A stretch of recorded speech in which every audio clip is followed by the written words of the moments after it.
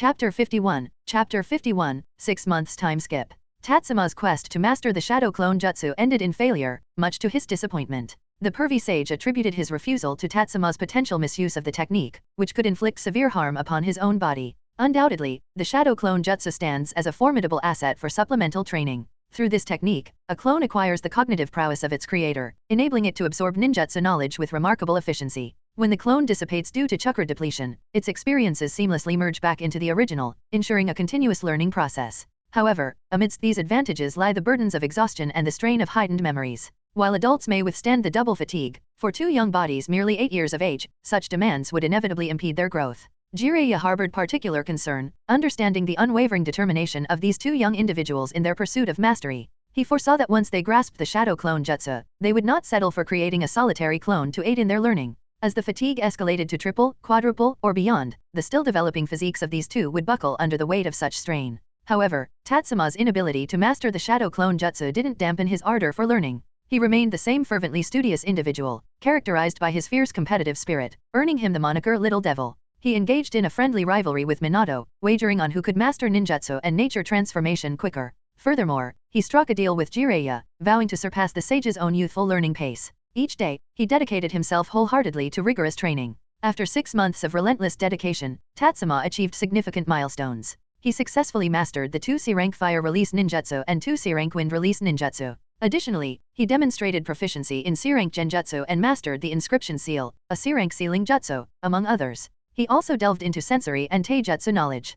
Interestingly, these taijutsu techniques proved to be technically simpler in terms of physical execution than the simplified martial arts he had practiced extensively during his university days. However, despite mastering the techniques through consistent training alongside Minato, Tatsuma recognized that this alone didn't constitute true taijutsu mastery as it lacked significant refinement. Aware of the importance of Jiraiya's taijutsu teachings, which incorporated chakra utilization, Tatsuma approached them with earnestness. His goal extended beyond mere replication. He aimed to comprehend the nuances of taijutsu in the ninja world, intending to tailor a set of techniques that would suit his unique style and abilities. Throughout this 6-month period, Tatsuma's focus extended beyond mere acquisition of knowledge. He maintained an unwavering commitment to honing his 8 ninja attributes. Distinguishing himself from his peers, Tatsuma possessed a keen sense of discernment regarding the optimal duration for daily skill practice, ensuring each session balanced progress and plateaus. Presently, Tatsuma's innate talents have all attained the Chunin standard, allowing for a daily improvement period of 2 to 3 points. Upon reaching a proficiency increase of 2 points in a specific talent, he promptly transitions to refining other skills.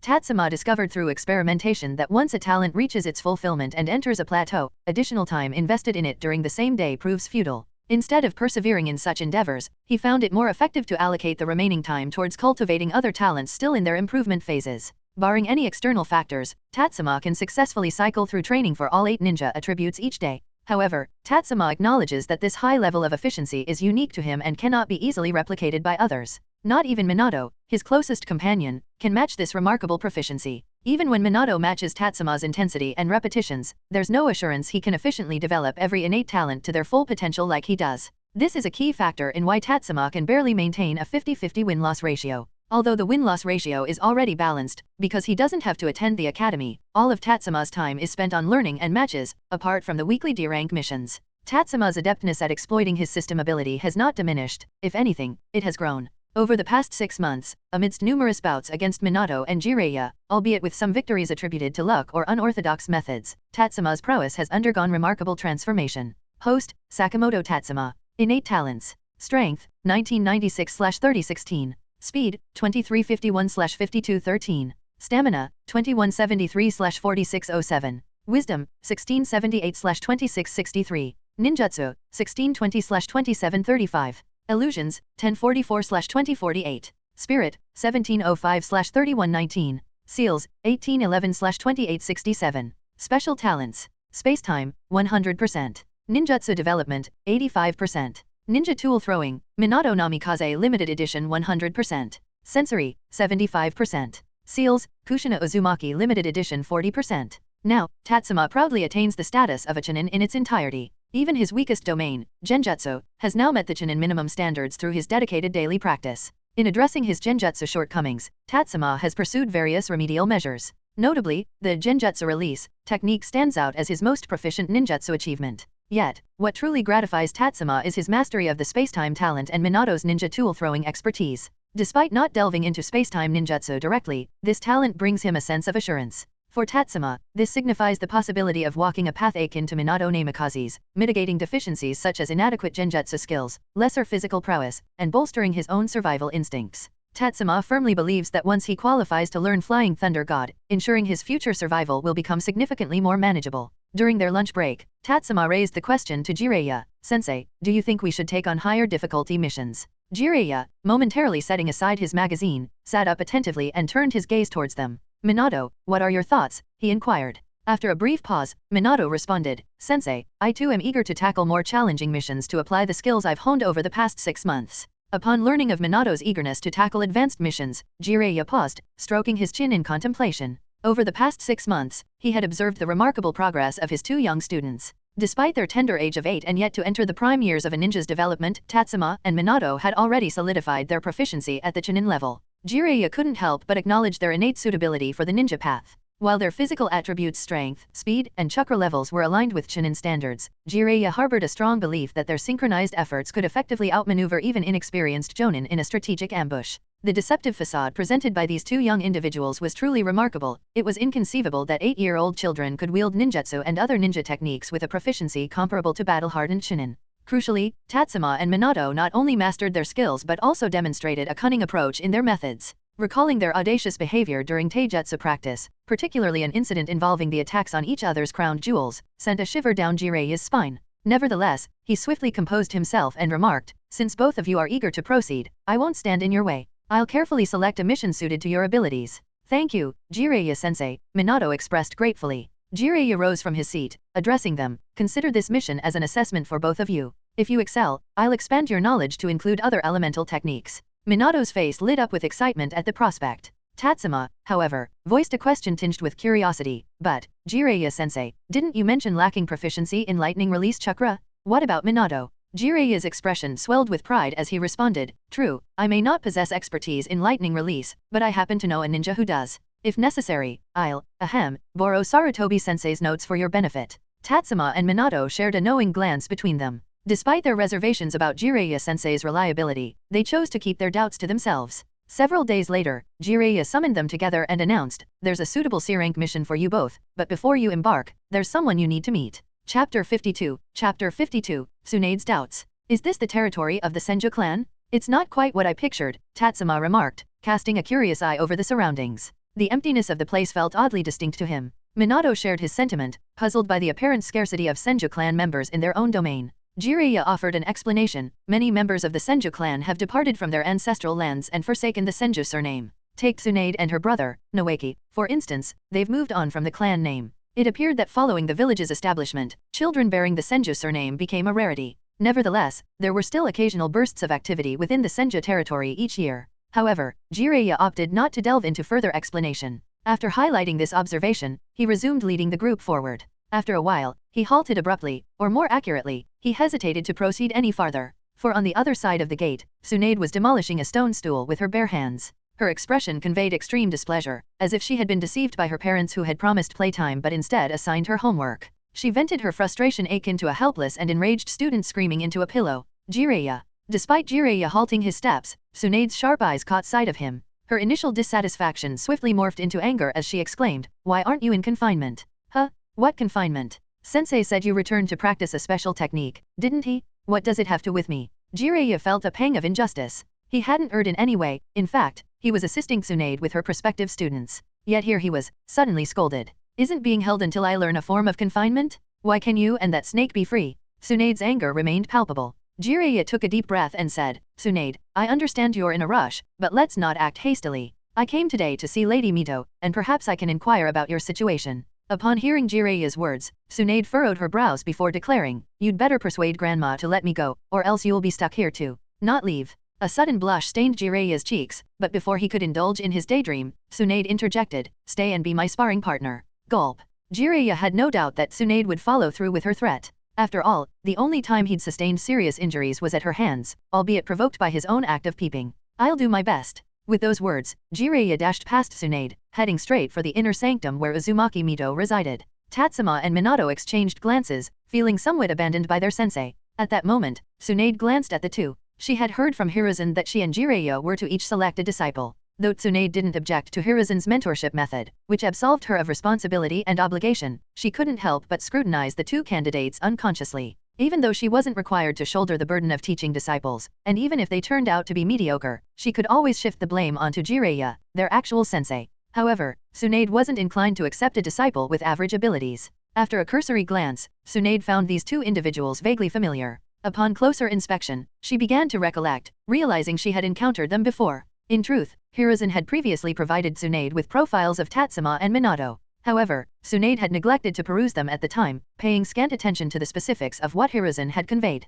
Knowing she wasn't tasked with personally instructing them, she had relaxed and allowed her thoughts to drift. Now, after observing them closely, she only recalled the incident from 2 years prior when Hiruzen had brought her along to witness the end-of-year assessment for first-year students. Furrowing her brows, Tsunade felt a twinge of puzzlement. She couldn't fathom why her sensei would deem 2 8- or 9-year-old children worthy of such high recommendations, prompting Jiraiya to interrupt his duties specifically to mentor them. Moreover, Tsunade recalled that the white-haired child had displayed mediocre talent, perhaps not even qualifying for Chunin status. With such average abilities, why were they assigned to her? However, upon closer observation, Tsunade grew even more perplexed as Tatsuma's condition didn't align with that of a typical genin. Despite his underdeveloped physique lacking overt strength, it showcased remarkable coordination. Tsunade wasn't one to rely solely on intellect. She beckoned to Tatsuma and Minato with a curl of her finger, saying, "Come, attack me." X2. Still reeling from the sting of feeling abandoned by Jiraiya, the two became even more perplexed at Tsunade's request. However, they swiftly grasped the significance, and the confusion in their eyes dissipated instantly.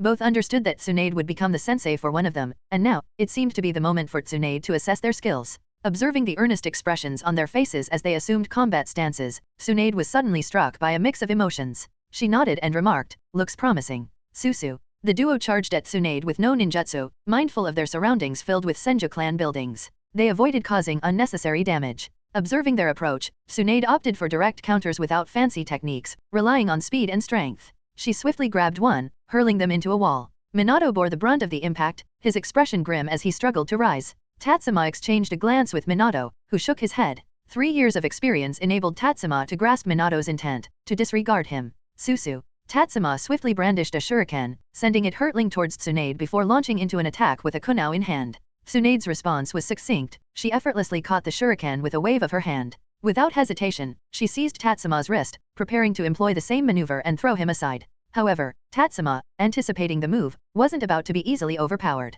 As Tsunade gripped his wrist, Tatsuma engaged his core muscles, tightening his waist and abdomen. With a swift motion, he extended his legs, aiming a kick towards Tsunade. Bang! Tsunade intercepted Tatsuma's assault with a single hand. Without granting Tatsuma another opportunity, she swiftly hurled him out as well, his landing beside Minato punctuating the exchange. Tsunade's focus wasn't solely on Tatsuma's ninja skills but on something more fundamental, his physical conditioning. This served as the simplest gauge of a ninja's strength. After just 2 rounds of assessment, Tsunade concluded that Tatsuma's current physical prowess was on par with some shinin. As for why she included Minato in her challenge, it was a matter of balance rather than a desire to appear lacking. Tsunade contemplated how Minato might feel if she faced Tatsuma alone. This exchange piqued Tsunade's curiosity. 2 years prior, she had assessed Tatsuma as possessing only genin-level talent, with a frail physique and slow recovery. Yet, witnessing Tatsuma swiftly rebound after enduring her attacks left her deeply intrigued. She couldn't fathom how the untalented white-haired kid can showcase such impressive skills. Narrowing her eyes, she inquired, "Where are you currently training with Jiraiya?"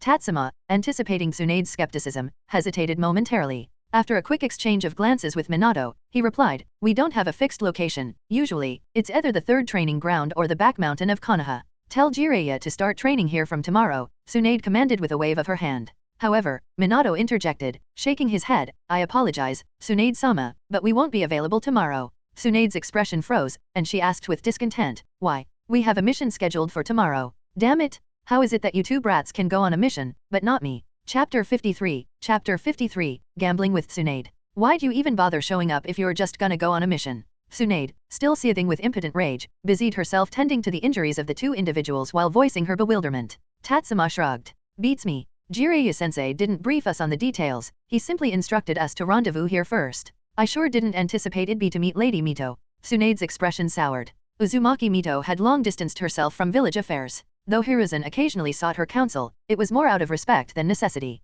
Typically, Uzumaki Mito brushed off such gestures, except during Hiruzen's early days in office. Since then, she hadn't offered any advice or opinions. If there were ever a reason to seek Uzumaki Mito's counsel, it would likely revolve around only two matters, the Nine Tails and perhaps the Uzumaki clan incident from 6 months prior. As Tsunade mulled over the situation, a vague suspicion crept into her thoughts. Following the annihilation of the Uzumaki clan, the village hadn't remained passive. Besides diplomatic gestures, Konoha had covertly taken various measures, including handling the remnants of the Uzumaki clan, probing into the Whirlpool hidden village, gathering intelligence, and managing the clan's remaining assets. The trio had previously been tasked with investigative missions, and even Sakamoto Tatsuma, who had initially served as the Hokage's protector, had been dispatched for an extended period to undertake classified assignments. However, the mission Jiraiya is taking the two youngsters on shouldn't be too perilous. Tsunade sighed, opting to wait until Jiraiya emerged to gain a clearer understanding. Addressing the pair, she inquired, do either of you happen to have playing cards, dice, or something similar on hand? Minato appeared puzzled. As a ninja, why would he carry such items? Tatsuma also shook his head. He hadn't anticipated ending up here when he set out, so he hadn't brought any such items. Motioning towards the door, Tsunade instructed, quickly go purchase some. If you're tardy and they conclude their discussion, there won't be any entertainment. Minato acquiesced with a nod. He didn't question Tsunade's request, simply following her lead as an obedient youngster. Tatsuma, however, voiced his confusion. Tsunade-sama, why don't you handle it yourself? Your speed surely exceeds ours, correct? Upon hearing this, a flicker of annoyance surfaced on Tsunade's features. She strode to the entrance, delivering a punch that conjured a reddish-orange barrier sealing the gate, preventing Tatsuma and the others from passing through as they had before. Tatsuma remained silent thereafter. It became apparent that when Tsunade mentioned her confinement, it wasn't merely a figure of speech, she was indeed physically restricted, unable to leave. I'll go right away, Tatsuma affirmed. Without delay, Tatsuma slipped away, and Minato, displaying his astuteness, kept a safe distance from Tsunade, aware of the potential for her explosive temper. He trailed after Tatsuma. With a sense of purpose driving them, the two didn't dawdle as they had on their journey here.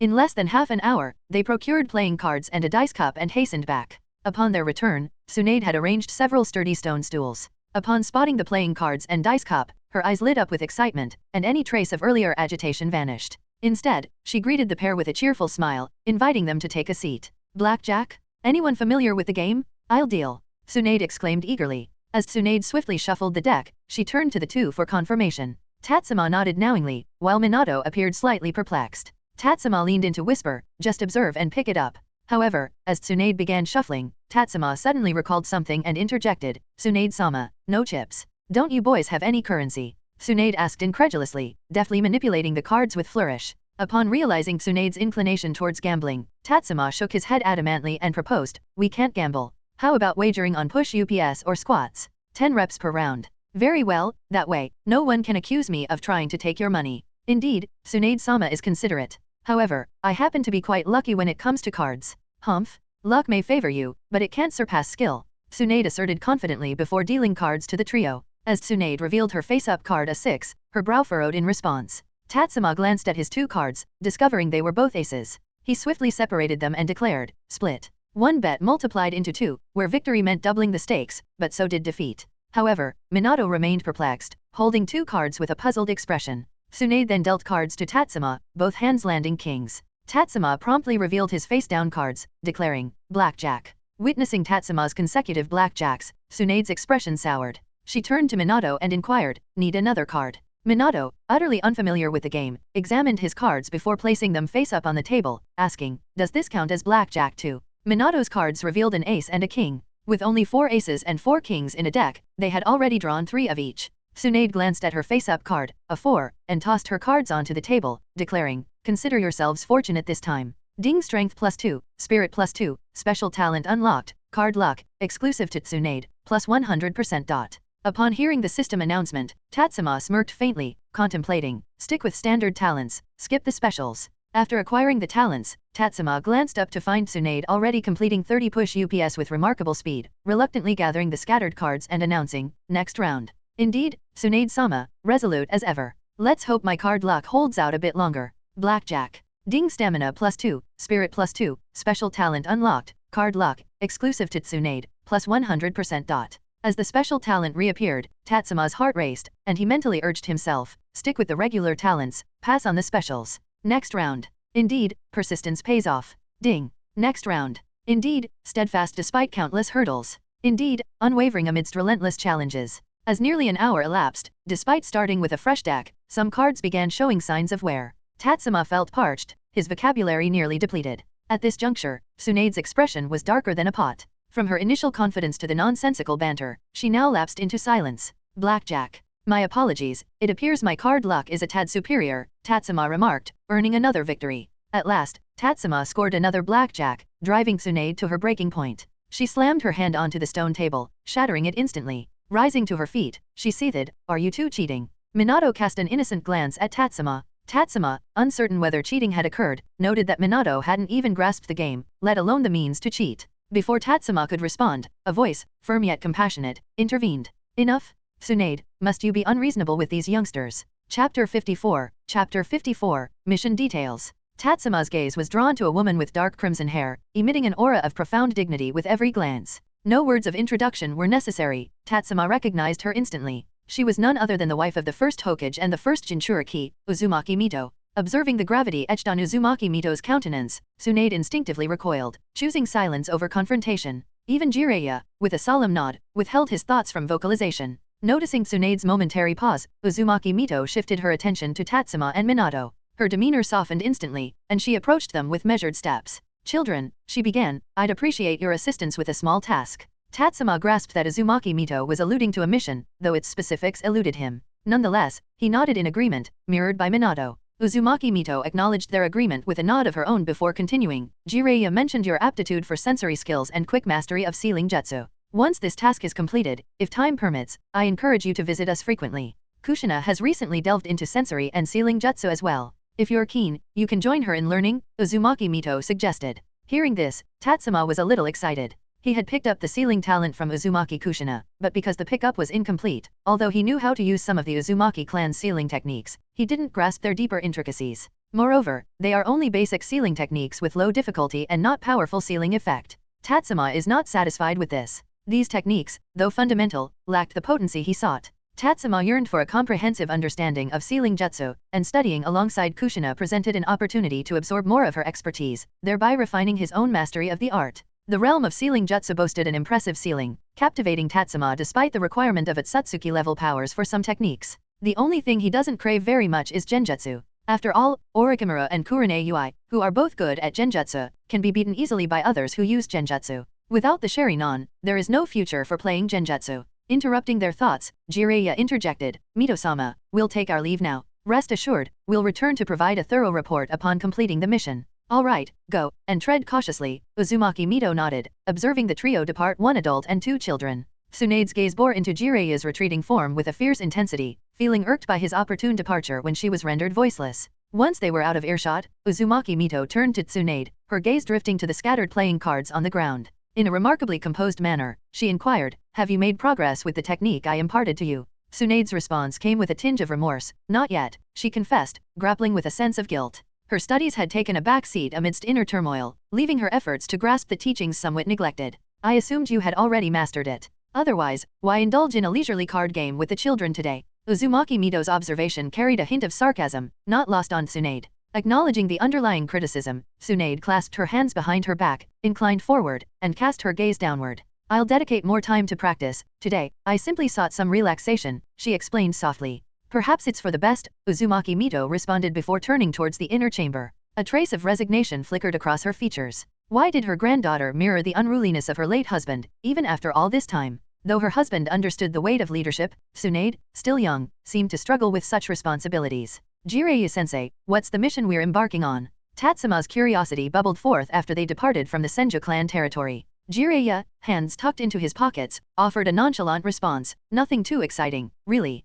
It seems someone stumbled upon a scroll within the Uzumaki clan's archives, containing a seal for some peculiar ninja creature. They accidentally unleashed it. While it's not particularly formidable, it poses a challenge to contain. I've come seeking counsel on its resealing." As he spoke, Jiraiya produced a scroll from his sleeve, brandishing it for emphasis. Jiraiya's response only served to deepen Tatsuma's intrigue rather than offer clarity. What kind of ninja creature required Uzumaki Mito's expertise for containment? Moreover, the notion that a jonin accompanied by two recent graduates could manage such a task struck him as peculiar. Minato mirrored Tatsuma's uncertainty, grappling with how to broach the subject. Sensing their confusion, Jiraiya chuckled softly before explaining, "The potency of this ninja creature doesn't lie in its combat prowess, but rather in its benevolence." Benevolence. Yes, this creature, initially dealt with by the Uzumaki clan, wasn't targeted for its combat prowess or malevolent deeds. Instead, it was its overwhelming assistance to humanity that garnered attention. After Jiraiya's explanation, Minato found himself even more perplexed, his confusion etched deeper, while Tatsuma furrowed his brow, sensing a peculiar weight in Jiraiya's words.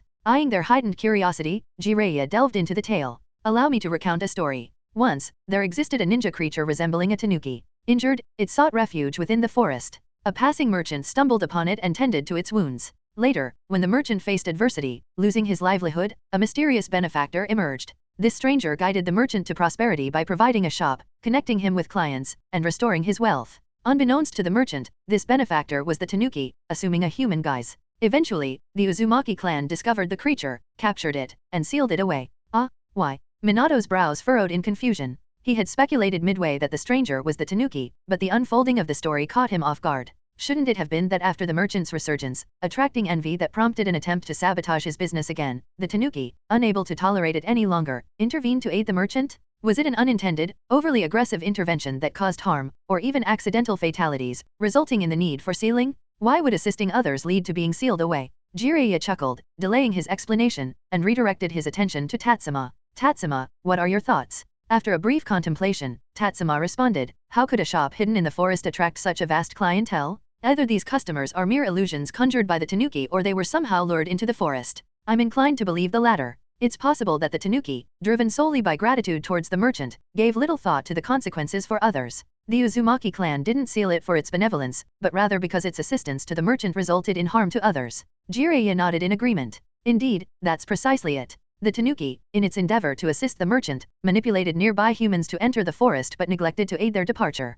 Consequently, many who ventured in either succumbed to starvation or fell prey to wild animals. Minato, initially harboring sympathy for the tanuki, found himself at a loss for words, his mouth agape as he struggled to reconcile the revelation. Tatsuma offered a reassuring pat on his shoulder and remarked, human constructs and perceptions don't always align with those of other species. Moreover, there exist profound disparities between different species, much like the contrasting emotions conveyed by wagging tails in cats and dogs. Exactly. Superficial connections with other species can result in unintended harm for both parties involved. Our responsibility as humans is to ensure that this well-intentioned gesture doesn't escalate into a significant error. Chapter 55, Unsaid Rule in Accepting Private Commissions. Nestled along the coastline, where the Land of Fire meets the vast expanse of the Land of Whirlpools, lies a haven for fishermen known as Awa. Though not officially recognized as a village, its reputation echoes far and wide. This is the destination of Jiraiya and his party. Since the destruction of Uzumaki Hidden Village, Awa has had fishermen going to the Uzumaki country ruins to hunt for treasure from time to time.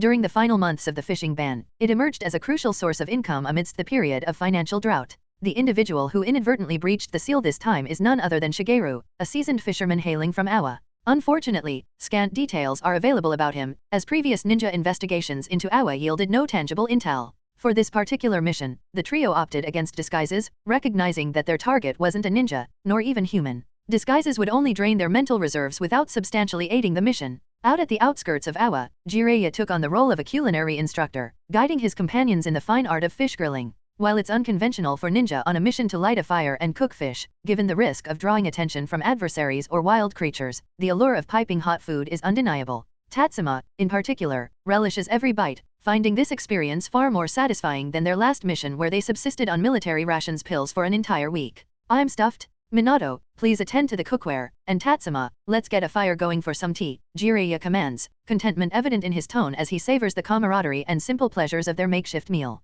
At the sandy junction where the beach embraces the shore, Jiraiya sprawls comfortably on the ground, his hand idly tracing circles on his belly as he issues instructions to his attentive disciples. Without a word of protest, the duo promptly make their way to the river mouth to procure fresh water. Minato assumes a squatting position, diligently commencing the task of cleaning the cookware, while Tatsuma went back to the campfire, retrieving a stash of tea leaves from his backpack. Notably absent from their initial provisions, these tea leaves were a gracious offering from a caravan they aided just yesterday, successfully warding off a menacing wolf pack. The caravan, appreciative of their assistance, bestowed upon them not only the tea leaves but also an array of seasonings tailored for fish grilling, all presented as tokens of gratitude. Originally, the caravan had intended to compensate them with money, but Jiraiya swiftly vetoed the idea, emphasizing the importance of avoiding formal commissions. As Konoha ninja, they were bound by protocol to undertake missions exclusively through the Hidden Leaf Village, refraining from private arrangements. Tatsuma took out 3 wooden bowls that he had just made while waiting for the fish to be grilled. He put a little tea leaves into each bowl. After the water boiled, he carefully poured the water into the wooden bowls.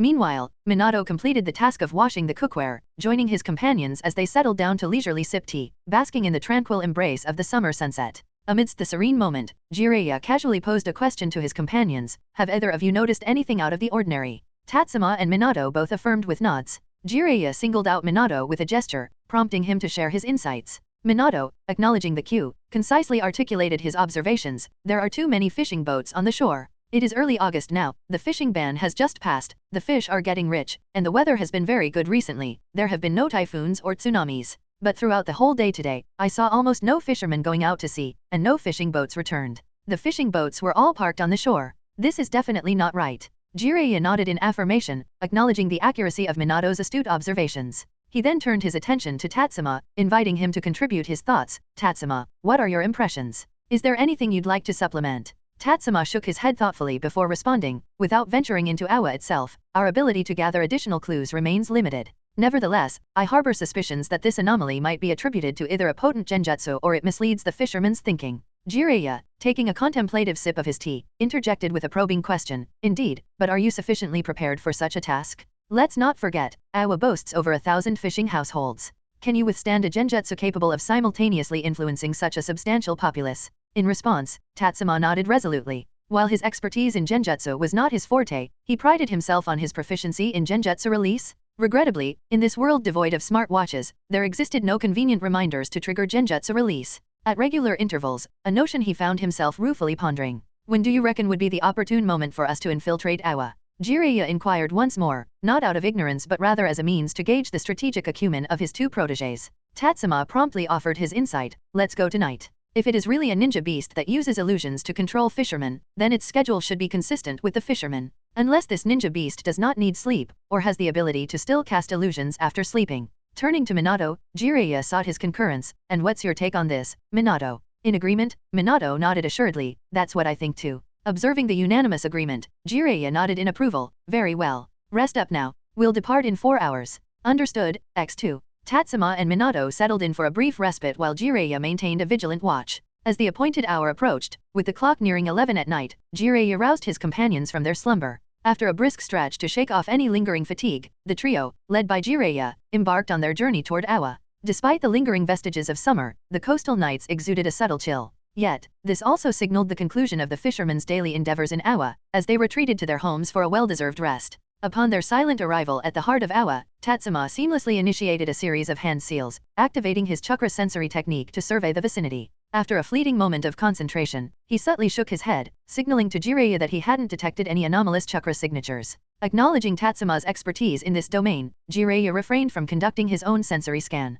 Instead, he voiced his perspective: "This might not necessarily be cause for concern. It's plausible that whatever we're seeking isn't present at this moment, which could work to our advantage in our investigation." Following a momentary pause, Jiraiya issued further instructions: "Tatsuma, survey the surroundings meticulously and pinpoint the residence of the fisherman named Shigeru. Additionally, observe the demeanor of the fisherman, scrutinizing for any signs of irregularity." The duo exchanged nods before swiftly darting off in divergent paths. Approximately 2 hours later, the trio reconvened at their initial rendezvous point, wearing subtly perplexed expressions. Jiraiya turned his attention to Tatsuma, inquiring: "Did your exploration yield any discoveries?" Tatsuma instinctively cast a glance back in the direction he had traversed before pivoting to face Jiraiya. "I couldn't locate Shigeru's residence," he began, "but I thoroughly assessed the condition of the fishermen. I observed a noticeable decline in their vigor. Furthermore, I noticed an abundance of stones scattered throughout the kitchens, with some even found lodged within cooking pots in certain households." Tatsuma concluded his report and turned to Minato for his observations. Minato nodded in affirmation before adding: "I encountered a similar scenario during my reconnaissance. Additionally, I made a point to inspect households with pets. Surprisingly, I found stones even in the food bowls of dogs and cats." "You've been quite meticulous, Minato," Tatsuma commended, offering praise to his fellow ninja almost reflexively. Minato was a little embarrassed by the unexpected acknowledgement. Meanwhile, Jiraiya's expression took on a subtle shift of intrigue. However, Jiraiya swiftly refocused, shaking off any lingering distractions, and proceeded with his analysis: "My hypothesis is that the Tanuki ninja creature is employing genjutsu to manipulate all the fishermen, dissuading them from venturing out to sea and instead directing them to Shigeru's residence to purchase fish for sustenance. But with no actual fishing taking place, there wouldn't be an abundance of fish available. Hence, the Tanuki resorts to employing genjutsu to cloak stones as fish, which it then peddles to the local fishermen. This benevolent facade mirrors its previous tactics," Jiraiya explained, drawing connections to the prior recorded encounters with the crafty creature. Tatsuma and Minato nodded in tacit acknowledgement, their suspicions aligning with Jiraiya's analysis, albeit lacking definitive proof. It appears we'll need to revisit this scenario in daylight hours. For now, let's utilize the remaining time to search for Shigeru, Jiraiya declared, resuming their investigative efforts as the night wore on. Despite the daunting task of combing through a myriad of fishermen households, luck favored them, and they stumbled upon Shigeru's house well before exhausting their search efforts. The three of them left Awa before dawn. After dawn, they returned again and went straight to Shigeru's house. At this time, many people had gathered outside Shigeru's house and were queuing up to buy fish. Amidst the animated chatter and the hustle and bustle, Shigeru, a middle-aged man with a modest height, slender build, and tanned complexion, was joyfully engaged in conversation with the fishermen. He was none other than the inadvertent liberator of the ninja animal. Tatsuma cast a glance towards Shigeru and observed that, nestled within his fish basket, were not stones, but rather a collection of lively and plump fish. In that moment, Tatsuma found himself tempted, contemplating the idea of joining the queue to savor the delectable offerings. Bang bang! Out of the blue, Tatsuma and Minato both felt a swift smacks, accompanied by an immediate influx of chakra surging through their bodies. Their frames tensed up, and simultaneously, in the distant fish basket, the once lively fish were nowhere to be seen. Chapter 56, Genuine Intentions, Cruel Outcomes. Within the basket, a surprising revelation awaited, no fish, but rather, a collection of unmistakably flat stones. Tatsuma's expression betrayed a flicker of embarrassment, his confidence in the prowess of his genjutsu release shattered. Unbeknownst to him, he had succumbed to a cunning genjutsu, perceiving a stack of stones as succulent fish. Had it not been for Jiraiya's timely reminder, he might have unwittingly immersed himself further into the illusory depths. Let's go buy some fish together, Jiraiya suggested. Suddenly, he rubbed his stomach and projected his voice louder than usual. The trio leisurely made their way toward Shigeru. Upon reaching his stall, Jiraiya squatted down, closely inspecting the stones. Every now and then, he feigned a struggle as if trying to catch a slippery fish. Jiraiya's theatrical skills were undeniable. Despite being mere stones, in his hands, they transformed into lively, jumping fish. The decision to disclose the truth lingered, but Jiraiya's performance made it a captivating spectacle. Shigeru maintained a warm smile as he passionately detailed the various fish types and their prices to Jiraiya, while Tatsuma and Minato observed him closely. Tatsuma reached a conclusion. Shigeru appeared genuinely unaware that he was selling stones. His sincere and proud smile clearly reflected his belief in the quality of his fish. We're just one adult and 2 kids. These fish should be enough for us. Could you let us know the total cost? Jiraiya selected a few larger stones, placed them on the scale, and Shigeru checked the weight before saying, a total of 5.5 kilos, let's round it down to 5 kilos. 62 ryo should be fine. So cheap. Even Jiraiya found himself a bit perplexed by the price. After all, sea fish in Konoha typically fetched at least 20 ryo per kilo. Shigeru, wielding a curved blade fish knife, smiled and explained, we're by the sea here, and everyone can go out for fishing. I'm just here to look out for the neighborhood. If I sell too high, it wouldn't be fair. Would you like me to clean and prepare the fish for you? Jiraiya pulled out his wallet, nodded, and replied, please go ahead and clean them for us. Afterwards, the three of them watched Shigeo scratching the stone with a dull knife, then packed the stone in a bag, took the money handed over by Jiraiya, and said, guest, if you think it tastes good, next time you come to buy something, I'll make it cheaper for you. All right, it's a deal. Jiraiya's smile remained radiant. As he was about to stand up, he casually inquired, boss, how many people do you have helping you with fishing? Looks like you must sell quite a bit in a day. Shigeru offered a shy smile and replied, I only have one assistant. He's truly skilled at fishing, and we end up with more catch than we can sell every day. Intrigued, Jiraiya asked, that skilled, huh? I'd love to meet him if I get the chance. Pleased with Jiraiya's compliment, Shigeru smiled proudly and said, unfortunately, you've come at an inconvenient time. If things slow down here later, he'll swing by to deliver the fish. Jiraiya had already risen to his full height, his face carrying an air of regret. That's a shame. I'm uncertain how long I'll be staying in the village, and I need to take my 2 students for some training. I won't disrupt your business, boss, or inconvenience the others here to buy fish. I'll take my leave. As Jiraiya turned away, he glanced at the people standing in line behind him and noticed an absence of dissatisfaction on their faces for making them wait. In fact, some appeared rather indifferent. It seemed their sole purpose was to purchase fish, and if that proved impossible, they would wait patiently without any signs of frustration. Frowning, Jiraiya looked at Tatsuma and the others, signaling for them to follow him. The 3 swiftly navigated through the crowd and reached the outskirts of the gathering area. Jiraiya tossed the stones in his hand onto the ground and said, you've probably noticed the situation. Staying inside Awa won't provide any new information. All the fishermen are under control. Even if we talk to them, we won't get any clues. Their perceptions have been altered. Jiraiya spoke with a solemn expression on his face, encountering such a peculiar genjutsu for the first time. The intensity of this genjutsu surpassed his expectations. While controlling thousands of ordinary civilians was already impressive, even Tatsuma and Minato with Chunin strength had unknowingly fallen into its grip as well. Despite the youthfulness of these two, Jiraiya recognized that, among Chunin, neither displayed any apparent weaknesses. He finally comprehended why the Konoha ninjas who had investigated the Awa situation before left somewhat puzzled, leaving only scant notes without substantial content. Next, I will try to make contact with the ninja beast first. Don't get too close. Try to lurk next to that Shigeru. If necessary, we will use him to restrain the ninja beast. After a brief contemplation, Jiraiya issued the instructions. Upon hearing these orders, Tatsuma and Minato both tightened their lips. As ninjas, resorting to using civilians as leverage to coerce the mission target felt unpalatable. Jiraiya sensed the hesitation in the two and reassured, I know what you're thinking. Ninjas indeed shouldn't harm civilians without reason, but this situation is different. That ninja beast was unsealed by Shigeru. Just restricting his freedom doesn't violate the ninja code of conduct. However, just as the two were contemplating whether there might be a better alternative to Jiraiya's instructions, cries of agony suddenly echoed through Awa. Let's go check it out. As Jiraiya spoke, he led the way towards Awa, with Tatsuma and Minato closely following. Chisato, Chisato, please, I beg you, save my son. Upon entering Awa, they encountered a woman holding a 4 or 5-year-old child, desperately seeking help from the people around her. However, the faces of those nearby remained indifferent. Some carried bags, heading home, while others walked toward Shigeru's fish stall, completely ignoring the distressed woman. Jiraiya employed body flicker to appear in front of the woman, took the child into his arms, and asked, what happened? Eat fish? Eat fish? It's stuck, it's stuck. Although the woman displayed nervousness and sadness, a hint of confusion flickered in her eyes when she mentioned eating fish. Disregarding her momentarily, Jiraiya checked the child's condition.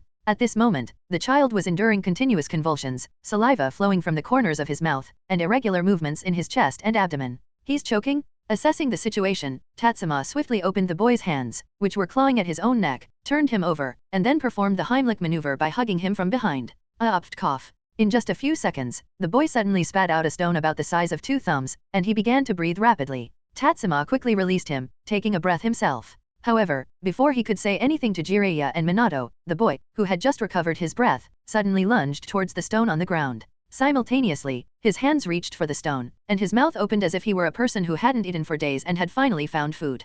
Jiraiya swiftly kicked the stone into the air, and the three exchanged glances. In a resolute voice, Jiraiya stated, "There's no time to wait any longer. We must stop this before it causes more serious harm." At that moment, Minato pointed to a distant street where a young boy, carrying a fish basket and wearing a straw hat, was heading their way. He exclaimed, "Over there." Chapter 57, Men's Romance. Minato hadn't encountered that ninja beast previously, but piecing together information from Jiraiya and Shigeru's earlier conversation, along with his keen observations of Awa, he swiftly concluded that the individual lugging a basket of fish on his back was the disguised ninja beast. In Awa, nobody ventured out to sea for fishing, except for this youthful figure burdened with 2 baskets filled with stones. If he wasn't the ninja beast aiding Shigeru in his fishing endeavors, then who else could it possibly be? As Minato singled out the young man, he nervously scanned the surroundings before making a swift escape with a hopping gait. However, he still chose to carry the 2 heavy fish baskets on his back instead of unloading them. Reacting swiftly, Jiraiya dashed towards the fleeing individual. In the blink of an eye, he reached the young man's back, extended his hand, and attempted to grasp him.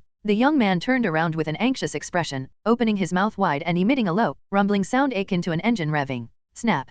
Jiraiya descended straight to the ground. Tatsuma and Minato, a step behind, hurriedly reached Jiraiya's side and assisted him back up. It was precisely at this moment that Jiraiya regained his composure, swiftly formed seals, and bellowed, "Genjutsu release." After dispelling the genjutsu, Jiraiya was breathing heavily. Meanwhile, the young man had vanished. Despite Tatsuma employing sensory jutsu, no abnormal chakra was detected in the surroundings. Concerned, Minato inquired, "Jiraiya-sensei, are you okay?" Jiraiya shook his head and explained, "I just stumbled into a genjutsu by accident. But, let me tell you, that genjutsu was bizarre. In the illusion, I somehow managed to step on my own body down there and ended up tripping over myself." Tatsuma rolled his eyes, glanced at the middle of Jiraiya's body, and quipped, "Jiraiya-sensei, you really need a clear understanding of yourself. How could a man trip over his own private parts? They don't exactly grow that extravagantly, do they?" Minato also cast his gaze downward, took a moment to ponder, and remarked, "I think Tatsuma is right. Such an outrageous hallucination should have been broken in an instant. That's because you little brats don't understand the romance of grown men. Grown men have faith in such things," Jiraiya stubbornly declared, brushing off the mud and sand on his body before continuing. "It appears the impact of this genjutsu on people is escalating day by day. If we don't intervene, in a few days, everyone might end up losing their minds like that child. Take a look at the child's mother." As Jiraiya spoke, he gestured towards the woman who had been tearfully pleading with others. Her eyes no longer bore the desperate light they had moments ago. She clutched her child and headed towards Shigeru's fish stand. "Let's head to the fish stand now. There should be just a few fish stones left, and that ninja beast will show up to deliver them." Tatsuma glanced in the direction of the fish stand, and Jiraiya nodded, stating, "Exactly. Since we can't locate the ninja beast, we'll have to make sure it comes to us." The trio swiftly gathered around the fish stand, opting not to join the queue this time. Instead, they lingered, watching attentively. Shigeru's supply of stones was dwindling, and amid serving customers, he began to cast anxious glances around. Typically, at this hour, Shigeru would receive a fresh batch of fish. However, with Tatsuma and the others present, the ninja beast hesitated to step forward and make the delivery. The three kept themselves concealed, anticipating the ninja beast's appearance. Shigeru continued to sell fish one after another, his face growing increasingly tense. Finally, as Shigeru weighed the last fish, the young man with the hopping gait appeared, carrying 2 large fish baskets cautiously. "Kinko, why are you so late today?" Shigeru inquired with concern. The ninja beast called Kinko shook his head, placed the 2 fish baskets down, picked up 2 empty ones, and seemed ready to depart. "Kinko, right? I'd advise you to stick around." Suddenly, Shigeru felt something cold against his neck. He reached to grab it, but upon seeing the alarmed expression on Kinko's face and his gesturing hands urging him to halt, he froze. "Shigeru, don't move."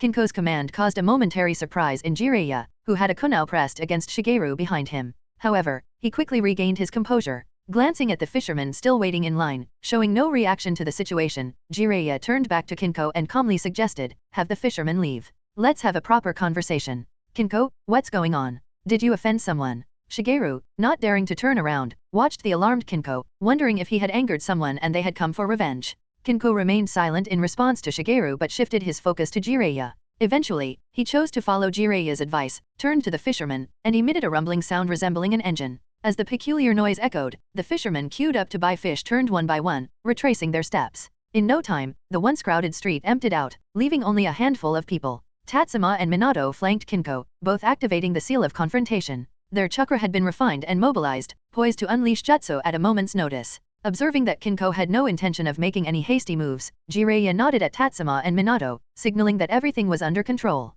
He then turned his attention to Kinko and inquired, "Can you explain what's happening here?" Before Kinko could respond, Shigeru seemed eager to speak. However, Jiraiya quickly restrained him by locking his own arm, using his elbow to hold Shigeru back and prevent him from speaking. Growing even more nervous, Kinko confessed, I admit, it was me. It's all my doing. I wanted Shigeru-san to have a better life, so I convinced the other fishermen not to go out to sea and instead come to buy Shigeru-san's fish." Locked in place, Shigeru's eyes widened in realization. He hadn't been aware that the fishermen refrained from going out to sea because of Kinko. But why would this situation attract enemies? Enemies? No, that couldn't be right. In that moment, Shigeru's attention shifted to the 2 children standing next to Kinko, busy selling fish in the morning. He hadn't noticed before, but now he recognized them as ninjas. The details escaped him earlier, the forehead protector tied to one's arm and the other concealed by golden hair. So, if the one holding him back was the white-haired young man, he must also be a ninja? But why? Why would ninjas target them for selling fish? Before Shigeru could unravel the mystery, Jiraiya shook his head and asked, "Kinko, does Shigeru know about your identity?"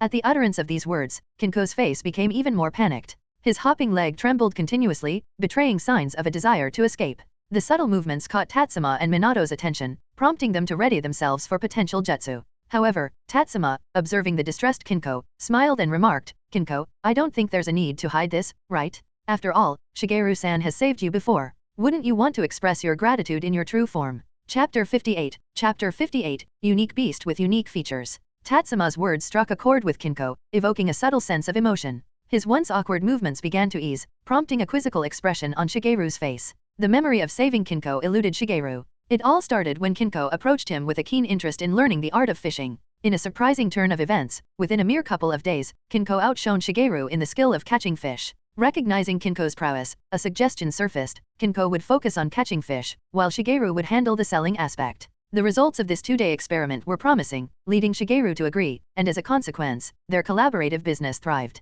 Shigeru had even contemplated the idea of passing on his boat to Kinko in the future. With no wife or children to inherit his legacy, designating Kinko as his successor appeared to be a sensible decision. Before Jiraiya and Tatsuma interjected, Shigeru remained blissfully unaware of any impending trouble. In this particular moment, Shigeru regarded Kinko with a deep sense of bewilderment. Kinko stood rooted, nervously fidgeting for a considerable duration before confessing, "Shigeru-san, my appearance might startle you." Jiraiya, at this juncture, slightly loosened his grip on Shigeru's throat. In truth, he hadn't exerted much force, his intention was simply to render Shigeru unable to speak. Feeling the tension around his neck ease, Shigeru paused for a moment before speaking, "Kinko, appearances aside, I believe in you. You'll always be a good-hearted soul. Shigeru-san." In Kinko's eyes, tears sparkled. He nodded, and suddenly, his body contorted. The towering height, initially surpassing even Minato and Tatsuma, swiftly compressed. Before long, a creature emerged, barely knee-high for an adult. It sported a black and white coat, merging the traits of a raccoon and a tanuki. Topping it all off, the creature wore a straw hat, though that wasn't the most attention-grabbing detail. What captured everyone's attention, even prompting a surprised reaction from Jiraiya, a seasoned jonin, nearly causing his eyes to pop out, was the colossal magnum trailing on the ground. Ihihi. Observing the varied expressions of those around, Kinko's body trembled once more, and hints of his fur standing on end were evident. However, precisely at that moment, Shigeru spoke up, "Kinko, you're the one from the land of whirlpools." Upon hearing this, Kinko's small black eyes welled up with tears. The trembling ceased, and his two petite hands cupped in front of his chest, fixedly gazing at Shigeru. In this moment, Jiraiya and the others redirected their curious stares. It had to be acknowledged that, disregarding Kinko's massive penis trailing on the ground, he was undeniably adorable, but it was a detail impossible to overlook. Shigeru now shifted his gaze, attempting to glance at Jiraiya.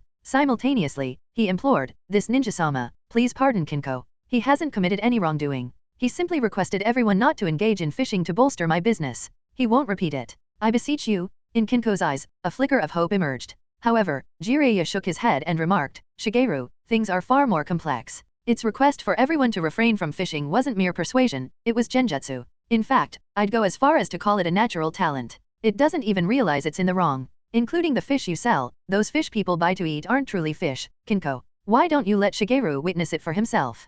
Kinko nodded, and with a delicate lift of his small claws, Shigeru witnessed the lively fat fish in the basket instantly transform into neatly stacked stones. Shigeru's face displayed a mix of surprise and guilt, yet Kinko's expression remained unchanged. It was oblivious to any wrongdoing. Jiraiya pressed on, "Just today, a child accidentally ingested these stones and nearly choked to death. But Kinko doesn't comprehend, as all it desires is for you, who saved it, to live well. To its eyes, other humans are not companions but akin to the fish in the sea. Would you concern yourself with disrupting a fish's family?" Shigeru wore a somewhat incredulous look. He turned to Kinko and inquired, "Kinko, is everything he said true?" Kinko nodded, prompting Shigeru to fall into silence. After a brief pause, he spoke once more, "Ninja-sama, please grant him another chance. I will ensure he learns the right way. Please trust me. Why do you think the ninja of the land of whirlpools sealed it? It's because it committed even graver mistakes in the past, and despite years of confinement, it still fails to grasp its own errors." Jiraiya shook his head in denial, and Shigeru muttered, "How could this be?" However, just a moment later, Shigeru abruptly looked up and shouted, "Kinko,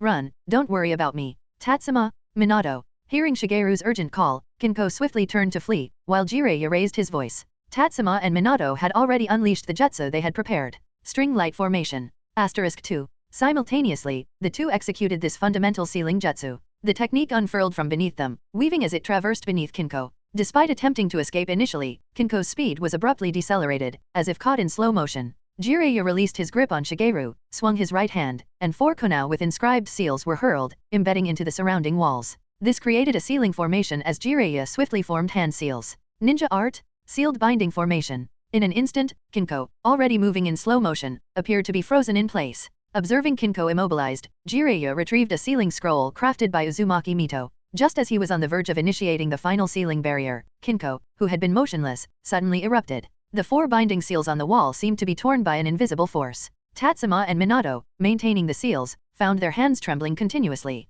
Goo-goo. A faint, muffled engine sound resonated from Kinko's body. No other choice. Surveying the dire situation, Jiraiya had to retract the sealing scroll. Swiftly forming hand seals, he bit his own thumb with his teeth, causing blood to flow. Summoning, Toad Mouth Bind Jutsu. Boom. A cloud of smoke billowed, instantly shrouding everyone in red fleshy walls. At this juncture, Kinko finally broke free from the constraints of the sealing jutsu. The force threw Tatsuma and Minato, causing them to crash into the fleshy walls. However, Kinko, now free, looked around in confusion, uncertain of where to escape.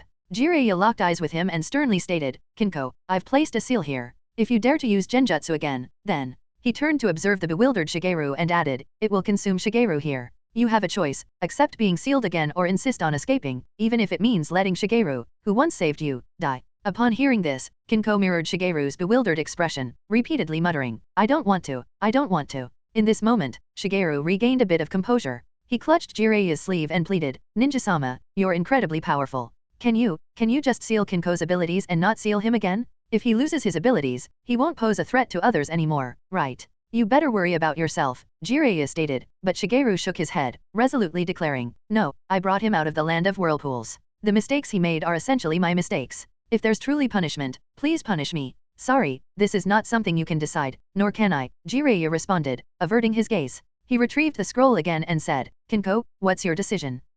Kinko glanced at Shigeru, who still sought to plead with Jiraiya, and uttered, seal me? Kinko. Shigeru-san, actually, sealing isn't that frightening. I recall the last time I was sealed, I just slept, and then I met you. Sealing isn't scary. A smile graced Kinko's small raccoon-like face. Jiraiya had already unfurled the scroll, yet he refrained from immediately performing the jutsu. Instead, he patiently waited for the two to exchange their final words. Shigeru-san, in the future, you must fish well. As you mentioned, save money to marry a wife. Though I'm not sure what that entails, you must fish well, save money, and marry a wife. All right, I promise you. Tears streamed down Shigeru's face, etched with the markings of years gone by. Jiraiya spread the scroll on the ground, formed hand seals with both hands, then placed his right hand on the center of the seal on the scroll and uttered in a low voice. Drunk World Sealing Jutsu. Chapter 59, Chapter 59, Mito's Amazing Seals. Pang. As the smoke ascended and the sea breeze swept it away, dissolving the ethereal walls that confined the few individuals, they found themselves back on the rain-soaked streets of Awa. Jiraiya was engrossed in securing a scroll in his hands. With the scroll tightly fastened, Jiraiya turned his attention to the bewildered Shigeru and inquired, I'll wipe everyone's memories of this incident right here. You needn't fret about this affecting your future. The local fishermen won't recall buying stonefish, and you can carry on with your life here as usual. Shigeru raised his gaze and spoke, Ninja-sama, I don't want to forget about Kinko. I promise not to mention him to anyone. Jiraiya contemplated for a moment, shook his head, and replied, You can't hold on to every memory of Kinko, but I'll do my best to assist you in remembering him. Upon hearing this, Shigeru felt a twinge of disappointment but still nodded, expressing, I appreciate your efforts, Ninja-sama. Jiraiya shook his head, opting not to add anything more to Shigeru. Instead, he turned to Tatsuma and Minato, remarking, Take care of yourselves, don't accidentally lose your memories. Yes, Jiraiya-sensei. Asterisk 2. Tatsuma nodded, his curiosity evident as he observed Jiraiya. He was keen to witness how Jiraiya would tackle the task of erasing the memories of the Awa fishermen. The simplest way is to use illusions to cover them, but Jiraiya is not that good at illusions. Of course, Jiraiya is also good at basic illusions, but he is not proficient enough to erase other people's memories.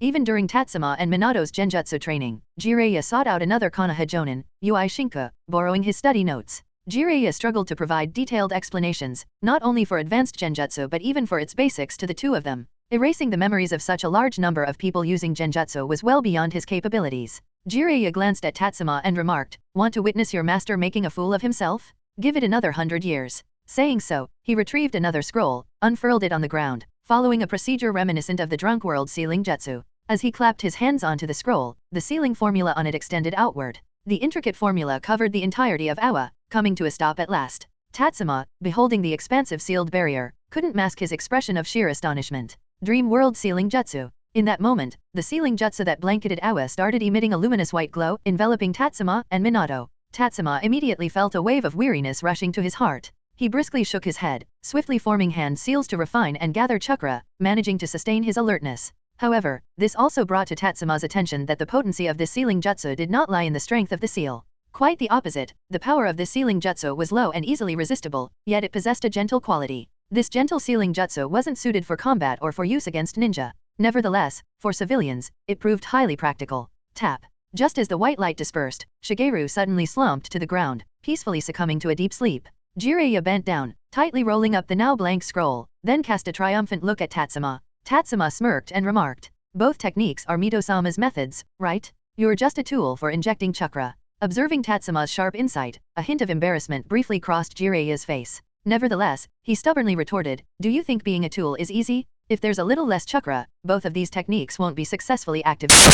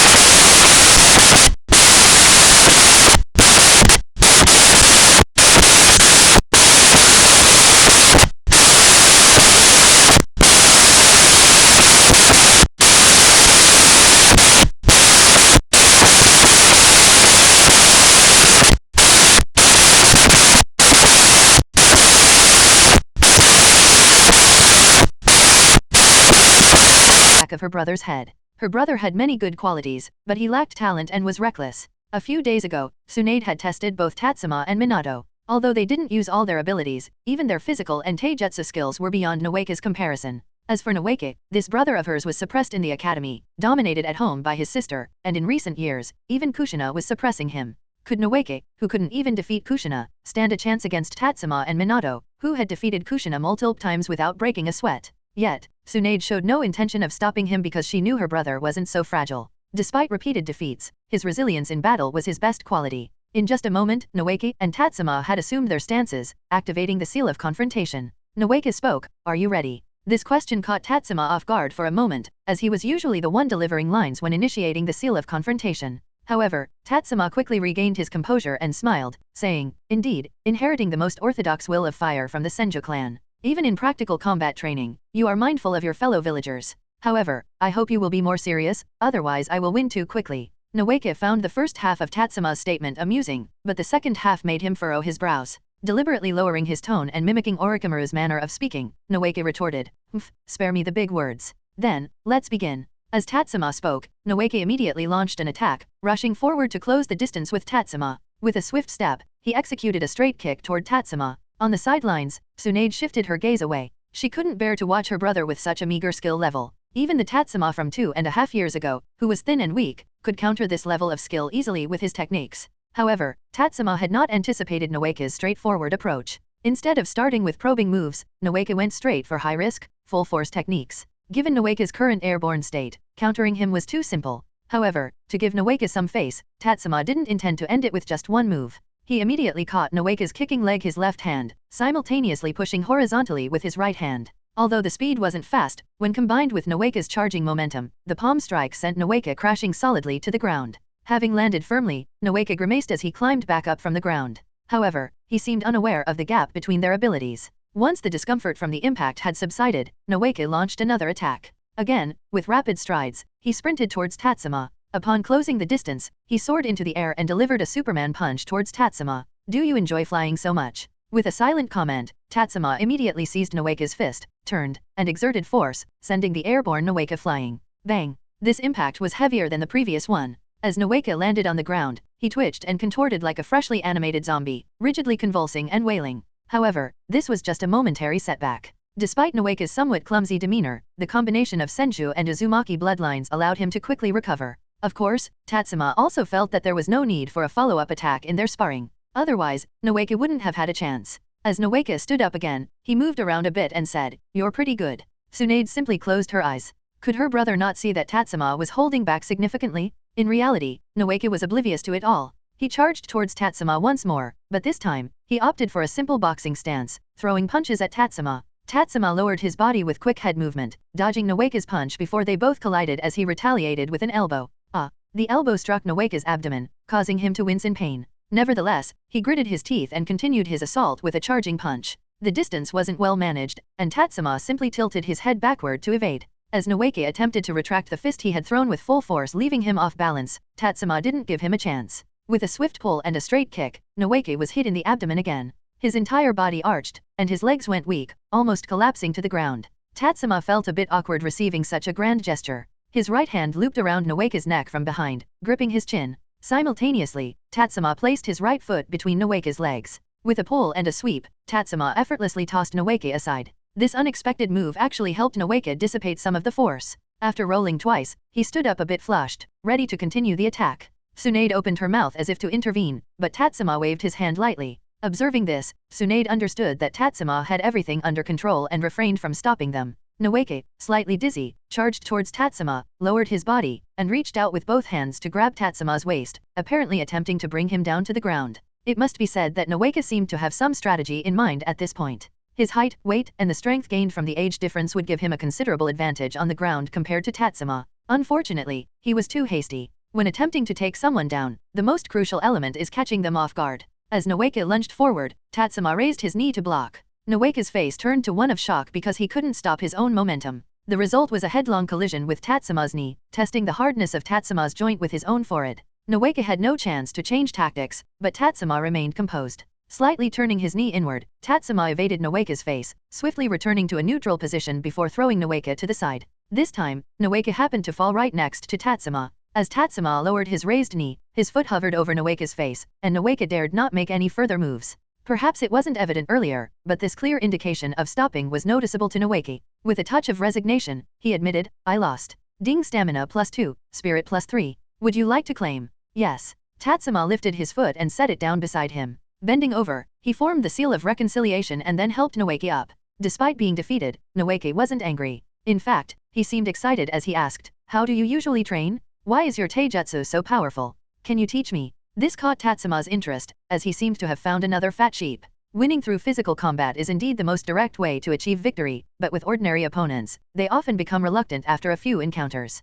However, Noeke's attitude made Tatsuma think that perhaps he could benefit significantly from him. Taijutsu can only be mastered through practical combat. If you're willing, I can spar with you in taijutsu every day. Really? Noeke asked with delight. Tatsuma nodded, wearing an immensely sincere smile. I truly admire someone as persevering as you. I will do my best, and I hope you can persist. I definitely will. Noeke thumped his chest, expressing firm determination. Tsunade's expression became somewhat strange. For some reason, although Tatsuma's smile seemed genuine, bright, and infectious, she couldn't shake off a certain unsettling feeling. Let's go again. I won't lose so quickly this time, Noeke declared. Noeke smiled and extended another invitation. Tatsuma nodded, about to agree, but Tsunade's face darkened, and she exclaimed, what are you doing? After speaking, she looked at Tatsuma and said, Jiraiya and Grandma might not chat for long. We should definitely take advantage of this time to play cards. Chapter 62, Chapter 62, New Training Schedule. Ding ding ding. Sis, how about we stop playing? Half an hour later, Noeke looked at Tsunade, who was losing control after losing, and advised, while Tatsuma also spat out a mouthful of saliva.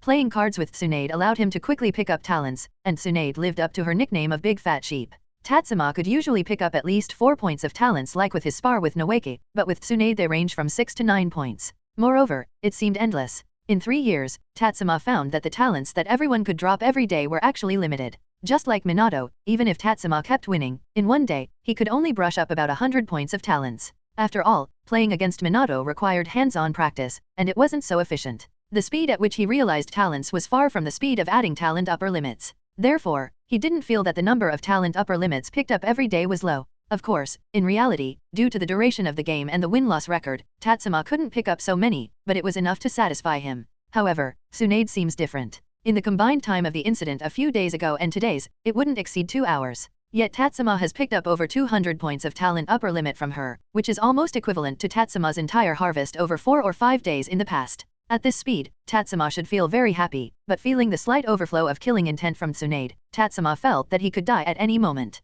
Humph? Are you saying I can't afford to lose? Tsunade glared at her brother. Noeke trembled and dared not speak. Tsunade threw down the cards in her hand, walked to the side, and started doing her push-ups. This momentarily eased Tatsuma's tension, and he couldn't help but fantasize. If Tsunade had a better personality, she has the potential of becoming a talent points-making machine, and applying some changes to the bets could make it even more effective by avoiding making Tsunade waste time doing push-ups. With Tsunade's luck in gambling, betting for 16 hours every day, Tatsuma speculates that he would quickly raise his talents to the Jonin level. Unfortunately, that's just a hypothetical. Tsunade's personality is not as amiable as Noeke or Minato. After finishing the push-ups, she sat back in her chair with a stern face, pointed to the table, and said, let's go again. Speaking, she gathered the cards with both hands and skillfully began shuffling them. Just as Tatsuma and the others nervously took the cards, their savior finally arrived. I heard that Monkey Hiruzen asked you to teach these 2 kids medical ninjutsu, right? Grandma. Noeke jumped up as if he's seen a savior, and Tsunade hurriedly hid the cards in her sleeves. Mito looked at Tsunade's reaction and helplessly said, I saw everything. Only then did Tsunade extended her hand from her sleeve, but still kept her head down, not daring to meet her grandmother's gaze. Tatsuma and Minato also put down their cards and bowed to Mito, saying, Mito-sama. Mito waved her hand and looked back at Jiraiya and Kushina. Then she said, Jiraiya, if you have other tasks, you can leave first. I will take care of these 2 kids. Jiraiya nodded and said, all right, Mito-sama. Thank you. I'll take my leave now. Mito waved her hand, and Jiraiya quickly slipped away, avoiding eye contact with Tsunade. After Jiraiya left, Mito walked to the table, picked up 2 poker cards, rubbed them, and then said, restricting you like this doesn't seem to be effective. How about this? From now on, in the morning, Tatsuma and Minato, you 2, along with Kushina, will study sealing jutsu with me. Tsunade, you'll practice on your own. In the afternoon, you'll teach them medical ninjutsu. After dinner, I can let you play cards for a while. How does that sound? Tsunade looked up, incredulously asking, Grandma, are you for real? If I don't let you play, you'll do it secretly anyway, and you'll be daydreaming about it. It's been half a year, and there's been no progress. I agreed to let you play now, but if you still haven't made progress, don't blame me for not giving you another chance in the future. I will definitely learn quickly. Tsunade excitedly exclaimed. Mito then looked at Tatsuma and Minato, asking, what do you think? Thank you, Mito-sama. Tatsuma naturally couldn't refuse, and he was very excited. During the day, he could learn and exercise, and at night, he could improve his talents. With Mito overseeing, absurd situations like Tsunade losing and getting angry to the point of beating them wouldn't occur. Thank you, Mito-sama. Minato was also slightly excited, but he glanced several times at the pouting Kushina with clear displeasure on her face. The reactions of the few people were all noticed by Mito. She nodded in satisfaction. The only regret was that it seemed Tatsuma didn't care at all about Kushina. Well, what about me? Grandma, I also need to train with Tatsuma. At this point, Noeke voiced his grievances. His chakra level was not sufficient to support learning sealing jutsu, his chakra control was a mess, and he couldn't learn medical ninjutsu either. Orochimaru was still on a mission, and with no one to guide him, was he supposed to entertain himself until Orochimaru returned to the village? It's okay, Noeke. I have a morning training routine. You can wake up early and train with us. Tatsuma smiled and said, and Noeke nodded, asking, what time do you usually do your morning training? Tatsuma glanced at Minato, and Minato nodded, saying, we usually gather for training at 5, but if we're here, it will be around 5:30. Upon hearing this, Mito added, I will start teaching you at 9. Noeke scratched his head, then gritted his teeth and said, 5:30? Then I'll start waking up earlier from now on. Mito glanced at Kushina and asked, Kushina, do you want to join them for morning training? 5:30 is too early, isn't it? Kushina said with a bit of hesitation. Mito showed a kind smile and said, then you can sleep a little later. After all, you don't have to worry about being surpassed by Tatsuma and Minato. You're already their defeated underling. Grandma Mito. Kushina pouted, then stomped her foot, saying, it's just 5:30, right? I can wake up too. Tatsuma looked at Mito in amazement. He hadn't expected that Mito would also be a master of wit and humor, and her skills seemed to be even stronger than his. At this moment, Noeke looked at Tatsuma and said, why don't you guys move in? That way, you can get an extra half hour of sleep. Tatsuma shook his head and smiled, saying, no need. A half-hour run is just a good warm-up. Yeah, we can't cause too much trouble, Minato added, showing a sunny and warm smile. Mito squinted slightly at the two, expressing her fondness for them. Compared to Tsunade and Noeke, these two kids were much cuter and easier to manage. She glanced at Noeke and Kushina again, further understanding why Noeke and Kushina had lost to Tatsuma and Minato. This dedication and enthusiasm were something Noeke and Kushina lacked. It's about 9 o'clock now. If you two have nothing else, shall we start our lesson? Mito asked. Upon hearing this, Tatsuma and Minato quickly nodded. Tatsuma said, thank you for your guidance. All right. Uzumaki Mito turned around and walked towards the inner room, saying as she walked, later, show me the sealing jutsu you learned from that Jiraiya kid. His skills are average, so I hope he didn't lead you astray. Tatsuma and Minato dared not speak. Only Mito had the authority to comment on Jiraiya's sealing jutsu skills. As his students, it was better for them to remain silent. Chapter 63, Kushina's bias unveiled. Shadow Clone Jutsu. Within the Senju clan's territory, Tatsuma formed seals and created 4 shadow clones. He looked at his shadow clones and said, you go practice chakra nature transformation, you focus on ninjutsu, you study sealing jutsu, and you delve into medical ninjutsu. The 4 shadow clones nodded and departed. Not far away, Minato also employed the same technique to cheat, while Noeke looked on with envy. It had been nearly half a year since Tatsuma and Minato began their training at the Senju clan. Jiraiya had returned for a brief period during that time, but after providing brief guidance, he quickly left. After Tatsuma and Minato assigned tasks to their shadow clones, Noeke approached them and asked, do you think I should apply for early graduation? Upon hearing this, Tatsuma and Minato were momentarily surprised. Minato furrowed his brow without answering, while Tatsuma inquired, why do you want to graduate early? I'm already 10 years old, turning 11 right after the new year. Plus, I have a feeling that I might become the class leader this semester. Wouldn't it be reasonable for me to graduate early? Both of you graduated after just 2.5 years of study, while I've been studying for 4.5 years. Or do you think I haven't reached the level to graduate yet? As Noeke spoke, a hint of disappointment appeared on his face. As the grandson of the first Hokage and Tsunade's brother, he carried an invisible burden. He hadn't dared to propose early graduation before because he knew his skills weren't sufficient.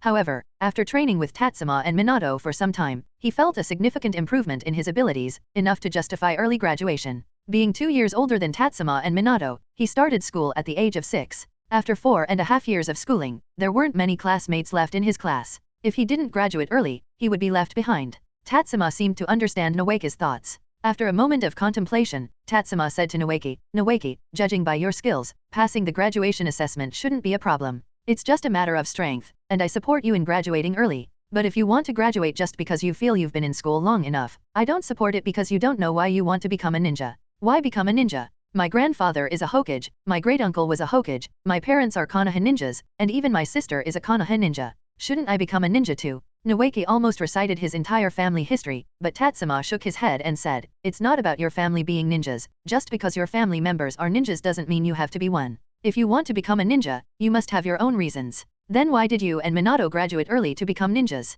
Noeki asked in confusion. Tatsuma pursed his lips, he couldn't exactly say that the school sensei had hinted several times for them to graduate. Moreover, they happened to encounter the Whirlpool Country incident, which led to Kushina's emotional imbalance, and they had to step up to the challenge. After taking a deep breath, Tatsuma spoke, Noeki, how many ninjutsu techniques have you studied? Not counting those you've mastered, just the ones you've learned. Upon hearing this, Noeki also recalled for a moment but soon shook his head, saying, I can't remember exactly, but there should be around 50 to 60, if not 100. Tatsuma shrugged and said, as for Minato and me, if we hadn't graduated early, even at your age, we would have only known 5 ninjutsu, the 5 taught by the school. The village only sees us as worthy of training if we graduate early. That's when they assign powerful ninjas to guide us, and the Jonin mentors start to take us more seriously. Unlike you, we wanted to grow, and the only way was to graduate early to capture the village's attention. Hearing Tatsuma's words, Noeki opened his mouth in astonishment. He never realized that ninjutsus were so precious. With a bunch of them at home, he took them for granted, never considering the possibility of not having ninjutsu to learn.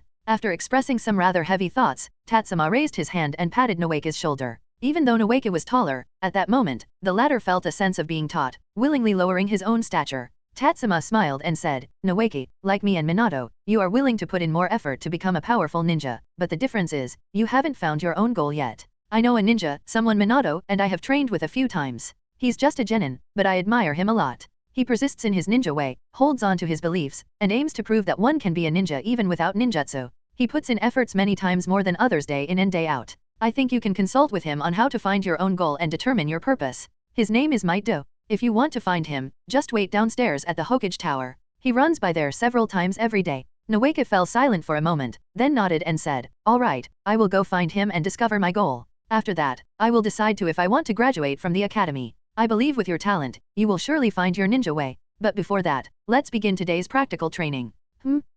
Donk. I wasn't ready just now, let's go again. In the distance, as Kushina stretched her body, she remarked to the rarely early rising Mito, Granny Mito, look at Tatsuma, so hypocritical. Only Noeki could be fooled by him. After a few compliments, he went up there all dazed and ended up getting beaten. Upon hearing Kushina's words, Mito shook her head and said, Kushina, you're mistaken. That little devil Tatsuma, he treats people sincerely. His compliments always come from the heart. He's very good at recognizing others' strengths and is fond of acknowledging those strengths. Whether it's Minato, Noeki, Tsunade, or even you, his praise is genuinely heartfelt. How is that possible? He clearly just wants to continue sparring with Minato and Noeki. Kushina obviously didn't believe Mito's words. Mito didn't bother to explain further but instead smiled and said, well then, use these old eyes of mine to take a good look at him. Saying that, Mito reached out and placed her hand on Kushina. In an instant, a surge of red chakra flowed out from Mito, covering Kushina. Meanwhile, at a distance, Tatsuma once again knocked Noeki down. He reached out toward the fallen Noeki, wearing a bright smile, and said, how about that? Are you okay? Can you continue? Of course I can. I must say, Noeki, your perseverance and tenacity makes me feel inferior. Previously, these words sounded hypocritical and grating, but now as Kushina heard them, she felt a different vibe. She could sense Tatsuma's goodwill and sincerity in his words. Not far away Minato Namikaze, who usually wore a fake smile and observed unfolding events with a mocking gaze. Now, in Kushina's eyes, he appeared like a newly born, warm but not glaring sun. How about that? Did you see it? Mito softly whispered to Kushina's ear. Kushina subconsciously nodded, then froze for a moment before asking, but, Granny Mito, why? For your soul, the world is a mirror. It reflects the people's true colors which they can't hide. But the heart is sometimes blind and narrow-minded, just like someone who's colorblind. Sometimes they cannot distinguish the difference between two colors, and they will lump two different colors together. Chapter 64. Chapter 64. Can you even pay? Am I really a narrow-minded person at heart? Kushina lowered her head, recalling her biases against Tatsuma and Minato. Feeling a bit guilty, but she was touched on the back of her head by Mito, who said, no one is without narrow-mindedness. Just like Minato, his narrow-mindedness makes him prefer to see the bright side in everything, or Tatsuma, his narrow-mindedness makes him persistently focus on winning or losing. An open heart is not something ordinary people can possess. Mito subtly shifted the concept, but Kushina seemed not to have noticed. She just nodded and then enviously said, Grandma Mito, I envy your ability to understand others' emotions. Upon hearing this, Mito instinctively touched her lower abdomen and looked at Kushina, who still seemed innocent. Although there was a smile on her face, there was also a hint of helplessness. Envy? Sometimes, that can be a burden too. Mito murmured softly, her voice so low that even Kushina beside her couldn't hear clearly. Kushina looked at Mito, intending to ask what she had said. However, Mito gently pushed Kushina's back, simultaneously retracting the chakra enveloping her. She then smiled and said, "It's time for your training too, or else you will be drifting further away from them." Thinking that Mito was referring to the gap in strength between her and the other two, Kushina snorted in disagreement and rushed towards the observing Minato. "Minato Namikaze? I'll be your opponent." Minato was momentarily puzzled. What did she mean by being his opponent? He hadn't made any moves against anyone, so what was with this tone of coming to the rescue in the face of injustice? Before he could figure it out, Kushina's fist was already in front of him. Minato quickly dodged and then said, "Let's start with the seal of confrontation." Such a hassle. Although saying this, Kushina also stopped and formed the seal of confrontation. Mito chuckled as she watched, but her smile gradually faded as she witnessed Noeki and Kushina being repeatedly thrown to the ground by Tatsuma and Minato. After all, they were her own grandchildren. Despite Tatsuma and Minato being good kids and as much as she liked the two of them, they were still the ones beating up her grandchildren. When Mito's smile completely disappeared, she didn't want to watch any longer. She stood up and headed towards Tsunade's room. Her brother and future disciple were both diligently training at this time. As the older sister and future sensei, Tsunade was still sleeping. It was really unacceptable. Approaching 9 o'clock, Tatsuma and the others finished their training and gathered outside Mito's house, ready to receive a sealing jutsu lesson from her.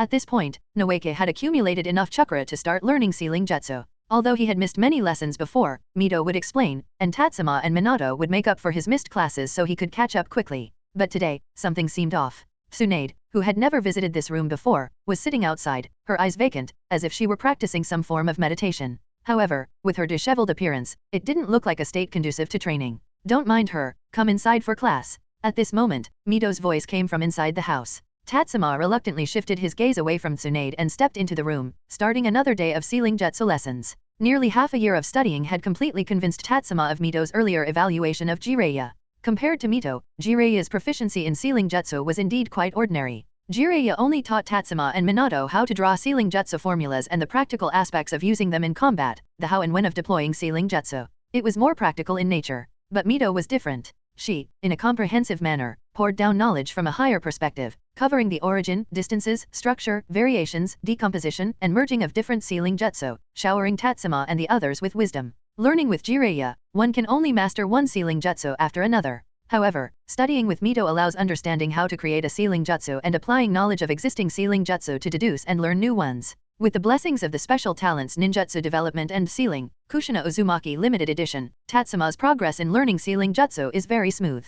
Taking advantage of these strengths, he also gained a lot from Kushina, and in the matter of learning sealing jutsu, Kushina is willing to bet with Tatsuma. Perhaps it's the dignity of the Uzumaki clan's bloodline that makes Kushina unwilling to admit that her talent is inferior to Tatsuma's. Approaching noon, Mito watched Tatsuma, who has completely grasped today's content and is already helping the other three with what they didn't understand, while appreciating the scene. At the same time, she felt a sense of regret. This regret stemmed from the fact that Tatsuma is not ultimately an Uzumaki by name. Otherwise, with the sealing jutsu talent he has demonstrated in the past 6 months, he would surely be able to learn all the sealing jutsu of the Uzumaki clan. Unfortunately, Tatsuma, lacking the Uzumaki bloodline, was unable to master the Uzumaki clan's most central and powerful sealing jutsus. As Mito listened carefully to Tatsuma's explanations to prevent any mistakes that might mislead others, an excited shout from Tsunade came from outside the door. "Grandma? Grandma? I did it." The discussion inside the room came to a halt as everyone curiously looked towards the door. Mito stood up and said, "Continue with your discussion." Then, she walked out of the house, and Tsunade's voice gradually faded away until it disappeared. Tatsuma's attention shifted for a moment, but under the urging of the impatient Kushina, he quickly refocused and helped Kushina, who recently suddenly joined their sealing jutsu study group. It wasn't until the afternoon that Mito and Tsunade returned. By that time, Tatsuma and the others were extremely hungry. They had finished breakfast at 5 in the morning, engaged in morning exercises afterward, and then spent the morning learning sealing jutsu. This level of activity was quite draining for them during their developmental phase. However, this is Senju territory. Tatsuma and Minato are hesitant to ask the hosts. Kushina is digesting the sealing jutsu she learned today, while Noeki, with his low social status, dares not speak up. When the two returned, a glimmer appeared in Tatsuma's eyes. "Can we finally have lunch?" Tsunade walked into the room with an exuberant air and said to everyone, "Let's go. I'll treat you all to barbecue." "Granny, why don't you come along?" Mito shook her head and said, "You young folks go ahead, I'll stay here." "All right, then I'll bring back some sweets for you." Tsunade paid no mind to Mito's refusal, and Tatsuma, Minato, and Kushina happily rose to their feet. Though they'll have to wait a bit for the barbecue, it's worth it. Only Noeka hesitated and said, "Sis, do you have any money to pay?" Suddenly, the atmosphere became tense. Tsunade looked at Noeka, but he quickly waved his hands and said, "You've borrowed all my pocket money and the rest I've lost it all to Minato and Tatsuma." Tsunade shifted her gaze away and looked at Kushina. Kushina shook her head and said, "I'm in the same situation. In that case, Tatsuma, Minato, it's on you to cover the bill." Tsunade waved her hand dramatically but noticed that Tatsuma and Minato both looked awkward. Tatsuma cleared his throat and said, "Tsunade-sensei, Minato and I haven't been on missions for a few months. We used that money to pay rent." There was another moment of silence. The enthusiasm on Tsunade's face disappeared, replaced by a pleading look. She turned to Mito, who seemed to have anticipated this, and said, "Grandma, can I borrow some money?" Chapter 65, The Unfortunate Orochimaru. I have tested the 2 samples you brought, and unfortunately, there is no Kekkei Genkai that you might be expecting in both of them. In a laboratory, Orochimaru handed 2 reports to Shimura Danzo. Upon hearing this, Shimura Danzo frowned, took the reports with one hand, and flipped through them on the table. The more Danzo read, the tighter his frown became, and a puzzled expression even appeared on his face. Orochimaru tidied up the equipment on the table and suddenly spoke. "I'm curious why they are valued so much. Have you ever thought that maybe it's because they are good kids?" As soon as these words were spoken, Danzo's face instantly became gloomy. He lifted his head, stared at Orochimaru, but Orochimaru was not affected by his aura at all and continued. "You probably haven't met those 2 kids, have you?" "I have, so I understand why Sensei, Jiraiya, and Mito-sama value those 2 kids so much. From now on, don't bother me with these boring tasks. I have my own missions. Take the reports and leave." Although Danzo had not revealed the identities of the owners of the 2 samples before, Orochimaru had already guessed the owners just by staring at some of the data provided by Danzo. It was simply that Danzo did not believe that Sarutobi Hiruzen and Uzumaki Mito would value 2 children without Kekkei Genkai, and whose bloodline didn't even come from the major ninja clans. In truth, when Orochimaru figured out that the owners of the samples were Sakamoto Tatsuma and Minato Namikaze, he was also somewhat curious. After all, he had his own pride. At the same age, he might not have been as dazzling as Tatsuma and Minato, but he was already a genius representative among civilians. Now, 2 children even more genius than him had appeared. Honestly, Orochimaru felt a bit aggrieved. He speculated that perhaps the 2 had some hidden, yet to awaken Kekkei Genkai, whether originating from the Senju, Uchiha, Uzumaki, or even the earlier Hagoromo clan, or from the bloodlines of ninja clans in other countries.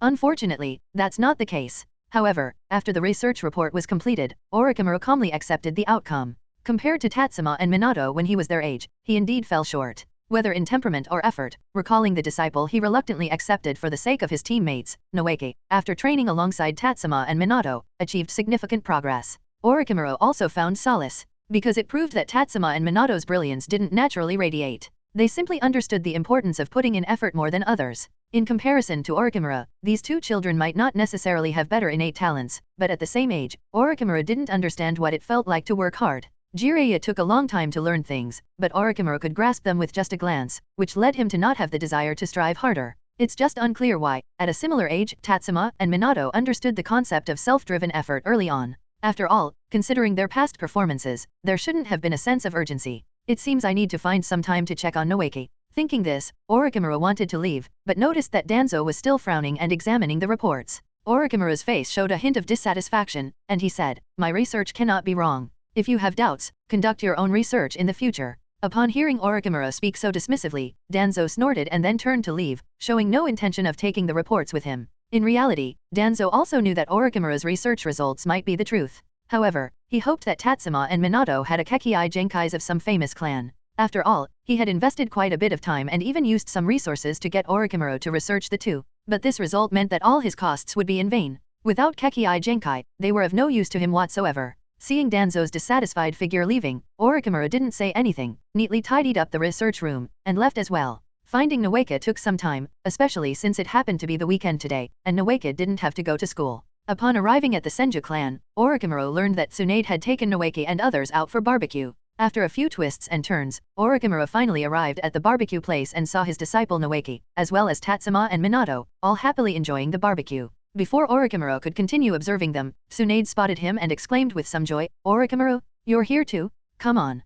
Come join us for a meal." A hint of confusion flashed across Orochimaru's face. Tsunade shouldn't be so enthusiastic towards him. Could it be that the sudden lifting of the 1-year confinement changed Tsunade's personality? Before he could figure it out, Noeka, also excited, said, "Orochimaru-sensei, come, I'll prepare a seat for you." Orochimaru smiled and nodded, taking the seat Noeke offered. Before he could say a greeting, Tsunade suddenly handed him a skewer of barbecue and warmly said, "Eat, eat quickly." Looking at the barbecue in his hand, Orochimaru even suspected whether Tsunade had poisoned it, trying to play a prank on him. However, such things were usually done by Jiraiya, not her. After giving it some thought, Orochimaru took a bite. The taste was normal, seemingly nothing inappropriate added. Feeling a bit relieved, Orochimaru ate a few more pieces of barbecue. He hadn't eaten for almost 2 days due to his busy schedule in organizing the reports researched by Tatsuma and Minato. At this point, he was feeling a bit hungry. Just when he completely let his guard down, thinking that Tsunade was just overly excited and showing hospitality, Tsunade suddenly said, "Since you've eaten so much, you can cover the meal expenses later." Orochimaru looked down at the 3 or 5 skewers of barbecue he had just eaten, then glanced at the pile of skewers resembling a bonfire in front of everyone else. He realized he had been tricked. Is everyone full? But before Orochimaru could react, Tsunade looked at the others. Tatsuma quickly swallowed the barbecue in his mouth, took a big sip of his drink, nodded, and said, "Full." The others also nodded. Tsunade stood up and said, "Orochimaru, I'll take them back for training. Finish your meal and settle the bill, then catch up with us later." With those words, Tsunade briskly left, followed closely by Tatsuma and Minato. Kushina, who was still wiping her hands, hesitated for a moment but then continued at her own pace. In the blink of an eye, only Noeke remained. He was already prepared to leave but, seeing his sensei with a puzzled expression for the first time, Noeke felt a bit embarrassed and explained, "My sister all are many away just before you got here. Sorry for your expenses, sensei." After saying this, Noeke also hurriedly left. Once Orochimaru snapped back after 66, Chapter 66, Sparks Between Two Countries. Yesterday, Orochimaru was swindled out of a large sum of money and was also dragged by Tsunade to demonstrate a considerable amount of medical ninjutsu. Orochimaru, feeling some mental phantom pain, arrived at the Senju clan's territory at 5:30 in the morning on the second day. However, at this moment, he furrowed his brow. 4 children were currently engaged in short-distance shuttle running, followed by ninja tool throwing in a state of oxygen deficiency. Orochimaru admired this method. What truly made Orochimaru frown was Tatsuma's running posture. Unlike the others, Tatsuma swung his arms naturally while running. For any other ninja, Tatsuma's running style would be corrected. However, Orochimaru was different from other ninjas. He keenly noticed the benefits brought about by Tatsuma's peculiar running style. The stability of the center of gravity was improved, allowing adjustments to the waist and abdomen at any time. Although his hands were slightly farther from the ninja tool pouch, making it inconvenient to retrieve tools at any moment, Orochimaru recognized the advantages. Moreover, if Tatsuma runs with a kunai or another weapon suitable for close-quarters combat already in his hands, his running posture with bent arms and hands mostly in front of his chest would be highly advantageous for blocking. After all, from the chest and abdomen to the head, these areas are filled with vulnerabilities. When ninjas use ninja tool throwing, they often target these vulnerable parts. If Tatsuma ran with his hands behind him, it would be slower to defend against attacks. Frowning in contemplation, Orochimaru had already compared Tatsuma's running posture with the conventional one, considering numerous advantages and disadvantages. His conclusion was that Tatsuma's running style was more scientifically sound. Unconsciously, Orochimaru's arms followed Tatsuma's bent arm swinging motion as he ran. His hands instinctively simulated holding a weapon, speculating on how to block and counterattack.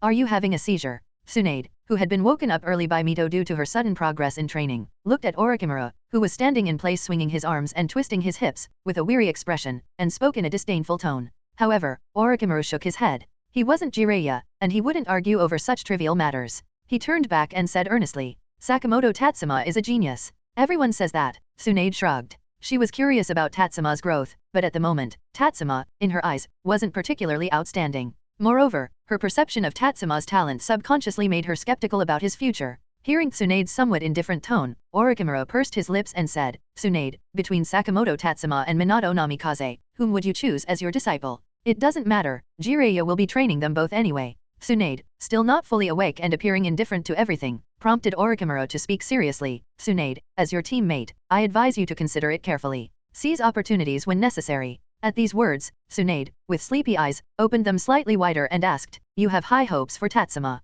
"The point is not whether I have high hopes, it's whether you do," Orochimaru replied. Tsunade raised an eyebrow and said, "Actually, Minato has better talent." Indeed, with Minato's talent, he might become the most outstanding ninja in people's perception. However, Tatsuma seems like the kind of person who can change people's perception of what a ninja is. Hearing such a high evaluation of Tatsuma from her teammate, Tsunade made an effort to open her eyes wider. She looked at Tatsuma, who had an unusual running posture, then thought about Orochimaru's earlier peculiar behavior. Her brow furrowed. After a while, Tsunade spoke, "Let's wait for Jiraiya to come back and ask for his opinion. After all, these 2 kids are his apprentices." Orochimaru nodded and said, "It's up to you to decide." By the way, since you went out yesterday, did you master that jutsu? Tsunade touched her forehead, sighed, and replied, mastered? It's not that simple. I just finally figured it out, that's all. To think it took you a year to master a jutsu, I really want to see it in action, Orochimaru said with some emotion. However, he didn't notice that Tsunade suddenly felt a bit uneasy. After all, in the past year, she had spent most of her time idling, and the time she had truly dedicated to learning was not long.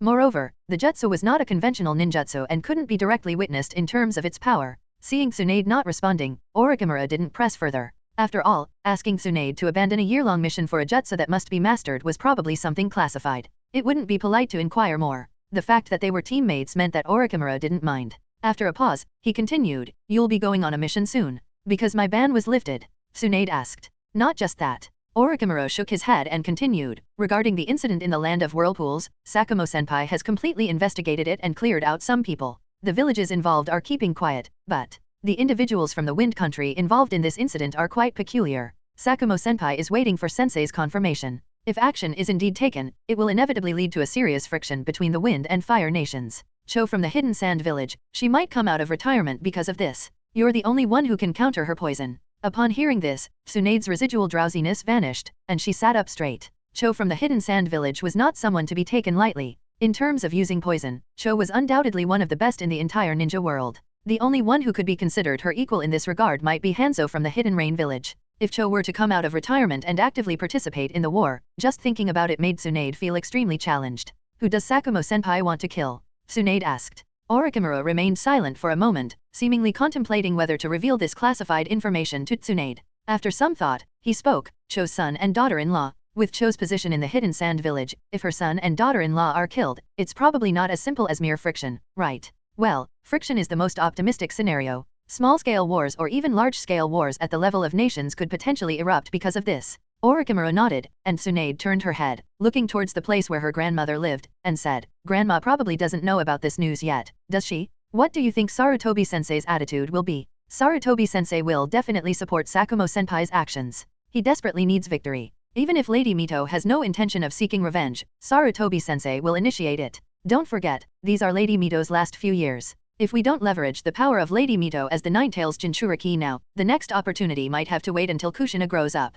Orochimaru's tone carried a hint of helplessness. Listening to Orochimaru's analysis, Tsunade clenched her teeth. In the end, she could only sigh in resignation because she knew that her sensei needed a war to alleviate the tensions in the ninja world. And her grandmother will surely agree with the village's decision for the sake of the village. No one loves this village more than her grandmother. Even if unwilling in her heart, Mito will also, for the village's sake, agree to support the village's future in her final stages in life. Mito naturally doesn't need to take action, she just needs to serve as a symbol. However, ultimately becoming the key to initiating the war is a bit regrettable for her at this stage of life. Orochimaru glanced at Tsunade and then said, prepare yourself. I think the next time Jiraiya comes back, he will voluntarily bring up the issue of apprentices. I understand. Chapter 67, Jiraiya's Choice. I'll be straight with you. Tatsuma and Minato are both brought up by you. You choose one first. A few days later, Jiraiya returned from a mission and was invited by Tsunade. Upon hearing Tsunade's question, Jiraiya fell into contemplation. After a while, he spoke, I'll take Tatsuma.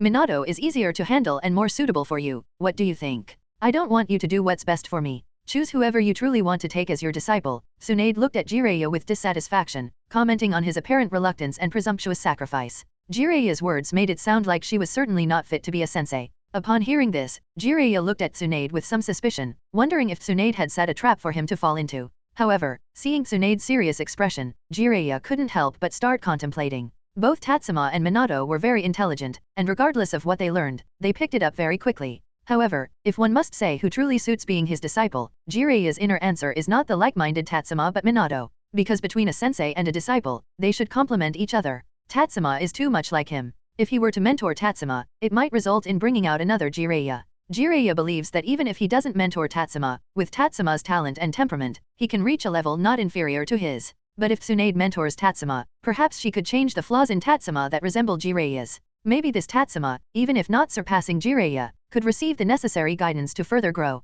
And Minato is actually the same. Minato is too soft-tempered. If he meets Tsunade, Minato will only gradually lose the sharpness that a ninja should have if he doesn't get corrected at all times. If Tatsuma needs to polish off all his thorns, then Minato needs to transform from a water-smoothed pebble back into a sharp, cutting stone. The risk is that both might fracture during the process of this reconstruction. But if a sensei doesn't aim to cultivate disciples who surpass themselves, then what is the purpose of taking on students? With the answer in his heart, Jiraiya looked at Tsunade again and said, Minato Namikaze, I'll take him. I will Sakamoto Tatsuma to you, Tsunade. Make sure not to waste his talent. Seeing Jiraiya finally state his decision, Tsunade nodded and said, that's settled then. Go talk to those two kids and make it official. Orochimaru has already informed me about the matters outside the village, so there's no need to drag this out any longer. Jiraiya nodded and then added, I just returned from Sensei's place, and there's some confirmed news. Sakamoto-senpai's mission is set to happen, possibly right after the new year. I understand. I can depart at any time. Tsunade stood up, waved her hand, and left.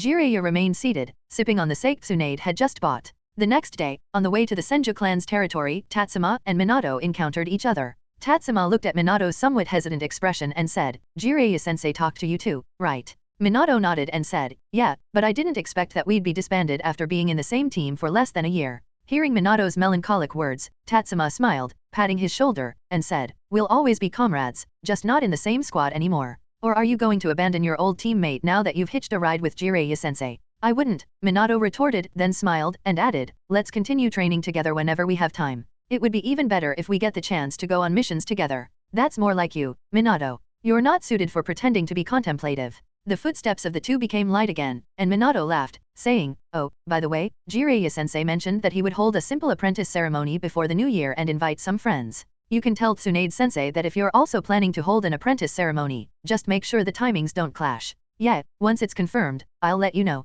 And so, a month later, as the new year quietly approached, many ninjas returned to Konoha. Tatsuma also received an invitation from Minato, inviting him to attend his apprenticeship ceremony. In the preceding days, after Jiraiya returned from another mission, Minato once again followed Jiraiya for training. Tatsuma, on the other hand, continued to stay in the Senju clan's territory, learning from Tsunade. After another day of training, Tatsuma, dragging his aching body, played cards with Tsunade. After winning 2 rounds and gaining some talent points, Tatsuma noticed that Tsunade's expression was starting to change. In order to divert his sensei's attention, Tatsuma took the initiative to shuffle and deal the cards, simultaneously changing the subject. By the way, sensei, how about holding an apprentice ceremony as well? I heard Jiraiya-sensei invited quite a few jonin. He might receive a lot of gifts. After the new year, those jonin will be out on missions, and there won't be such a good opportunity to receive gifts. You, too, are a genius ninja on par with Jiraiya-sensei, so taking on apprentices surely can't be done casually, right? Oh, I've got a good hand, I might win. Originally, Tsunade was somewhat indifferent when she heard about the apprentice ceremony. However, when she heard about receiving gifts, her eyes lit up. She hasn't been on a mission for a whole year, and her funds are quite tight. Otherwise, after the lifting of the homestay ban, she wouldn't still be playing cards with Tatsuma. If she had money, she would have gone to the gambling den long ago. Tsunade took the cards, but before looking at them, Tatsuma had already revealed his blackjack cards. Ding strength +3, spirit +2. Would you like to claim? Claim. Tatsuma silently thought in his mind and then started shuffling the cards again. Tsunade spoke up, when is Jiraiya formally taking on apprentices? Tomorrow. I heard there's a barbecue party all afternoon. While shuffling the cards, Tatsuma shared the information he had learned from Minato with Tsunade.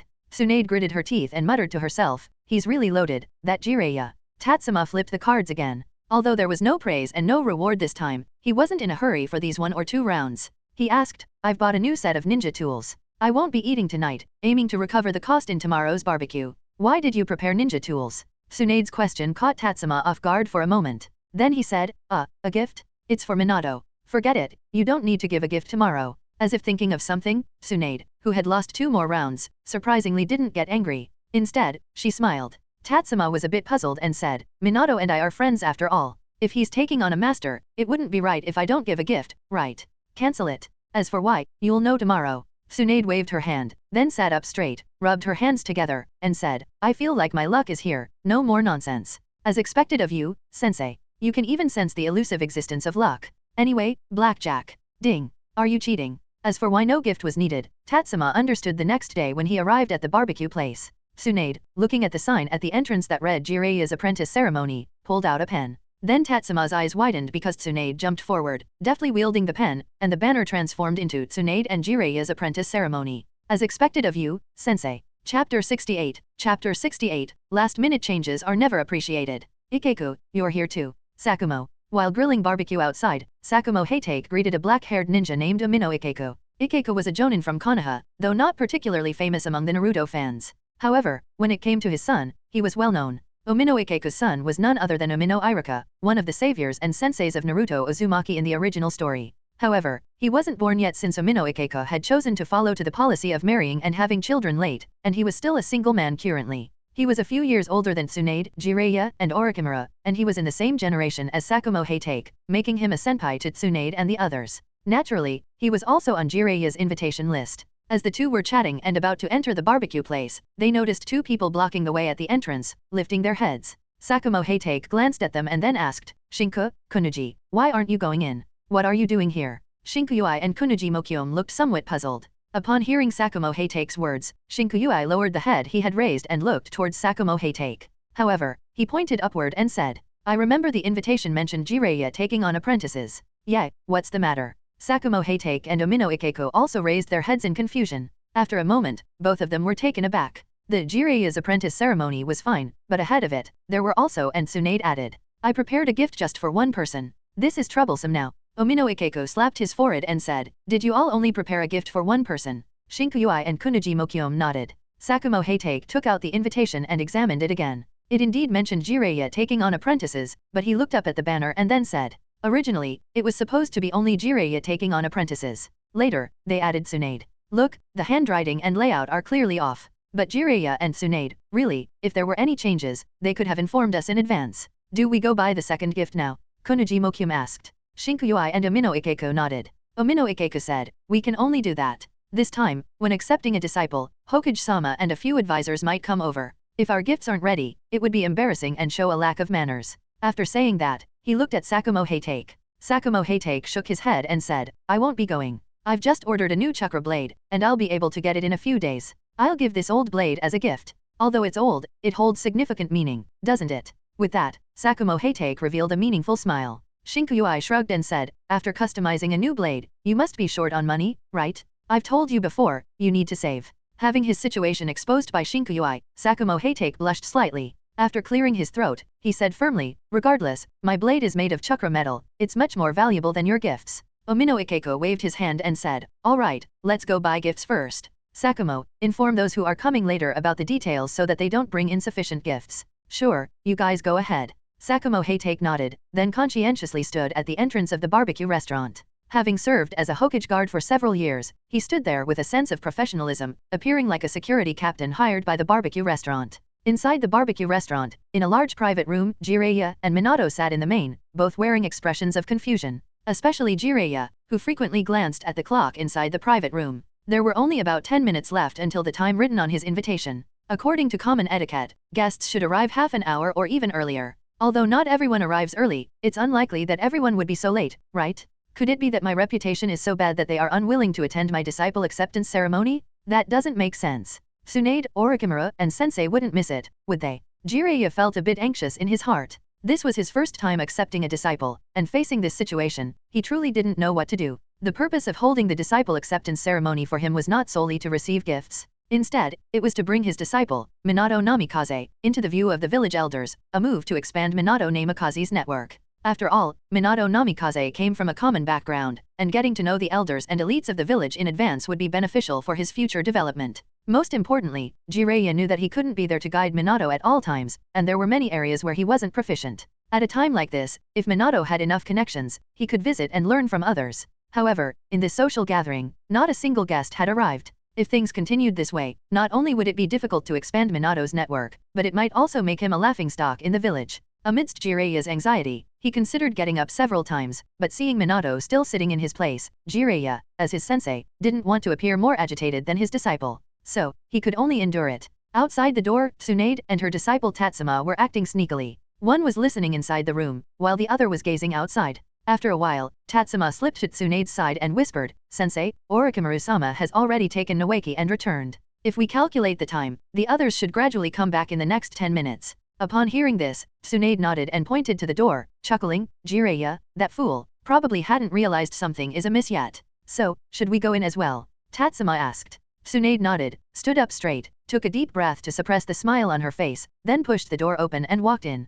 "Tsunade, you've finally arrived." Seeing someone enter, Jiraiya almost teared up, saying, "I thought no one would come to my disciple acceptance ceremony, and I didn't expect you to be the first guest." "Guest? What guest? I am also a protagonist of this disciple acceptance ceremony. After Tsunade domineeringly finished speaking, she walked over to Jiraiya, gave him a push, and made room for herself to sit. Tatsuma also took a seat opposite Minato. Huh? What's going on?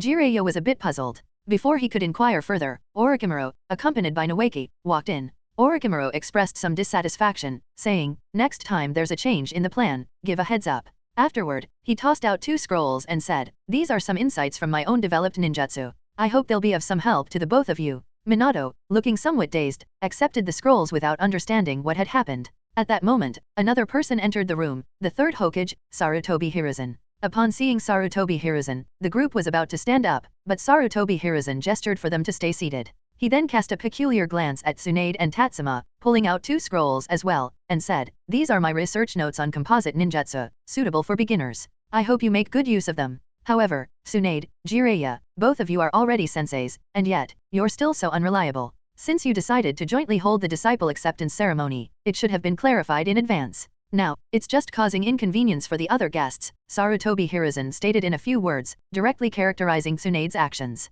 Jiraiya wore a bewildered expression, not understanding why he felt like an accomplice when he hadn't done anything. Chapter 69, Splitting the Gifts. Minato, this short knife is for you, it's made of chakra metal. At night, Tsunade and Jiraiya, who were drunk and asleep, were supported by Tatsuma and Minato to rest on the side. The restaurant provided thoughtful blankets and pillows while Tatsuma and Minato were counting the gifts. Although most people chose to give 2 identical gifts, there were also some with different gifts, such as Sakamoto Tatsuma, who gave them a scroll and an old knife. When Minato heard Tatsuma's words, he shook his head and said, "You should take this short knife." Sakamoto-sama's other gift is a notebook on lightning attribute chakra nature transformation, which is more suitable for me. Upon hearing this, Tatsuma did not insist further. Although the chakra knife looked more expensive than the notebook, when it came to gifts, being expensive doesn't necessarily mean it's better, suitability is more important. Tatsuma didn't have lightning attribute chakra, so the notebook wouldn't be of much use to him. Placing the chakra knife behind him, he picked up another scroll and glanced at it, saying, "This is a scroll on the composite ninjutsu that Hokage-sama gave as a gift. My portion is about earth and fire. What about yours?" Minato also found the scroll presented by Sarutobi Hiruzen, looked at it, and said, "It seems to be lightning and fire." Upon hearing this, a hint of regret appeared on both their faces. It was evident that the notes given by Sarutobi Hiruzen were only applicable to each of them, and they couldn't exchange and learn from each other. In comparison, Orochimaru was more considerate. Both scrolls he gifted were notes on ninjutsu development, one about wind attributes and the other about fire attributes. They could exchange and learn from each other. Apart from these individuals, Shinkuyui's gift was also impressive. One was a B-rank Genjutsu, tree-binding death ninjutsu scroll, which not only contained the Genjutsu but also Shinkuyui's insights and notes. While not as detailed as Jiraiya's ninjutsu notes, it explained many important and challenging points. The other scroll was about the advanced theory of Genjutsu release. It covered everything from preventing Genjutsu, discovering Genjutsu after being caught, to releasing and countering Genjutsu. It was also a set of notes that could be exchanged and learned from. In addition, the gifts from others were mostly symbolic and tokens of goodwill. They received a large number of scrolls containing sealed supplies such as throwing ninja tools, explosive tags, military rations pills, smoke bombs, and more. Especially from the Inoshikacho trio, they directly gave scrolls with sealed ninjutsu, allowing for easy use by simply unfolding and infusing chakra. This was high-quality merchandise, and in the original work, only Nara Shikamaru, the successor, had used such items. Tatsuma felt that for a considerable amount of time to come, he wouldn't need to worry about resources. In fact, if he shamelessly sold some of these items, he might even be able to live a comfortable life. Of course, Tatsuma couldn't sell these gifts. Firstly, doing so would be equivalent to not giving face to the gift givers, and secondly, Tatsuma didn't dare to have money, at least not liquid cash. After all, his sensei was Tsunade. If Tsunade found out he had money, Tatsuma would undoubtedly have to choose to show filial piety to his sensei. The two of them divided the spoils and gifts until midnight. The shadow clones also finished transcribing the exchangeable scrolls, then made notes on each person's gift, finally concluding the work. Making notes on each person's gifts was for the purpose of reciprocation in the future. The two younger individuals naturally didn't have to make any contributions, but Tsunade and Jiraiya, who had received so many benefits by showing their faces, would have to return the favor in the future. Especially since most of the visiting ninjas were young jonin, many of whom were unmarried. When they eventually celebrated their weddings, they would need to reciprocate the gifts and the goodwill. After collecting all the items, the two of them huddled in the private room and began to sleep. It was too late now, and they dared not take so many supplies to the streets. In the early morning, Tatsuma, in a daze, felt someone calling him. Opening his eyes, he saw Kushina standing next to him and Minato. Tatsuma sat up and nudged Minato. Minato also woke up and, upon seeing Kushina, was about to speak when Kushina preemptively said, "Grandma Mito asked you to take Tsunade and Jiraiya back. She also has gifts to give you." After saying this, Kushina left with a disdainful expression. Tatsuma sniffed and noticed the room was filled with the lingering smell of smoke, alcohol, overnight barbecue fumes, and a slightly sour odor. "Let's take Tsunade-sensei and Jiraiya-sensei back first," Tatsuma said. Minato nodded, got up, and carried Jiraiya on his back, while Tatsuma did the same with Tsunade. To be honest, it was not a pleasant experience at all, as the smell of alcohol made Tatsuma feel nauseous. Leaving the barbecue area, they quickly arrived at the Senju clan compound. Tatsuma carried Tsunade back to her room, and Minato took Jiraiya to the room Nawake had prepared. Just as they were thinking of returning after freshening up, Nawake said, "You don't need to go back now. I've prepared new clothes, toothbrushes, and such for you. You can freshen up here." Upon hearing this, Tatsuma didn't refuse, nodded in agreement, and Minato, seeing the situation, didn't express any intention to decline either. Under Nawake's guidance, they went to freshen up, changed into new clothes, and were then led to the hall where Mito was giving a lecture. Mito looked at the two children wearing brand new clothes for the first time, her face beaming with a very kind smile. Tatsuma and Minato had been training at the Senju compound for 6 months, seeing her every day, but Mito had never seen them in new clothes before. Tsunade and Jiraiya seemed not to have noticed this detail, but Mito did. Since the new year was approaching, she decided to buy 2 sets of clothes suitable for them. Seeing the well-fitted new clothes on the two, Mito nodded in satisfaction. Indeed, children should wear something fresh. The faded clothes they had been wearing before didn't look lively at all. After withdrawing her gaze, Mito spoke, "I plan to teach you both sealing jutsu. One is the 5 elements seal, and the other is its resolution, the 5 elements resolution seal. Do you know what the 5 basic chakra elements are?" Minato nodded and replied, "Wind, lightning, water, fire, earth." Mito nodded. With a flip of her right hand, chakra condensed above her 5 fingers. She continued, "However, in the 5 elements seal, the 5 elements correspond not to the 5 basic chakra attributes but to metal, wood, water, fire, and earth. It is unrelated to chakra nature. This is a purely sealing jutsu-induced chakra transformation. This is also the difficulty you will face in learning these 2 techniques. In the coming period, I will focus on instructing you in these 2 jutsu." Tatsuma and Minato nodded, expressing their gratitude. "Thank you, Mito-sama." Mito began teaching the content of the 5 elements seal and the 5 elements resolution seal. However, these 2 A-rank sealing jutsu couldn't be mastered in just 1 day. By noon, the 2 of them had only grasped the basic structure of the technique. Mito, however, didn't continue and instead said, "Go wake up your sensei for lunch. In the afternoon, as a witness, I will witness your formal apprenticeship." Tatsuma was a bit puzzled. Wasn't the apprenticeship ceremony already held last night? Mito patiently explained, "Unlike ninja teams, taking on disciples is about continuing the true core legacy. In this aspect, you both have not yet completed the process." Chapter 70, Summoning Contract. In the afternoon, Tsunade and Jiraiya, with swollen eyes, were drinking orange juice sip by sip. The two, who had little appetite for lunch after the hangover, only ate a little to fill their stomachs. On the contrary, orange juice has become their current favorite, as it managed to suppress some of their stomach discomfort, making it more bearable. On the side, Minato Namikaze and Sakamoto Tatsuma, each holding a scroll, were being instructed by Mito. Originally, these tasks should have been carried out by the 2 senseis, but the 2 still not fully sober individuals unable to articulate themselves logically, were directly replaced by Mito. "All right, I've told you everything you need to know. Now, in the presence of this old lady, enter into summoning contracts with Mount Myaboko and Shikotsu Forest." After Mito finished speaking, Tatsuma and Minato took a step back, crouched down, and opened the scroll.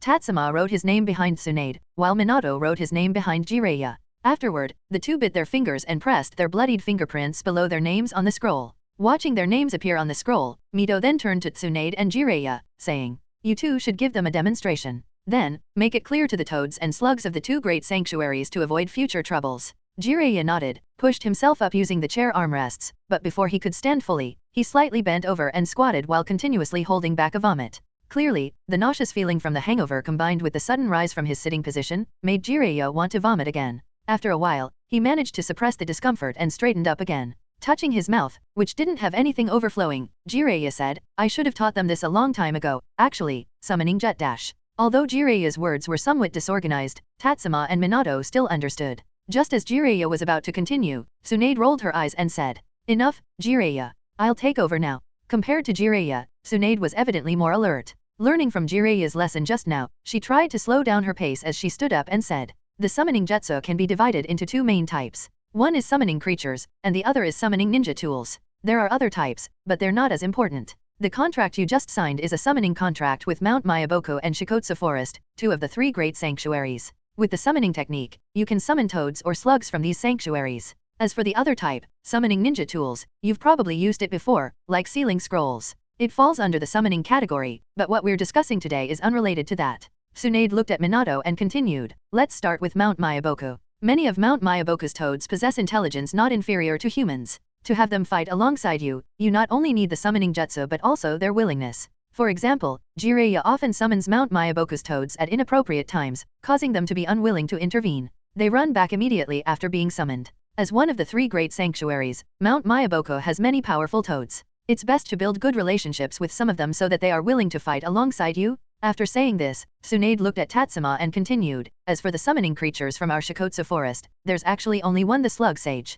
However, the Slug Sage can split into numerous individual entities. These entities, while connected to the Slug Sage, also have some degree of their own consciousness like my companion, Katsuyu. She is one of the split entities of the Slug Sage. Compared to the toads from Mount Myaboku, the slugs from Shikotsu Forest aren't particularly adept at combat. However, each split entity of the Slug Sage possesses extremely powerful medical abilities, making them well suited for support in battles. Unlike the irritable toads, the slugs from Shikotsu Forest are quite gentle. As long as you don't harm them, they are willing to assist you. After briefly explaining the differences between the 2 great sanctuaries and their summoning creatures, Tsunade asked, regarding the hand seals for the summoning jutsu, you should all be familiar with them, right? Tatsuma and Minato both nodded. Although Jiraiya had strictly forbidden them from using the summoning jutsu earlier, he had already taught them the hand seals, boar, dog, bird, monkey, ram, easy to remember. Each time the summoning jutsu is used, fresh blood serves as a guide, a small price to pay. Seeing this, Tsunade glanced at Jiraiya, who nodded in approval. Tsunade then turned back to Tatsuma and Minato, saying, you can now use the summoning jutsu.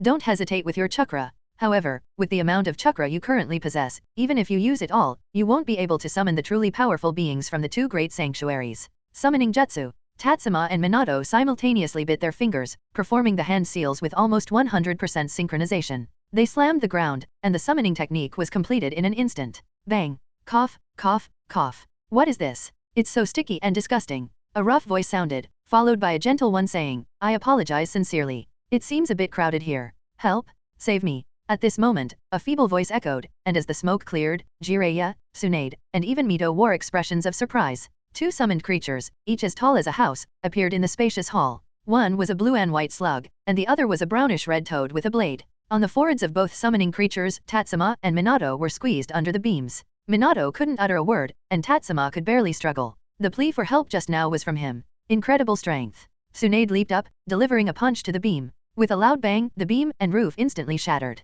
The slug and toad no longer had to lower their heads in discomfort. As they landed on the ground, Tsunade released Tatsuma and Minato. Looking at the 2 summoned creatures, she exclaimed, Katsuyu, Bunta. At this point, Jiraiya also rubbed his eyes in disbelief. Gamabunta looked around and said, Jiraiya, why did you summon me? I'm not interested in getting involved in a war with Shikotsu Forest. Katsuyu also inquired, has someone been injured? Soon, she noticed the grimacing Tatsuma and the equally pained Minato. Katsuyu split 2 small slugs the size of palms from her body, swiftly letting them crawl onto Tatsuma and Minato. Tatsuma was startled by the wet and sticky sensation, but then a warm energy flowed into his body. This made Tatsuma forget the discomfort of the touch, and soon, the pain from the injuries on his chest and back faded away. Realizing that Katsuyu had healed him, Tatsuma raised his head and thanked the seemingly thinner slug, saying, thank you, you're welcome. After the gentle response, the slug descended from Tatsuma and merged with the one that had treated Minato, climbing back onto Katsuyu, merging once again. At this moment, as Bunta was about to ask another question, Jiraiya finally came to his senses and said, Bunta, it's not me who summoned you, it's my disciple, Minato Namikaze.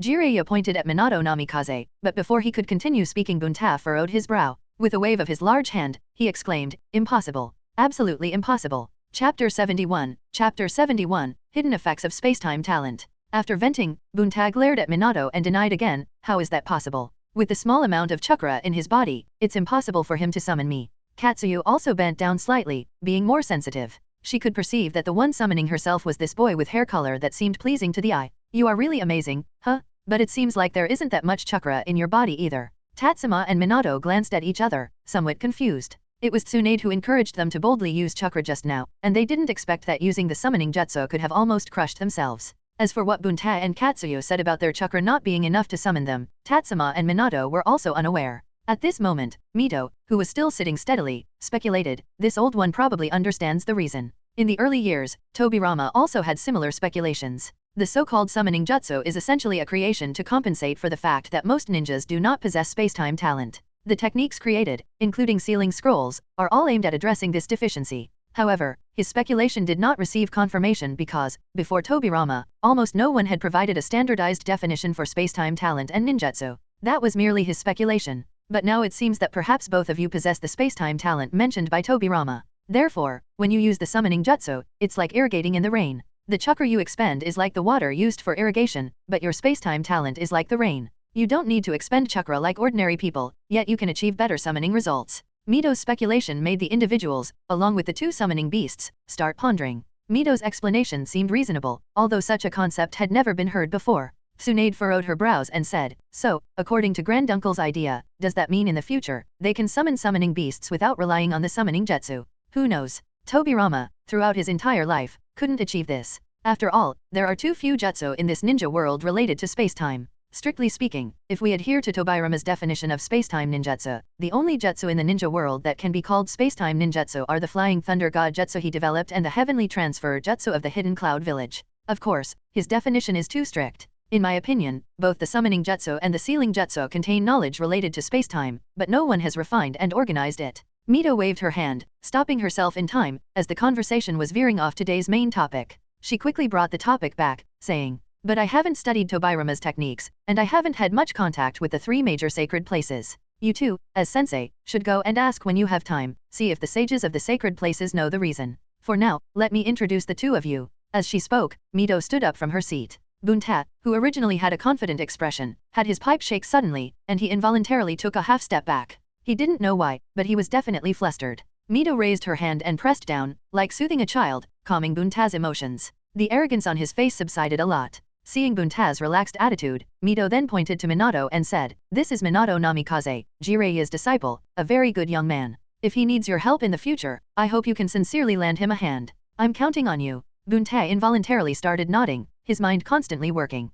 There weren't many enemies that could instinctively make him feel fear within Konoha. Soon, he understood the identity of the elderly lady in front of him and quickly said, "No problem. From now on, he's my little brother. If he needs anything, I'll definitely help him." Jiraiya widened his eyes, and the puffiness from the hangover couldn't conceal the horror in his eyes. Bunta's attitude back then was not as good as it is now. Even now, Bunta would leave and speak his mind, scolding him without hesitation. How come, with a change of a summoner, Bunta's attitude became so amicable? In his currently alcohol-clouded mind, Jiraiya couldn't understand that Bunta wasn't acknowledging Minato, he just didn't want to offend Mito. After finishing with Bunta, Mito looked at Katsuyu and said, "Katsuyu, let me introduce to you this child. This is Sakamoto Tatsuma, Tsunade's disciple, and also a good kid. However, like Tsunade, they both don't take good care of their bodies. In the future, please take care of him. I'm counting on you. Of course, I'll be happy to help. Sakamoto Tatsuma, please take good care of me in the future." Katsuyu lowered her body again, touched Tatsuma's outstretched hand with her antennae, and after raising her body, Mito smiled in satisfaction, nodding approvingly. She then turned to Katsuyu and Bunta and said,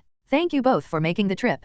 I forgot to prepare something to entertain you. Next time when Tsunade and Jiraiya visit Shikotsu Forest and Mount Mayaboku, I'll have them bring some gifts for you." Although Mito's words sounded very pleasant, they were actually parting words. Bunta nodded, turned into smoke, and disappeared. Katsuyu glanced at Tatsuma and said, "If you ever need help in the future, be sure to summon me." After saying that, she also turned into a cloud of smoke and returned to Shikotsu Forest. The moment the summoning was released, Tatsuma had a strange feeling, as if he had randomly recalled a delicious taste from his childhood but couldn't remember the flavor or what it was exactly. With the matter of the summoning beast settled, Mito didn't arrange any more tasks. Tsunade and Jiraiya went back to their rooms to sleep, while Tatsuma and Minato once again checked their gains. They sorted out what they could learn in the near future, and the remaining items were categorized and stored based on difficulty. Tatsuma looked at the chakra short sword given by Sakumo Heitake and pondered whether he should also learn sword techniques. However, no one has taught Tatsuma sword techniques. His current sensei is Tsunade, and while he could ask her about taijutsu to get some clarity, sword techniques are out of the question.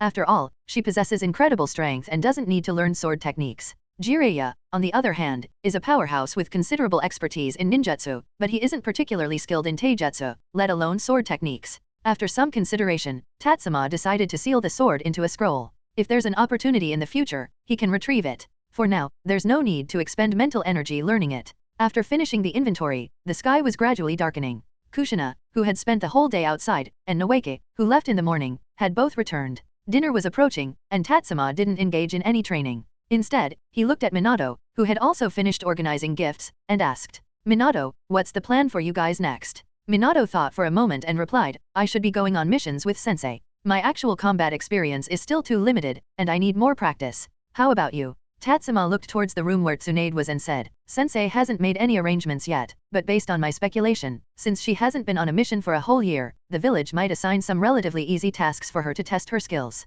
But she mentioned that she'll be heading to the border soon. I don't know if she'll take me along. The border. Minato, with his intelligence and Tatsuma's troubled expression, inferred something. Although neither of them knew exactly what would happen at the border, it was undoubtedly not a simple matter. Good luck, Tatsuma. The next time we meet, I'll definitely win. Minato smiled, extended his fist towards Tatsuma, who also wiped away the contemplation and worry from his face, exchanged a fist bump with Minato, and said, You're something else, Minato, still so confident. But next time, I'll win? Chapter 72, Sakamo's Training Notes. In the deep spring and shallow summer, just as the ninja world fell into the illusion of peace again, even when prices began to fall, a piece of news, like a stone thrown into a calm lake, stirred up waves. The son and daughter-in-law of Joe, the advisor of Hidden Sand Village, were murdered around the national border. That night, a streak of white light cut through the night sky at the border of the wind and fire countries, illuminating the night as bright as day and then disappearing without a trace. Actually, it's not accurate to say it's the border of the wind and fire countries. More precisely, it should be the border between the land of rivers and the land of rain. Both of these countries serve as buffers for the wind and fire countries, but people tend to subconsciously overlook these smaller nations. Despite the deployment of dozens of elite forces from Hidden Sand Village, even with 1,000 miles of investigation, they only discovered the identity of the culprit. It was Sakamoto Tatsuma, the Umbu ninja from Konoha Hidden Village, and the guardian of the third Hokage, Sarutobi Hiruzen. Subsequently, within an extremely short period, Hidden Sand Village issued 3 consecutive diplomatic statements, protest, condemnation, and a demand to hand over the murderer. However, before Konoha could respond, a deluge of more diplomatic statements arrived. Hidden Cloud Village in the land of lightning, Kirigakure Village in the land of water, and Iwagakure Village in the land of earth all condemned Konoha for dispatching ninjas to assassinate their elite forces. Surprisingly, the perpetrator was the same person. Overnight, Sakamoto Tatsuma became the most talked about ninja in the ninja world. Due to the unusual events on the night of the assassination of Cho's son and daughter-in-law, Sakamoto Tatsuma even acquired a nickname, Konoha's White Fang. As numerous individuals criticized Konoha's White Fang Sakamoto Tatsuma for unjustly taking lives, and as the third Hokage Sarutobi Hiruzen seemed intent on provoking war, Konoha Village also issued a diplomatic statement. They directly sent the truths and intelligence about the investigation conducted by Sakamoto Tatsuma, Jiraiya, and other jonin in the village regarding the land of whirlpools to the daimyo and kage of the other 4 major nations. The individuals assassinated by Sakamoto Tatsuma happened to be the officials responsible for the incident in the land of whirlpools that led to its destruction. Once this statement was issued, Hidden Cloud Village, Kirigakure Village, and Iwagakure Village, who had been loudly protesting alongside Hidden Sand Village, instantly fell silent. It seemed as if they had never made a sound. In fact, the justification provided by Konoha couldn't be considered strong. After all, the land of whirlpools was the one that got destroyed. While the land of fire was an ally of the land of whirlpools, the alliance agreement had expired the moment the land of whirlpools was annihilated. In other words, regardless of what Konoha did, it was the independent action of Konoha and the land of fire itself. The land of whirlpools and Whirlpool Hidden Village could not serve as a valid reason or excuse. The reason for the lack of response from the 4 major villages was simple. Any misstep in responding to this matter, not just by them but by anyone, could potentially harm the interests of their nations and villages. This is because the economic sources of ninja villages mainly consist of 2 parts. One part is the allocation from the daimyo, and the other part is commissions. These commissions come from individuals, the daimyo, and also from other countries. Especially for those small countries that lack the power to establish their own ninja village forces, they annually allocate a significant amount of their finances to hire major ninja villages for protection. If the scandal of them annihilating other countries were to become widespread, they would lose the trust of these small nations, resulting in a loss of numerous commissioned tasks every year. In reality, Konoha gave them quite a bit of face this time. The diplomatic statements were only directed at the 5 major nations, and they were not fully disclosed. Once these villages dared to stir up trouble, Konoha would not hesitate to make everything public. At this moment, the wisest course of action was to stay silent, let this matter be forgotten, and continue earning money from these small nations. Every village didn't lack a few elite ninjas, and if some died, so be it. Therefore, the 3 major villages all tacitly chose to forget about it, exchanging 1 or 2 elite ninjas for their profits in Whirlpool Hidden Village. It was a good deal. Only the Hidden Sand Village refused to comply. After all, Cho's status within Hidden Sand Village was too high. Even though she had intentionally stepped back in recent years to make way for the 3rd Kaze Kage, nobody in the Hidden Sand Village dared to forget her. So, in the face of Konoha's hints, the Hidden Sand Village simply ignored them. The elite ninjas from the Hidden Sand Village who were chasing Sakamoto Tatsuma stationed themselves directly at the border of the wind and fire countries. Moreover, there are reports that Cho has finally appeared in the Hidden Sand Village. The third Kaze cage has also dispatched reinforcements to the border one after another, clearly not intending to let this matter come to an end so easily. In the Hokage Tower, the third Hokage is in a meeting with several advisors. Sakamoto Tatsuma, who just completed a mission and was praised as a hero by numerous people, is sitting outside the mission hall in a drowsy state. He rushed thousands of miles, killed 2 elites from Hidden Sand Village, and then escaped back to the village amidst the pursuit of the elite forces from Hidden Sand Village. Honestly, all he wants to do right now is sleep. Unfortunately, it's not that simple. The moment he returned, he went to report, and then Sarutobi Hiruzen had a meeting with the advisors. The Jonin meeting is probably scheduled for later. He can't afford to be absent. Right now, all he can do is find a corner to rest his eyes a bit, regain focus, so he doesn't fall asleep during the later meeting. At the same time, Tatsuma, who has just completed a mission, arrived at the mission hall. He's here for the handover. Originally, Tsunade was supposed to handle these tasks, but as soon as the master and disciple entered the village, someone called Tsunade away. However, the ninjas in the mission hall were not bureaucratic. They agreed to have Tatsuma, a genin, handle the task handover. A few minutes later, Tatsuma, having received the completion receipt and payment for the mission, was about to leave. But as he walked out of the mission hall, he noticed Sakamoto Tatsuma not far away. Tatsuma approached slowly and asked, "Sakamoto-sama." Sakamoto Tatsuma shuddered, and his right hand instinctively reached for the short knife hanging at his back. Seeing it was Tatsuma, he let out a sigh of relief, lowered his hand, forced a faint smile, and scrutinized him before asking, "Just finished a mission?" "Yeah, a C-rank escort mission. Nothing too exciting." "About the same for me, nothing too exciting." Sakamoto Tatsuma ran his hand through his hair, yawning. Tatsuma chuckled and said, "Sakamoto-sama, I've heard about it. You probably don't even realize you've earned yourself the nickname Konoha's White Fang, right?" Konoha's White Fang. Upon hearing this nickname, Sakamoto Tatsuma seemed a bit puzzled. He had been on the move all this time, and he didn't have the time to find out if he had acquired some nickname. Tatsuma nodded, casually sitting down next to Sakamoto Tatsuma, and said, "Yes, they say that night you used a chakra knife to cut through the darkness, creating a white light that illuminated the entire night sky, like a piercing white fang tearing through the darkness of the night."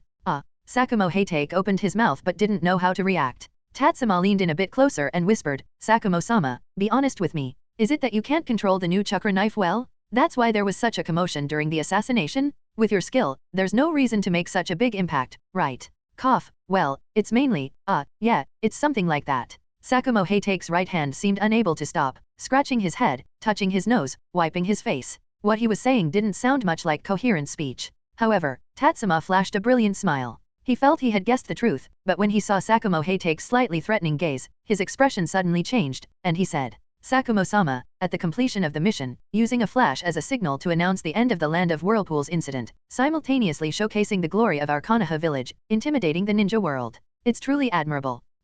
Sakamoto Tatsuma widened his eyes a bit, looking at Tatsuma's sudden change of demeanor. He pondered the reason Tatsuma had come up with for him. After a while, he also put on a smile, patted Tatsuma on the back of his neck, and said, "Haha, understanding my intentions so well, you truly are a genius among the new generation in Konoha." Tatsuma could only smile along. However, his tone quickly changed, and he said, "But, Sakamoto-senpai, the knife you gave me probably won't have many chances to be used." "Why?" Sakamoto Tatsuma blinked, the consecutive late nights taking a toll on his mental sharpness. Tatsuma, somewhat melancholic, said, "You've earned such prestige with the daimyo. If I were to use your knife, wouldn't it tarnish your reputation? Besides, being unskilled in swordsmanship, casually handling the short knife you gifted me might attract unwanted attention. If I were to die easily, it would stain your name even more." Upon hearing this, Sakamoto Tatsuma pursed his lips and said, "I didn't consider it thoroughly. However, I don't want you to treat my knife as a mere collectible. How about this? I'll share some techniques and experiences I've compiled with you. Ponder on them well. If there's anything you don't understand, feel free to ask me.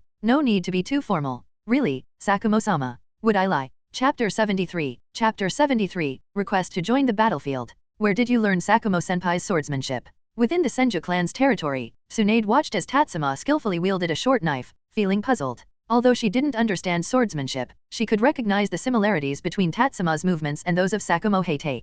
Tatsuma paused at the question and replied, "I met Sakamoto-sama yesterday, had a chat, and he generously shared the essentials of swordsmanship with me." "Oh." Tsunade nodded without delving deeper. In fact, Tatsuma's approach of seeking to learn from others after already having a master was somewhat impolite, whether it was towards Tsunade as his sensei or towards Sakamoto Tatsuma. However, their master-disciple relationship was unique. Tsunade had little to teach Tatsuma, super strength required a high physical condition, and regardless of Tatsuma's peculiar physical talents, his current level didn't meet the learning requirements, at least for now. Tsunade excels in only 2 areas, one is taijutsu, with her powerful punches that complement her super strength, and the other is medical ninjutsu. Tsunade can sense that Tatsuma is not particularly interested in medical jutsu. Even though, in the past 6 months, Tatsuma has demonstrated remarkable chakra control abilities, surpassing his peers, and has learned some medical ninjutsu, including challenging techniques like the mystical palm jutsu and chakra scalpel, due to his aptitude for ninjutsu learning. However, these are just superficial aspects of medical ninjutsu. To delve deeper, one must study various medical disciplines such as human anatomy, surgery, genetic diseases, medical imaging, and more. It's a lifelong learning process. Tatsuma, however, does not seem to have the will to inherit these skills, so Tsunade hasn't delved into teaching him extensively. She has only taught him some clinical medical ninjutsu and shared numerous medical cases. As a result, the interaction between master and disciple has dwindled, with daily card games being their main form of communication. After all, Tatsuma has surpassed Tsunade, his sensei, even in sealing jutsu. Therefore, Tsunade doesn't object to Tatsuma learning from Jiraiya or studying under Sakamoto Tatsuma now. After all, if she were to oppose it, she would have to face opposition from her own grandmother. Seeing Tsunade remaining silent, Tatsuma continued with his training. The academy had reopened and Naruto and Kushina had returned to school. Minato, who seemed to be on a mission, hadn't come back yet, leaving Tatsuma alone in his training. However, in the past half year, Tatsuma's upper limits had significantly increased. Now, he required a substantial amount of time to manifest his talents, so he didn't find it boring at all. Many people tend to give up on learning or persevering in something, and a significant portion of the reason is the inability to see their own progress or the progress of the situation. But Tatsuma was different. With his systematic approach, he could see his progress every day, giving him extra motivation in his training. Compared to before, even the system panel had undergone significant changes since his time in the Senju clan. Host, Sakamoto Tatsuma. Talents. Strength, 2416/6426. Speed, 2911/7781. Stamina, 2689/6153. Wisdom, 2013/3120. Ninjutsu, 2174/4512. Illusions, 1501/3633. Spirit, 2263/6571. Seals, 2315/4237. Special talents. Space-time, 100%. Ninjutsu development, 95%. Ninja tool throwing, Minato Namikaze limited edition 100%. Sensory, 90%. Sealing, Kushina Uzumaki limited edition 75%. As the saying goes, there are only wrongly given names, but not wrongly given nicknames. Tsunade being called Big Fat Sheep is not without reason, and she is even fatter than Minato. When plucking Minato's wool, Tatsuma has to prepare various excuses and engage in various games with Minato to extract the wool. However, it's not as complicated with Tsunade. With just a deck of cards, Tsunade willingly enters the shaving wool machine, and Tatsuma exercises considerable restraint, controlling his winning streaks every day. After all, compared to the good-tempered Minato, Tsunade can truly get violent when she loses her temper. Tatsuma has unfortunately experienced it twice and, after being beaten by Tsunade, had nowhere to complain. Because Tsunade would immediately heal him after beating him, with Tsunade's medical skills, there would be no lingering effects or traces left. If Tatsuma were to report it to someone, it might end up being a false accusation. Therefore, Tatsuma controlled himself every day, winning a few dozen rounds against Tsunade, wisely stopping after plucking around 200 points of talent limits. Additionally, he managed to gain some points by subtly extracting from Naruto and Kushina every day. Tatsuma is well aware that sustainable development is much better than depleting resources recklessly. However, recently, after going on some missions and earning money, he has another idea for gathering wool. But he can't reveal it yet, especially since the situation in the ninja world has become tense. Tsunade has mentioned to Tatsuma that she might have to undertake advanced missions at any time. Thinking about this, Tatsuma paused in his actions, realizing he had no inclination to train. He sheathed his knife and looked at his Tsunade, asking, "Sensei, regarding the meeting yesterday, there should be some arrangements for you, right?" Upon hearing Tatsuma's words, Tsunade nodded, not hiding anything. She directly responded, "Yes, I'm heading to the border of the Land of Wind. Why? If possible, I would like to accompany you," Tatsuma said earnestly. In response, Tsunade burst into laughter, saying, "Ha ha ha, you? Want to go to the battlefield? Ha ha ha, you, the coward who can't even bring himself to kill. In these recent missions, there were people you could have easily killed, yet you waited for me to handle it. With your hesitation even at the last moment, you still want to go to the battlefield." This is one of the few areas where Tsunade is dissatisfied with Tatsuma. He is capable of capturing enemies in various ways but consistently hesitates when it comes to delivering the final blow. If this were happening among recently graduated genin, Tsunade could understand. However, Tatsuma has been graduated for almost a year, completed 5 or 6 C-rank missions, and has yet to take a life. If Tatsuma didn't excel in other qualities that a ninja should possess, Tsunade would consider advising him against being a ninja and encourage him to leave. However, Tsunade doesn't think that Tatsuma, in his current state, is suitable for the battlefield. After all, once a war erupts on the battlefield, death is constant, and hesitation can lead to one's demise. After the laughter, Tsunade's expression turned extremely serious as she said, I disagree with this. Sensei, I understand your concerns, but I still want to go with you. If you think I'm not ready, I can stay in logistics or serve as a medical ninja, Tatsuma said, taking a deep breath and speaking sincerely. Tsunade frowned and said, why? Konoha isn't weak enough now to need a kid like you on the battlefield. But sooner or later, I have to go, don't I? The tasks I can take now create too little mental pressure for me. I can't force myself to become a true ninja. Maybe I'm the kind of natural hero who thrives in big situations? Who knows, maybe once I'm on the battlefield, I'll excel and make a difference. Haha, that joke you just told is not bad, Tsunade said with a laugh, but her expression was very serious. She continued, on the battlefield, I might not even be able to take care of you. Are you truly prepared? Tatsuma nodded and said, I am ready, and as your outstanding disciple, I should strive to prove that your judgment is correct. How about we make a bet? I bet I can perform well. Given our win-loss record, I think I have a chance of not losing. Upon hearing Tatsuma's words, Tsunade nodded and said, I agree to going to the battlefield, but... Her gaze became dangerously intense as she added, as for you arranging a bet based on my gambling luck. Don't you run. Chapter 74, Mito's Gift? Send Sakamoto Tatsuma to the battlefield? Isn't that ridiculous? In the Hokage's office, Sarutobi Hiruzen looked at the list handed over by Tsunade, very dissatisfied. How old is Tatsuma? Not even 9 years old, and with the talent he has shown, in 10 years, no, perhaps only 6 or 7 years, he could possess the strength of a jonin. Such a genius, compared to Tsunade, Jiraiya, and Orochimaru, is not inferior at all. Sending such a promising seed to a dangerous battlefield before he even grows up, isn't that absurd? If the village is really in danger, then perhaps they would have to use all means, but Sarutobi Hiruzen does not think that the Hidden Sand Village, a mere village, requires sending Konoha's children to participate in the war. It's not that I asked him to go, he begged me to let him go with me. Moreover, I've already promised him. What's the matter, old man? Are you going to teach me how to go back on my word in front of my students? Sitting across from Sarutobi Hiruzen, Tsunade picked at her own fingertips, her tone extremely disrespectful, infuriating Sarutobi Hiruzen who had to take deep breaths to suppress his anger. But that doesn't mean he should go to the battlefield. Sarutobi Hiruzen could only reiterate his viewpoint, and Tsunade looked at her sensei, saying, I made an agreement with him. Without my consent, he can only join the medical and logistics teams. His proficiency in medical ninjutsu surpasses the majority of ninjas in the village, and he has earned approval from Grandma Mito for learning sealing jutsu. These are rare ninja skills for the village. Once Hidden Sand Village's Joe uses new poisons, I will definitely need a considerable amount of time to decipher the antidotes. With Tatsuma leading the medical corps, I can rest assured. Upon hearing Tsunade's reasons, Sarutobi Hiruzen's anger subsided somewhat.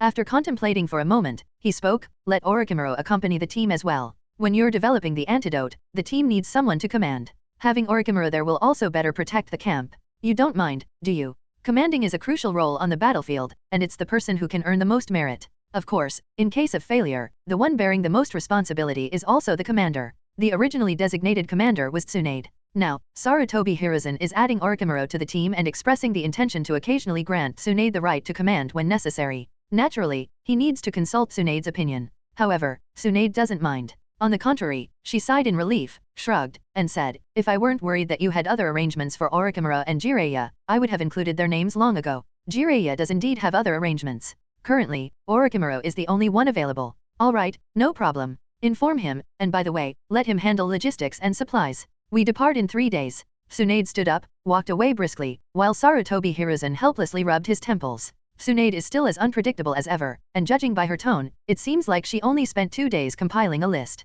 Nothing else has been done, otherwise, there would be no need to delegate everything to Orochimaru. Sighing, and convincing himself in his mind that he needs to take care of his own disciple, Sarutobi Hiruzen then spoke, Sakamoto, go inform Orochimaru and ask him to come see me. Yes, Hokage-sama. Sakamoto Hatake emerged from the shadows and, before leaving, asked, by the way, Hokage-sama, if needed, I can also go to the battlefield for support at any time. Sarutobi Hiruzen shook his head and said, I do need you on the battlefield, but not now and not in this particular conflict. Upon hearing this, Sakamoto Hatake was somewhat puzzled. Seeing his subordinate still not understanding his intentions, Sarutobi Hiruzen continued to explain. Don't be fooled by the current silence of Hidden Cloud Village, Iwagakure Village, and Kirigakure Village. Once war breaks out, if we or Sand encounter any unexpected situation, they will not hesitate to act. This is when you should step in, and you're not going against Hidden Sand Village. Doing so would only endlessly fuel Hidden Sand Village's determination and motivation. I understand. I'll go inform Orochimaru first. Sakamoto Hatake nodded, didn't linger, and turned to leave. On Tatsuma's side, when Uzumaki Mito heard that Tatsuma was going to the battlefield, she didn't show any signs of dissuasion. After all, she was a person who came from the Warring States era. Before the establishment of the ninja village system, children didn't have much assurance, and at that time, battles were between clans. A single war could lead to the destruction of an entire clan, so every bit of combat strength was needed. An 8 or 9-year-old child placed in the Warring States era could already be considered a force capable of fighting. However, Mito's lack of opposition didn't mean she didn't care. She called Tatsuma, who usually trained alone. In the hall where Mito usually taught sealing jutsu, she looked at Tatsuma, sighed, and said, "I understand. There's no use in trying to persuade you further. Since you're already Tsunade's disciple, I will consider you as family. However, there isn't much that I can do for you. Mito-sama, sensei just agreed to let me experience the war in the logistics and medical corps, without the need to go to the battlefield." Looking at Mito's worried expression, Tatsuma reassured her in a comforting tone. Mito shook her head and said, "You wouldn't willingly accept this. I can still see that. Come here." With that, Mito beckoned to Tatsuma. Although he was a bit puzzled, Tatsuma walked over to Mito. Looking at Tatsuma, Mito suddenly said, "If Tobirama had children, they might look like you." Upon hearing Mito's unique sentiment, Tatsuma didn't know how to respond. Mito didn't wait for him to reply, reaching out to gently grasp Tatsuma's left hand. She pulled up the sleeve on Tatsuma's left arm, revealing the entire forearm. Mito measured Tatsuma's forearm with her fingers and said, "I hope you won't need to use this." Tatsuma was puzzled and confused. At that moment, however, a large amount of red chakra emanated from Mito's body. Before Tatsuma could react, Mito's fingers pierced the skin on Tatsuma's forearm. At that very moment, the blood-red chakra flowed from the wound into Tatsuma's arm. In an instant, Tatsuma's posture twisted, and he was on the verge of collapsing. However, Mito held and lifted his left arm, preventing him from falling. A searing pain, as if being roasted, penetrated Tatsuma's mind. He felt his left hand as if it were on fire. No, it was almost charred. Finally, the infusion of the blood-red chakra ceased. Mito, with fingers stained in Tatsuma's blood, quickly began to sketch on Tatsuma's arm, completing a complex sealing jutsu. The blood suddenly began to glow, then subtly disappeared into Tatsuma's arm. The previously pierced wound somehow healed, and Tatsuma, no longer in pain, regained consciousness and control of his body. "It's quite heavy." Tatsuma suddenly felt like his left hand was carrying a heavy load, constantly pulling downward. At the same time, he sensed a subtle connection with Mito. No, it should be something inside Mito. Mito withdrew her hand and looked at Tatsuma. Then, like an elderly person advising their grandchild not to reveal the money she gave them to their parents, she whispered, "It's enough that you know. Don't tell anyone." "I understand, Mito-sama. Thank you. Return safely. That is all that matters." Chapter 75. Chapter 75. Single people give the best advice. In the 2 days before their departure, Tatsuma was constantly training, not to temporarily grasp at more talents, but to adapt to the increasing weight of his left hand. In fact, Tatsuma was quite puzzled by the heaviness of his left hand. He even weighed himself, and there was no change, but his left hand felt heavy, as if bearing the weight of the additional chakra. This was something Tatsuma had never imagined before, chakra giving him a heavy sensation. After all, he always felt chakra was light and airy, as if it could be used up in a single breath. Although his current chakra level among shinin wasn't considered weak, it still couldn't support many ninjutsu. Therefore, the feeling of chakra being light and airy was not entirely unfounded. Tsunade had also been busy these days, searching for Konoha advisor Yudiden Koharu to mobilize medical ninjas and corresponding medical supplies and equipment. She paid no attention to Tatsuma, allowing him to avoid being discovered acting strangely. At night, thinking about accompanying Tsunade to the border the next day, Tatsuma found it hard to sleep. So, he decided to change into his clothes and headed to the third training ground. As he moved his body, he noticed a dark green figure rushing towards him from a distance. It then stopped in front of him. Upon seeing the newcomer, Tatsuma unexpectedly remarked, "Big brother Do, training so late. I heard there's a conflict between our village and others, but I can't go to the battlefield. Just thinking about it keeps me awake." "I envy you, Tatsuma, young enough to shed blood on the battlefield," replied Do. Although the two couldn't be considered friends, multiple chance encounters during training over the years had made them quite familiar with each other.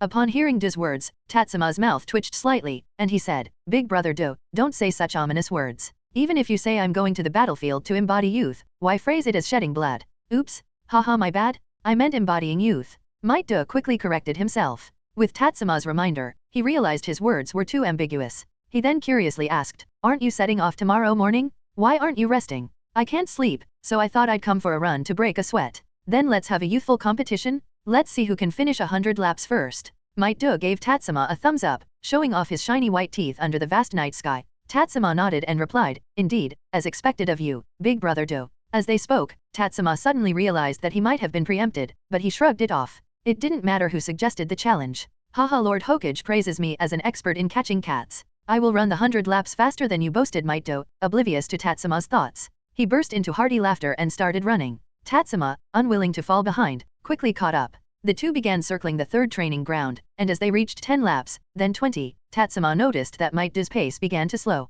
He wasn't surprised, considering Might Do had likely been training for quite some time, evident from the fact that his green bodysuit had turned dark green from sweat. Tatsuma didn't go easy on Might Do and continued to run seriously. In the middle of the night, after completing 100 laps, Tatsuma had outpaced Might Do by 2 laps. Rather than stopping immediately, Tatsuma jogged a few more laps. After letting his body calm down, he finally came to a halt. Ding, strength +2, stamina +2, would you like to claim? Claim. After claiming the talents that could be picked up after winning the challenge, Tatsuma looked at the panting Might Do and said, Big brother Do, a few days ago, I saw you shopping with a big sister. Is something good happening? Might Do, who had initially planned to run another 100 laps, was first stunned at the question. Then his face instantly turned red, and he stammered, Tatsuma, you, don't casually tarnish someone's innocence. Shoko has many admirers, how could she possibly be interested in someone like me? Why were you shopping together then? I saw it that day, and both of you looked very happy, Tatsuma asked with a curious and gossipy expression. Might Do's face became even redder, and he finally, somewhat hesitantly, said, maybe she wanted me to help her carry things. Big brother Do, don't underestimate yourself. I can tell, you two make a great pair. Tatsuma patted his chest. Might Do's eyes lit up with a glimmer of hope, and he said, you're right, and you, as a genius, must be very popular with girls at school. I'm sure you understand girls' thoughts. I believe in you. Well. Suddenly, the dim gaze that was in Might Do's eyes moments ago shifted to Tatsuma's eyes. Looking at Tatsuma, who suddenly seemed dejected, Might Do asked in confusion, haven't you ever been with a girl? Let's stop here for today. I'm tired, and it's time to go back and rest, Tatsuma said, avoiding the question. Tatsuma turned away, waved his hand, and walked towards his home. Might Do realized he had said something wrong and was about to apologize, but then another question crossed his mind. If he's not populat, is Tatsuma really that accurate in his judgments? Later, under the moonlight in the third training ground, another person became dejected and downcast. The next morning, not feeling fully energized, Tatsuma, with his naturally curly and unkempt hair, carried his own equipment and supplies. He arrived at the entrance of Konoha. By this time, many ninjas had gathered in the village, all participants in the upcoming mission. Tatsuma took a look and quickly noticed that these individuals had formed several small circles. Those fully geared up, even with vests stuffed with scrolls, formed one circle obviously, they were combat-oriented ninjas. Another circle consisted of individuals with large backpacks, spotlessly clean, representing the medical team. There were also ninjas with various clan emblems on their clothes, gathered in another group, engaged in conversation. Additionally, smaller groups like the Hyuga, Inuzuka, and Abarame families were mixed together, clearly forming reconnaissance squads. Tatsuma's arrival attracted some attention. After all, besides Tatsuma, everyone else was at least 15 or 16 years old, and the presence of this child under 10 seemed a bit conspicuous. However, they were aware of Tatsuma's identity and didn't say much. Moreover, words wouldn't change anything since the roster had already been finalized. Until the mission concluded, there would only be reinforcements and no voluntary reduction in the team. Tatsuma was unfamiliar with these Chunin ninjas and didn't rush to make connections right away. He simply waited on the side. Before long, Orochimaru and Tsunade also joined the group.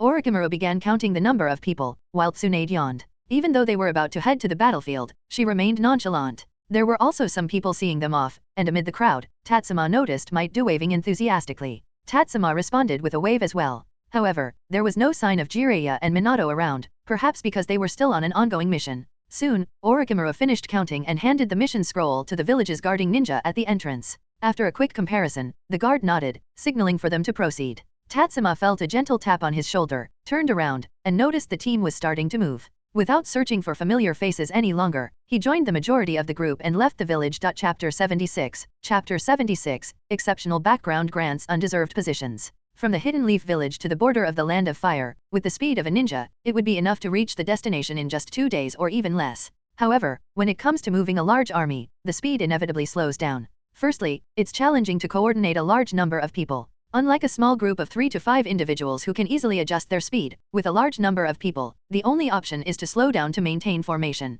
Secondly, a large army is more likely to become a target for attacks. Unlike small squads that are agile and hard to detect, a large army advancing must rely on sensory ninjas for reconnaissance. The maximum speed of the large army will not exceed the reconnaissance speed of the sensory ninjas. Tatsuma originally applied to join the reconnaissance squad during the journey, as he had a strong talent in sensory abilities. Although his chakra levels couldn't sustain prolonged sensory reconnaissance, he could serve as a temporary replacement. However, Tsunade rejected the request because the reconnaissance squad operates ahead of the main force, making it more vulnerable to enemy encounters. After a few days of travel, the large army had already faced several attacks, resulting in the deaths of 2 sensory ninjas. Overall, it took more than 4 days for the main force to reach the border camp. The border between the great nations is always occupied by ninjas, and at this time, the war has not truly erupted, and the camp has not been destroyed. Therefore, the main force does not need to establish a new camp but instead directly coordinates with the ninjas already present at the camp. However, upon arriving at the camp, Tatsuma immediately received his first task, which is to assist the medical corps in treating the ninjas within the camp. Kazuno, assist Tatsuma in treating ninjas with severe external injuries. Take me to see those poisoned ninjas. Others, organize cases that cannot be resolved and wait for me to come over. Tsunade handed over the coordination work to Orikimura and directly led the medical corps to the wartime medical department. Upon hearing Tsunade's arrangement, after subconsciously glancing at Tatsuma, Kazuno quickly ran towards the wounded. At this moment, a 16 or 17-year-old girl approached Tatsuma and said, "Hello, Sakamoto Tatsuma. I'm Mitokato Kazuno, the former person in charge here. Please follow me." Tatsuma nodded without complaining about starting work immediately upon arrival. Carrying his backpack, he followed Kazuno into a tent. Inside the tent, there was a strong smell of medicinal herbs. There were also 4 or 5 ninjas lying on beds, groaning or trembling under their blankets. Tatsuma took a closer look at the nearest patient and asked with a furrowed brow, "Who handled the previous treatment?" The recent injury was on the thigh, likely caused by some wind release ninjutsu. The outer side was completely cut open, with minor damage to the bone. However, the most serious issue was the infection. Upon hearing this, Kazuno, looking at Tatsuma's frowning expression, somewhat embarrassedly said, "It was me. Weren't there any medical ninjas in the camp before?" Tatsuma walked to the side, unloaded his backpack, and asked. Kazuno's face turned red, wondering if she had been expelled from the medical ninja corps without her knowledge. However, she could only admit with embarrassment, "There are limited medical ninjas here." Tatsuma did not dwell on her helpless explanation. He put on a mask and gloves, then took out a bundle of sealing scrolls from his backpack. After unsealing them, several bottles of antiseptic solution and hydrogen peroxide appeared. Picking up 2 bottles and grabbing a pack of medical needles, along with masks and gloves, Tatsuma returned to the bedside and asked, "Can you stitch wounds?" Upon hearing this, Kazuno quickly nodded. Tatsuma said, "I'll remove the infected and purulent part of the wound, and you'll stitch to stop the bleeding. After that, we can use mystical palm jutsu or other ninjutsu for auxiliary treatment. If the injury is recent and the wound is not contaminated, mystical palm jutsu can be used directly. However, in this case, the ninja's wound has become infected and purulent, making mystical palm jutsu unsuitable." Kazuno nodded and instinctively took the items Tatsuma handed over. After realizing it, she followed Tatsuma's example by putting on a mask and gloves. Tatsuma casually remarked, "Next time, remember to tie up your hair." "I got it." Suddenly, Kazuno felt a sensation reminiscent of a few years ago when she had just graduated from the academy and was assigned to intern at the Konoha Ninja Hospital. Tatsuma seemed like the supervisor who guided her back then, though the supervisor was strict and didn't teach her much. Observing the wound for a moment and exchanging a few words with the injured ninja, Tatsuma began to take action. He condensed chakra in his palm, forming a surgical knife made of blue chakra, and began cutting around the patient's wound. He didn't use anesthetic assistance since the patient's wound had been tightly bandaged to stop bleeding, making them nearly numb. What use was anesthesia at this point? After cutting away the infected and purulent part, Tatsuma rinsed it with hydrogen peroxide. He explained to Kazuno how to stitch the wound, then removed his gloves and mask, replaced them with new ones, and moved to the next bed. The next patient was not as fortunate. They had injuries to the ribs, affecting both the lungs and stomach. Tatsuma only performed wound cleaning and hemostasis, as he couldn't handle such injuries and had to leave them to Tsunade. The following patients were relatively lucky, with wounds on their limbs, except for one on the buttocks. Only the infected parts needed to be removed, and after cleaning and stitching, Tatsuma finished these tasks. He looked at Kazuno with a peculiar expression. He remembered that Tsunade had instructed Kazuno to take him to treat seriously injured patients. Why were all the injuries so basic? If the previous wound treatment hadn't gone wrong, it should have only required cleaning and stitching. Even if one doesn't know medical ninjutsu, the infection wouldn't have reached this state, right? Or is it that Kazuno, the person in charge, is fake? Wait, Mitokato clan. Tatsuma scrutinized Mitokato Kazuno, feeling like she was here for show. Kazuno, who lowered her head deeply under Tatsuma's scrutiny, felt a bit wronged. She was indeed a medical ninja, but she had never dealt with patients with injuries that could potentially cause excessive bleeding and death in a short period. In order to prevent these patients from dying due to excessive blood loss, she could only urgently stop the bleeding and use various hemostatic drugs, hoping for a miracle. Tatsuma, who thought he had guessed the truth, didn't say anything more. After all, as a civilian after the era of the ninja, it wasn't suitable for him to make unwarranted comments, lest he wears uncomfortable shoes in the future. He checked the wounds that Kazuno had restitched and could only say it was passable, not exactly beautiful, but at least the stitching was successful. After removing the surrounding bandages, blood flow was restored without further bleeding. Only then did Tatsuma use the mystical palm jutsu to accelerate the recovery of the patient's wounds. There were only 4 patients that he needed to treat, and even Tatsuma wouldn't be weakened to the point of needing a break midway. However, considering that several individuals had lost a substantial amount of flesh, although the wounds were healing, they still needed some time to recover before being able to rejoin the battle. After letting them rest, Tatsuma began organizing the case reports and surgical plans for the patient with internal organ damage. Although Tatsuma hadn't delved deeply into learning medical ninjutsu, having spent almost half a year alongside Tsunade, he had seen quite a few medical cases. Even though he didn't know how to proceed, he relied on memory to incorporate surgical plans from several excellent cases. After organizing these materials, Tsunade would review them again. If Tatsuma's guesses were correct, it could save Tsunade some time. Even if he guessed wrong, it wouldn't waste Tsunade's time unnecessarily. Not bad, reconsidering learning medical ninjutsu from me. Tatsuma, engrossed in writing, suddenly jerked and caused a large hole to appear on the paper. When he turned around, he found Tsunade looking at him with a satisfied smile. Tatsuma took a deep breath and said, "Sensei, scaring people can be deadly. By the way, has the poison on your end been resolved so quickly? All our inventories from the Hidden Sand Village, and there are ready-made plans." Tsunade picked up the plans written by Tatsuma, examined them, and then compared them with the cases. She said, "You don't necessarily have to engage in combat to be a ninja. I think you have the talent to be a medical ninja. Never mind, I still don't like the atmosphere in the hospital, and also, it's not because I'm scared to take lives, it's just, forget it." Tatsuma guessed Tsunade's repeated attempts to persuade him to transfer to medical training, but he still refused. Tsunade nodded and didn't insist any further. Instead, she said, "Go check out other wards. The medical conditions here are too poor. Go support there." "All right, sensei." Chapter 77, Taking the Initiative. It seems that this time, Hokage-sama really values this war, persuading the Hyuga clan to send the main family ninja to support us. Inside the medical camp, Tatsuma listened to the discussions of the surrounding ninjas, curiosity prompting him to lift his head and eavesdrop on their conversations. Before coming to this world, Tatsuma had a mistaken belief that the Hyuga main family consisted only of the Hyuga clan head and the heir, especially considering that even the heir's younger brother had to be sealed with the caged bird seal. However, upon arriving in this world, he learned that the Hyuga clan had not just one or two main families. While the number wasn't large, it wasn't non-existent either. Yet, Tatsuma, a civilian-born genin, couldn't fathom how the decision between the main family and branch family was made. One thing he could ascertain, though, was that each Hyuga main family held an extremely high status within the clan and was an entity that the Hyuga branch families needed to protect with all their might. Therefore, each time the main family ninja embarked on a mission, it represents the degree of importance that the Hyuga clan and the village attached to that mission. Unexpectedly, Tatsuma had not anticipated the arrival of the Hyuga main family ninja this time. He had been with the main force for a week, during which there were occasional clashes between the ninjas of the wind and fire countries, but they were within manageable limits. In fact, Tatsuma had his own speculations about this situation. He believed that the Hidden Sand Village did not hide the fact that they sent Cho to the front line.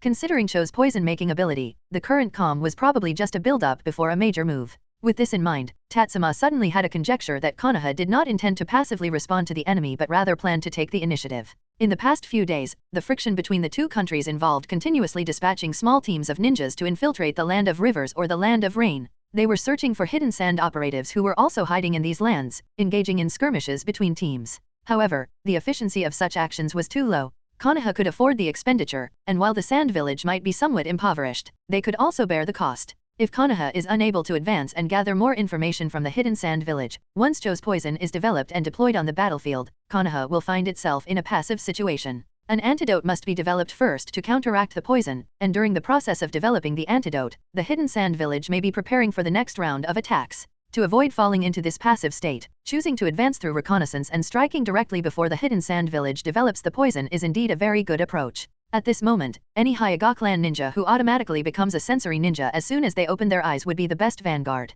However, in doing so, Tatsuma instantly realized that the first large-scale conflict was about to occur because Konoha needed to create enough time for the Hyuga clan's reconnaissance. The simplest way is to engage in combat, diverting the attention of the Hidden Sand Village's front line. This tactic is straightforward and rough but often effective because it is not a conspiracy, it is a direct strategy. The Hidden Sand Village must stop Konoha on the main battlefield. If the Hidden Sand Village does not engage in battle to stop them, the majority of Konoha's forces will advance directly. Once the Hidden Sand Village intervenes, their rear defense is bound to become vulnerable, allowing the Hyuga clan to invade. Unless the Hidden Sand Village has the strength to simultaneously deal with enemies on both fronts, they will have to abandon one of them. After some thought, Tatsuma left the medical camp. He wanted to inquire from someone, and the best person to ask would be someone like Sensei Tsunade. However, Tatsuma understood that Tsunade was unlikely to tell him. After leaving the medical camp, Tatsuma quickly found the Hyuga clan's team. Among them, everyone else was wearing ninja vests, but this particular family was wearing yukatas adorned with the emblem of flames, making them quite conspicuous. Before Tatsuma could approach, he felt that he had attracted quite a few scrutinizing glances. However, the scrutiny quickly ended, and a middle-aged man with a cheerful smile walked toward Tatsuma. Tatsuma, long time no see. Uncle Kai, it's been a while. Upon seeing the newcomer, Tatsuma also smiled and bowed. This person was Hyaga Kai, the father of Hyaga Sento. When Tatsuma was apprenticed, it was Hyaga Kai who presented the gift on behalf of the Hyaga family. Sento heard that you're heading to the battlefield. These days, he's been making a fuss about graduating. If it weren't for the urgent mission, I would have definitely given him a good talking to. He better not graduate, or else he'll have to deal with me. Uncle, be cautious in your words. Tatsuma interrupted Hyaga Kai. There was a hint of confusion in Hyaga Kai's eyes, but Tatsuma didn't explain. Instead, he pointed to the camp where the Hyaga clan guards were stationed and asked, "There's going to be a large-scale operation soon, isn't there?" Upon hearing this, Hyaga Kai nodded. He didn't realize that Tatsuma had deduced this based on the news of their arrival. He simply thought that Tatsuma, as Tsunade's disciple, had received internal information. He generously replied, "Yes, either tomorrow or the day after. My elder brother is currently discussing the specific plans with Tsunade-sama and Orochimaru-sama. Is that so?" Tatsuma felt a tinge of worry. This Konoha operation, while aimed at preparing to strike the hidden sand village, would also escalate the already tense situation. After this operation, regardless of whether Konoha gains any benefits or not, it will push the situation towards full-scale war. Seeing Tatsuma frowning, Hyaga Kai patted his head and said, "Don't worry, we will win. You stay in the rear and tend to the wounded." "Okay." Tatsuma nodded and said, "Uncle, I won't disturb you then. Rest first, we can talk if you return victoriously." Tatsuma suddenly stopped speaking because he realized he had said some strange and inappropriate words. However, Hyaga Kai didn't pay much attention and just smiled, saying, "Sure, we'll talk later." As night fell, Tatsuma hadn't even had dinner when the camp suddenly became busy. A large number of ninjas were mobilized, and some lightly injured ninjas from the medical camp were urgently summoned. Tatsuma, the de facto second-in-command of the medical camp, unaware of the situation, suddenly found that more than half of the patients and medical ninjas were gone. Subsequently, Tsunade and Orochimaru led a large number of ninjas towards the direction of the Wind Country. The Hyaga clan ninjas, under the leadership of Hyaga Kai's elder brother, Hyaga Miyako from the main family, set off in another direction. In the vast camp, there were suddenly only a small number of medical ninjas, communication team members, and 6 or 7 combat ninjas, barely maintaining the camp's operation and caring for the wounded. Tatsuma, who couldn't yet participate in the war, could only spend another night at the camp. The next day, he went to the communication team to inquire about news. Soon, he heard some important information. The large force led by Tsunade and Orochimaru, as they were about to cross the land of rivers and reach the Wind Country, was discovered by Wind Country ninjas. A large-scale battle ensued, and Cho was also involved. Upon hearing this news, Tatsuma felt something was off. Chapter 78. Chapter 78. Trust your instincts when you sense trouble.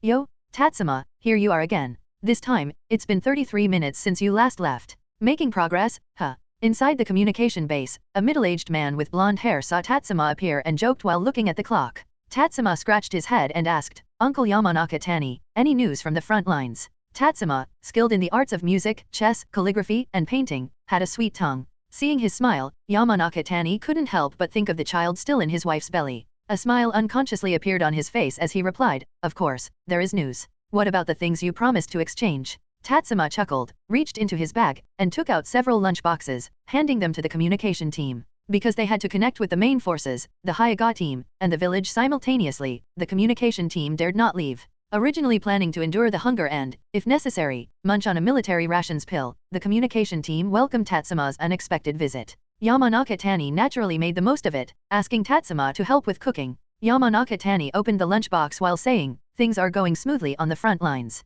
Although Cho's appearance was unexpected, with Tsunade and Orochimaru on our side, we've gained some advantages." Upon hearing this, Tatsuma nodded, feeling a bit relieved. He then asked, "How about the situation with the Hyaga side?" Yamanaka Tani shook his head and replied, "They are infiltrating, much slower than the main forces. They've probably just entered the heartland of the Land of Rivers. The earliest they can reach the Wind Country camp is tomorrow." "Is that so?" "Yes, don't worry. Hyaga Miyako and Hyaga Kai are both outstanding members of the current generation of the Hyaga clan, especially Hyaga Miyako. As long as nothing unexpected happens, he has the potential to be a main family elder in the future. Their mission this time is just to investigate whether the Hidden Sand Village camp is developing a new type of poison. The situation there should be similar to ours, and they should be able to handle it easily." Yamanaka Tani offered a few comforting words, displaying great patience. After all, who would dislike a child who cares for others? However, after speaking, he also felt the pang of hunger and began to devour his meal. The battlefield environment was nothing like the village, and even Yamanaka Tani, born into the shinobi clan, didn't insist on maintaining an elegant dining etiquette. Tatsuma didn't disturb the others but quietly waited for them to finish their meals. Only then did he take the initiative to help tidy up the lunch boxes and then deliver them to the logistics area. Every ninja heading to the battlefield needed to be prepared for active combat, even the possibility of death. However, not every ninja had the opportunity to face the enemy on the front lines. Besides frontline combat, logistics support, medical care, and other roles were equally crucial in warfare. Therefore, tasks like cooking and cleaning were assigned to specialized ninjas, typically genin. Engaging in such tasks, genin didn't feel belittled. After all, even tasks like washing dishes and cooking contributed to wartime achievements. In comparison to D-rank missions in the village, the rewards were often more abundant. Not only in terms of monetary rewards but also in terms of merit. If the conflict prolongs, the village will consider the duration and difficulty of the missions, granting them more rewards. They might even raise the mission rank, enriching their resumes. Even during the previous Ninja World War, such positions were highly sought after. Without the need to engage in combat, individuals could accumulate a substantial amount of merit and rewards by handling logistics in the rear. Handing the lunchboxes to the logistics ninjas, Tatsuma couldn't help but think that if he hadn't obtained the system but still pursued the path of a ninja, he would likely choose to work in a similar role. Although, once the war reached its intense phase, these genin might have to join the front lines. It wasn't necessarily an awful situation all the time. Afterwards, Tatsuma returned to the communication base to await the latest updates. Overall, the reports from the main forces led by Tsunade and Orochimaru were considered good news. However, on the following day at noon, when Tatsuma arrived with lunchboxes for the communication team, an alarm rang loudly inside the communication base. He hurriedly rushed in, asking, "What's happening?" Yamanaka Tani's expression darkened slightly as he spoke. "It's the Hyuga team that sent out a distress signal, but we've been unable to establish communication with Tsunade-sama's side. It could be intentional interference from the Hidden Sand village." "The Hyuga team? What's happening over there?" Tatsuma also became serious. Yamanaka Tani shook his head, saying, "It was just an emergency signal. I couldn't establish a connection when I tried to respond." Upon hearing this, Tatsuma briefly pondered and then quickly said, "Uncle Yamanaka Tani, please contact the village for reinforcements as soon as possible. Send ninjas along the main forces route to report to Sensei. I will take a group of combat ninjas along the Hyuga team's route to see if we can provide support." "No, you can't go." Yamanaka Tani shook his head. Ninjas in the camp more or less knew that, despite Tatsuma coming with the main forces, he wasn't allowed to participate in combat. However, Tatsuma ignored the objection and directly took out the Hyuga team's route map from the communication tent. Having spent a couple of days here, he was well aware of recent events. After obtaining the route map, Tatsuma looked at Yamanaka Tani again and said, "Uncle Yamanaka Tani, there's no time to hesitate. I'll go inform the others. Remember to follow up." With that, Tatsuma ran out of the tent. Seeing Tatsuma's determination, Yamanaka Tani didn't say more and turned to his somewhat bewildered colleagues, saying, "Tatsuma knows what to do. Are you all just going to sit here? Move. Call for reinforcements where needed and notify others." At this moment, many ninjas in the camp had gathered, including some who still had bandages on, rushing towards the commotion. Tatsuma quickly found the few ninjas left to guard the camp, briefed them on the situation. Initially, they were hesitant, but Tatsuma, holding the route map and revealing his knowledge of sensory ninjutsu, managed to convince them reluctantly. Tatsuma, accompanied by 6 combat ninjas, swiftly left the camp, following the route marked on the map. Among the 6 ninjas, 3 were jonin, and 3 were special jonin, constituting a formidable force. Otherwise, Tsunade wouldn't have left only a few of them to guard the camp. Throughout the journey, Tatsuma spared no chakra, constantly sensing the surroundings, advancing at the fastest speed. They rushed into the deep night, already penetrating the heartland of the Land of Rivers. "There are ninjas ahead. Be on guard." Tatsuma stopped on a large tree, wiped the sweat from his forehead. His naturally curly hair was damp with sweat, sticking uncomfortably to his skin. Despite the discomfort, he couldn't afford to worry about it at this moment. Upon hearing Tatsuma's words, the 6 ninjas swiftly entered a state of heightened alert. Tatsuma controlled his chakra, sensing the situation in greater detail. Soon, he learned about the situation and said, "They are Hyuga ninjas, but someone is pursuing them. Connect with the Hyuga ninjas and instruct them to withdraw immediately." "Tatsuma, don't go over there," a jonin said at this moment. Tatsuma nodded. He knew that going over would only be a hindrance, and he had no intention of recklessly intervening. The 6 ninjas departed, and soon the sounds of battle erupted from that direction. The flames from fire release illuminated the night sky. At this moment, a Byakugan-wielding ninja arrived, carrying another Byakugan user on their back. "Uncle, Lord." Seeing the 2 figures, Tatsuma's face became extremely solemn. Hyuga was relatively okay, but Hyuga Miyako's hands were broken at his forearms. The bleeding wounds and exposed white bones made him increasingly weakened. Tatsuma, Hyuga, upon seeing Tatsuma, was greatly shocked. However, he couldn't afford much attention at this moment. He placed his elder brother onto Tatsuma's slender back, saying, "Take my brother back. I'll try to buy more time." Tatsuma looked at Hyuga, then glanced at the distant battle. He nodded and said, "Take care." Chapter 79, First Kill and Raisnon. After separating from Hayagakai, Tatsuma quickly headed towards the camp with Hayagami Miyako on his back, occasionally looking back. The frequency of the fire on that side was decreasing, indicating that the battle was coming to an end. However, the battlefield was gradually shifting towards the direction of the Land of Fire camp, making Tatsuma's expression extremely grim. This meant that the Konoha ninjas on this side might be on the losing end, retreating step by step. Hayagami Miyako, weak on Tatsuma's shoulder, opened his eyes and said, "You are Tatsuma, mentioned by both Sento and Kai, right? Miyako-sama, it's better for you not to talk. Although I've stopped the bleeding, your body is still very weak," Tatsuma replied. After speaking, he accelerated his pace. Hayagami Miyako remained silent for a while before saying, "Tell Tsune that Cho is a decoy. Her conspicuous appearance is for." Hayagami Miyako seemed to have his throat choked, made a few attempts to adjust his breathing, and said, "It's to divert our attention. The third Kaze cage has come secretly." Upon hearing this, Tatsuma exclaimed, "Hidden Sand Village has deployed the Kaze cage." The cage of a village represents not only a high-level combat force but also a symbol of an entire village. Once a cage joins the battle, it's either an all-out conflict or a desperate situation. However, it seemed that Hidden Sand Village hadn't reached that point yet. The deployment of the Kaze cage at this moment undoubtedly violated the unwritten agreement. After all, the current friction between the two major nations was only due to the killing of Cho's son and daughter-in-law. The current outbreak could be described as a battle, not yet a full-scale war. The Kaze cage shouldn't have acted at this time. Hayagami Miyako nodded and said, "That's why this assassination attempt is so serious." Tatsuma realized that with the speed of the Hayagai team and the messages they received, they simply didn't have the time to do anything specific against the Hidden Sand Village's camp. It's highly likely that once they approach the Hidden Sand Village camp, they'll be discovered and face retaliation. The Kaze cage, who is violating the rules, definitely won't let the Hayagai team escape. This also explains why the Hayagai team lost so quickly and why the 6 ninja brought by Tatsuma were defeated in such a short time. Only a cage has the strength to achieve that. Cough, cough, don't run away. Help me. I can't destroy my eyes anymore. Hayagami Miyako suddenly coughed up a large amount of blood. However, Tatsuma, upon hearing his words, continued to run without paying any attention. Hayagami Miyako struggled to breathe and spoke again. "The eyes of the main family's main branch cannot be leaked, and we can't all escape. You still have a chance. Regardless of which sensei it is, none of them taught me to harm my comrades." Tatsuma embraced the steadily weakening Hayagami Miyako, channeling all his chakra into activating his legs. However, Tatsuma knew that at this speed, once there was no one to hinder him, the Kaze cage would soon catch up. "Enough. As a sensory ninja, my failure to detect this was a severe dereliction of duty. I've condemned so many of my people and comrades. I don't deserve to live. If you're truly a genius, you should know that killing me would be good for you, for me, and for the village." Listening to Hayagami Miyako's words, Tatsuma clenched his teeth, refusing to speak again. However, the sounds of the battle behind them were getting closer, and at a certain moment, they abruptly stopped. Tatsuma had even sensed that a tremendously powerful chakra had entered his sensory range. He speculated that it was the third Kaze cage or one of his subordinates. Careful. Just at that moment, another surge of chakra entered Tatsuma's sensory range. Sensing the fluctuation of chakra behind him, Hayagami Miyako suddenly burst into laughter. "So, you've indeed learned sensory jutsu, as expected from you, Tatsuma." After murmuring this, Hayagami Miyako forcefully pushed Tatsuma's back with his broken arm. He instantly fell from Tatsuma, who came to a halt. As Tatsuma turned around to continue carrying him, Hayagami Miyako spoke again.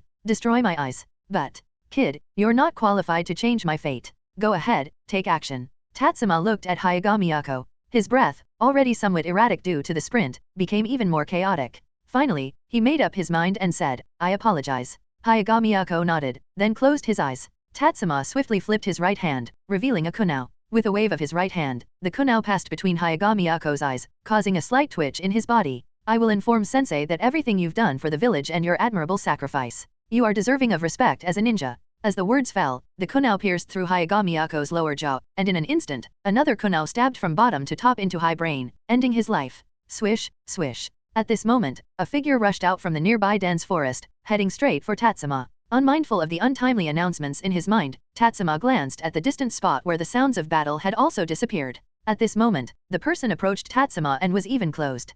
Pulling his bloodied kunao out, Tatsuma turned and threw it, and the person quickly moved their head to avoid it. However, in the hand that threw the kunao, chakra had gathered, forming a blue chakra sphere in Tatsuma's palm. Raise-non, which Tatsuma had secretly learned for a long time, hadn't had a chance to be displayed until now. Boom! The chakra sphere pressed towards the person's chest. The unfamiliar ninjutsu startled the person for a moment, but they quickly bent their arm, and a puppet suddenly appeared in front of them. Boom! The puppet was blasted into pieces. Tatsuma glanced at the person's horrified expression, swiftly threw a smoke bomb, not intending to continue the fight, and used the body flicker jutsu to escape in an instant. This person was not the third Kaze cage, perhaps the third Kaze cage was delayed by Hayagakai. However, the young man chasing after him, using puppetry skills, was evidently an elite from the hidden sand village. Tatsuma now knew he was no match. The sneak attack just now was his only chance, but unfortunately, it was still intercepted. Without carrying Hyuga Miyako and deviating from the planned route, Tatsuma's speed came into play as he continuously evaded in the land of rivers with no set pattern. It wasn't until the next day at sunset that Tatsuma returned to the camp. Seeing Tatsuma's return, the ninjas in the camp hurriedly went to inform Tsunade, who had returned temporarily. However, Tatsuma, looking somewhat lost, went back to the medical tent, his gaze vacant as he dealt with the wounds accidentally incurred during his escape. "You rascal!" Tsunade arrived at the medical tent in a hurry, intending to scold Tatsuma. However, upon seeing Tatsuma's condition, she found herself at a loss for words. Noticing Tsunade's arrival, Tatsuma forced himself to focus a bit and said, "The Kaze cage of Hidden Sand Village is on the move." Cho was used to cover the Kazecage's tracks. What? Upon hearing this news, Tsunade was also extremely shocked. Then she asked, "How did you come by this information?" "I found Hyuga Miyako-sama, and he told me," Tatsuma replied. "And? What about him and the others? Where are they?" Tsunade inquired. "They're all dead. I personally killed Hyuga Miyako-sama," Tatsuma said, swallowing saliva continuously. The churning in his stomach made him feel nauseous. Tsunade frowned, but she quickly understood the reason. "He asked you to kill him, didn't he?" "Yes." Confirming her suspicions, Tsunade nodded and said, "The information you brought back is of great significance, and you haven't done anything wrong. From now on, Hyuga Miyako's death is at the hands of Hidden Sand Village, unrelated to you. It's the only answer you will give, no matter who asks. Even when you question yourself, this is the only answer. Take a good rest, I need to report to the village." Chapter 80, Personal Unique Talent. Splash. At midnight, inside the medical camp, Tatsuma leaned on the washstand with both hands, his face covered in water droplets. The water from the high tower reservoir kept flowing down, but Tatsuma paid no attention. Tatsuma dared not sleep. Whenever he felt a bit drowsy, scenes from yesterday would come to his mind, recalling the moment when he led 6 people to their deaths. In the distance, Tsunade also stayed awake. Under the cover of the night, she watched her timid disciple. She didn't understand why Tatsuma's reaction was so intense. After all, isn't this the life of a ninja? However, for some reason, Tsunade couldn't summon a sense of disappointment towards her disciple. Perhaps it was because she was a medical ninja, and cherishing and saving lives was the duty of a medical ninja. The water flow gradually diminished, and Tatsuma felt a hint of fatigue again. He quickly scooped another handful of water, splashing it on his face, then turned off the tap and rhythmlessly rubbed his face with both hands. It was already 2 days after the incident, and he had not slept at all in these 2 days. Coupled with the continuous sprinting back and forth, his body was extremely exhausted. He should get some sleep, but he had to admit that there was some fear in his heart. Snap. Tatsuma, feeling increasingly uncomfortable, waved his hand and hit the washstand. Water splashed all over him, but it also prevented him from making a bigger disturbance. Seeing this scene, Tsunade chose to emerge from the darkness and said, "It's already midnight, don't disturb the patients resting." "Sorry, sensei." Seeing Tsunade, Tatsuma wiped his face haphazardly with his sleeve. Tsunade looked at him and said, "You can't adapt to life here. Follow the wounded back to the village. Focus on being a medical ninja. If you don't want to, then go to the ceiling class. There, your talents can also be utilized." "I won't go back." Tatsuma shook his head, and Tsunade sneered, saying, "Why should you stay here? Allowing you to continue sulking, affecting others' morale? Go back to the village. Everyone here has to fight for victory, and we don't need cowardly individuals like you who can't even shake off the guilt of killing. I will overcome it." "When? Until you infect the entire camp with your negative emotions? I don't have the time to wait for a coward like you to build up courage." Tsunade's tone remained harsh. Tatsuma took a deep breath, lifted his head, and said, "I'm not a coward. I just couldn't approve of such actions before. Then quickly overcome yourself." "Heh." Tatsuma shook his head and continued, "For someone as outstanding as me, overcoming oneself is not that easy. But I believe I can overcome it soon." "How soon?" "Now." Tatsuma looked at Tsunade and said, "Whether you believe it or not, I have already conquered myself. Please include me in the next battle." "Good." Tsunade nodded decisively, leaving Tatsuma slightly stunned. He asked in confusion, "Aren't you afraid I might be lying to you? If you dare to deceive me, go ahead and die." With those words, Tsunade turned to leave. As she walked away, she added, "Hurry up and go to sleep. I don't have time to wait for you. The front line still needs me." "I will." Watching Tsunade's departing figure, Tatsuma spoke with determination.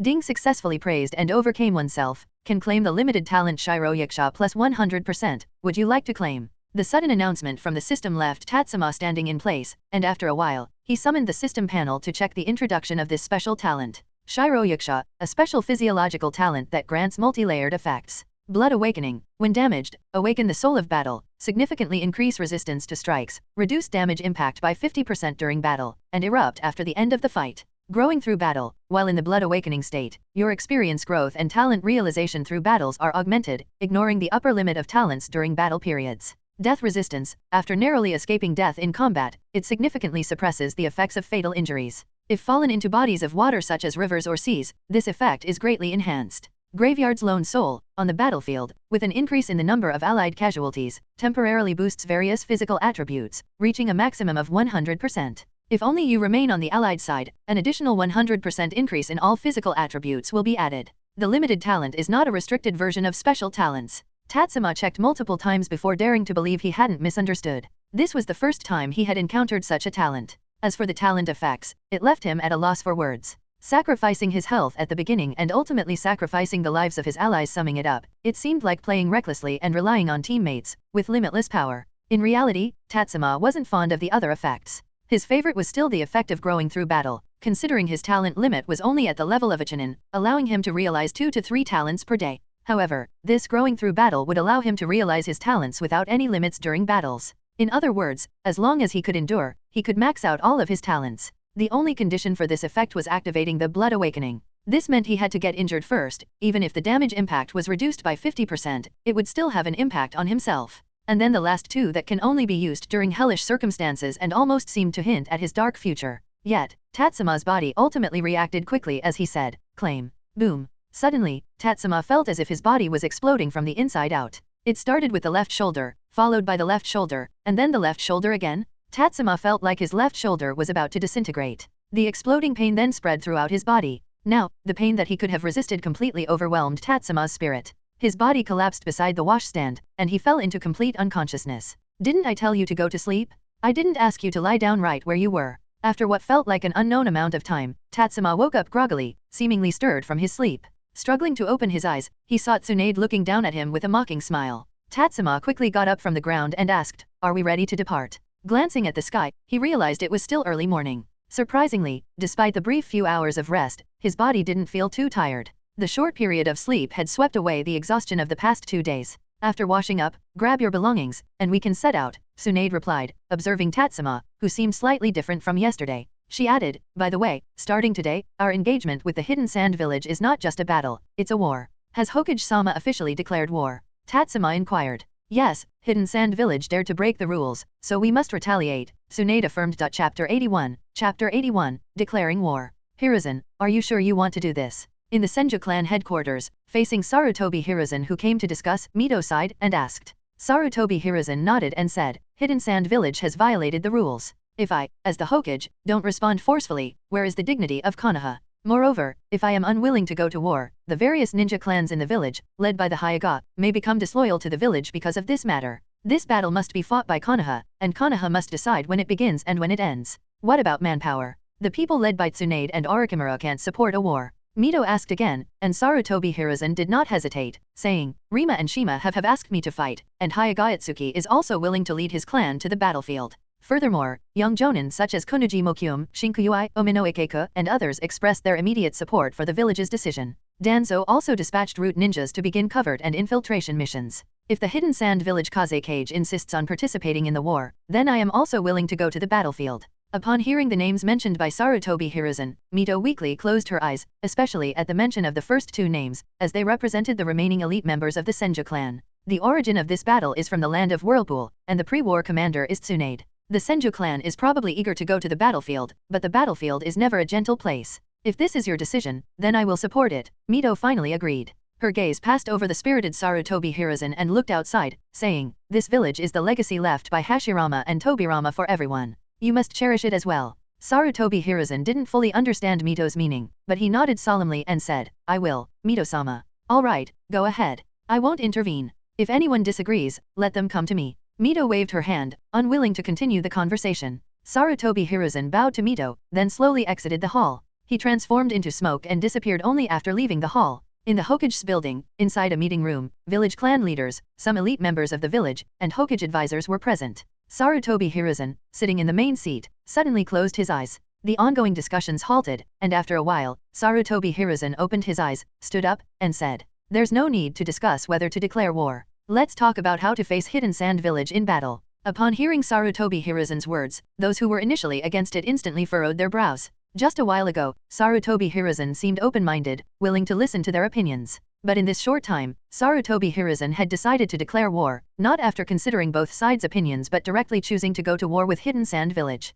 This means that Sarutobi Hiruzen has obtained the trump card to gain the consent of various clans to go to war, and the only person in the village who can play a crucial role is none other than the wife of the first Hokage, the Jinchuriki of the Nine Tails, Mito. For a moment, those who held opposing views didn't know how to express themselves. Yuditen Koharu and Mitokado Homura exchanged glances, both sensing awkwardness on each other's faces. Although they, as Hokage advisors, should logically support Sarutobi Hiruzen, they were opposed to initiating a war. On the other hand, Shimura Danzo, who had a history of conflicting with Sarutobi Hiruzen, firmly expressed his desire to go to war and had already made it clear that he would dispatch root ninjas to Hidden Sand Village without prior consultation. Sarutobi Hiruzen, observing those who had just refused to go to war and were now silent, didn't intentionally provoke them. Instead, he turned to the head of the Hyuga clan, Hyuga Itsuki, and said, "Itsuki, this time I hope you can personally lead the Hyuga clan's team to support. Is that acceptable?" Hyuga Itsuki directly accepted the order and said, "Hokage-sama, for granting us the opportunity to seek revenge for our fellow clansmen on the battlefield, I am deeply grateful.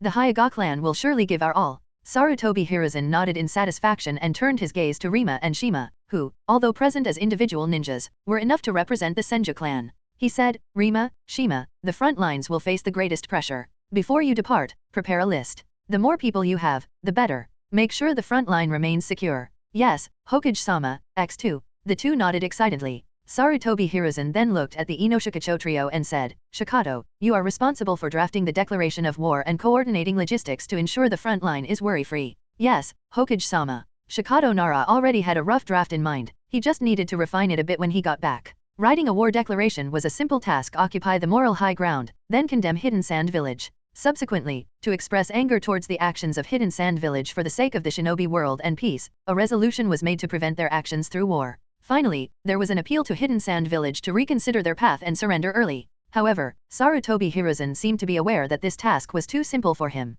Therefore, he assigned him the role of logistics supervisor, a task not easily solved by just wielding a pen. At that moment, Shikato Nara suddenly wished for his son, who was still in school, to excel quickly and take over his position. While Shikato Nara's thoughts were wandering, Sarutobi Hiruzen had already made arrangements. Then, he suppressed his fluctuating emotions and asked, "Any further questions, everyone?" As he spoke, he subtly signaled to Shikato Nara. Shikato Nara quickly snapped back to attention and said, "Hokage-sama, there's a minor issue regarding logistics supplies. Go on." Sarutobi Hiruzen waved his hand, and Shikato Nara nodded, saying, "In recent years, due to the coveting of the land of whirlpools by the lightning, earth, water, and wind nations, as well as various inhumane actions, not only has the land of whirlpools been annihilated, but also..." Speaking of this, Shikato Nara shook his head slightly, expressing some distress as he said, "It has also affected the overall business operations of the entire shinobi world. In recent years, the prices of a large number of goods and raw materials have risen significantly. From grains, oil, and noodles to coal, iron, and other minerals, the prices have increased much more than before. With the village's military funds, facing a war against the Wind Nation, it's a bit insufficient." After hearing Shikato Nara's explanation, Sarutobi Hiruzen furrowed his brow. He lightly tapped his finger on the desk, then spoke solemnly, "I will personally petition the daimyo to request an increase in war funding, but this will take some time. How about this? In the name of the Sarutobi clan head, I will donate 30 million ryo to the village and use it to secure the first batch of logistical supplies. We cannot delay the war." With these words, the clan leaders of the shinobi clans looked at each other, especially those who were not explicitly mentioned earlier. Their faces were particularly awkward at this moment because Sarutobi Hiruzen's attitude seemed to be either contribute your manpower or contribute your money. They had to choose one. Just as most clan leaders were silently planning to feign ignorance and pass through the situation, a middle-aged person with flowing black hair suddenly slammed the table and declared, "I, from the Uchiha clan, also donate 30 million ryo and send our elite members to participate in the war. We are willing to share the burden for the village." Chapter 82, Minato's request. Upon hearing this, the faces of the other leaders including the Inuzuka clan leader turned unpleasant. Well, it seems the turmoil extends beyond the battlefield. Originally, some members of their clan were needed, making it difficult for them to accept. Except for the Hyuga and Senju clans, who were eager to join the battle, the other clans preferred to preserve their members for development. However, being named by Sarutobi Hiruzen for deployment was inevitable. For those not selected, Sarutobi Hiruzen made it clear that they would have to contribute financially to support the cause. But the Uchiha clan, on the other hand, not only had to provide funds but also manpower. What's with their eagerness to deplete their resources? Not only were the Inuzuka clan members stunned, even Sarutobi Hiruzen, who made the proposal, looked at the Uchiha clan leader with some astonishment. In fact, upon hearing the amount of 30 million ryo, he was already inclined to agree. However, when he thought about the eyes of the Uchiha clan, Sarutobi Hiruzen couldn't help but squint his eyes and began to carefully reconsider his decision. After a while, Sarutobi Hiruzen spoke, "Taku, as the leader of the Sarutobi clan, I can understand your sentiments. Moreover, you've been a clan leader for several years, and it's necessary to show some accomplishments to boost the confidence of your clan members. However, both the Uchiha and Hyuga clans are crucial ninja clans in the village. If they simultaneously head to the battlefield and other villages get wind of it, it might become an opportunity for them to attack the Land of Fire. If you are willing to consider my suggestion, I propose that the Uchiha clan stay on standby in the village temporarily to guard against potential invasions from other ninja villages." Upon hearing this, Uchiha Taku's expression turned somewhat unpleasant. He pursed his lips and said, "The role of the Hyuga clan on the battlefield is far inferior to that of my Uchiha. They can act as scouts, and so can we Uchiha. However, when it comes to combat skills, the Hyuga clan cannot compare to the Uchiha. Therefore, in this offensive, let the Uchiha take the place of the Hyuga, swiftly crush the Sand team with our forces. That would be the most advantageous choice for the village." "Uchiha Taku? Are you saying that my Hyuga clan is inferior to the Uchiha?" Hyuga Itsuki also stood up angrily from his position, pointing at Uchiha Taku. Uchiha Taku furrowed his brows, ready to retort, but Sarutobi Hiruzen quickly intervened, saying, "Enough. We are all members of the village, and I believe Uchiha Taku did not mean to belittle the Hyuga clan. It's just a fervent desire for victory, all for the sake of the village. Let's not start a dispute among us. As for this expedition, let the Hyuga clan lead." "Uchiha Taku, I understand your sentiments, but you must also understand the feelings of the Hyuga clan. While we are all members of Konoha, family honor and dignity are indeed present. If Uchiha clan members were to be killed by external enemies, I believe you wouldn't want the Hyuga clan to take up the burden of revenge, would you?" Upon hearing this, the expressions of Hyuga Itsuki and Uchiha Taku slightly eased. Sarutobi Hiruzen continued, seizing the opportunity. "Moreover, the Uchiha clan is in charge of the Konoha military police force. With the onset of wartime, there may be infiltrators and spies in the village. This is precisely the time when the village needs the military police force. If the Uchiha clan engages in battle, who will maintain order in the village?" Upon hearing Sarutobi Hiruzen provide another reason that struck a chord with the Uchiha clan's sensitive points, Uchiha Taku's expression once again softened slightly, though he still voiced some reluctance. For the sake of the village and the unity of all clans, the Uchiha clan is willing to set aside immediate achievements.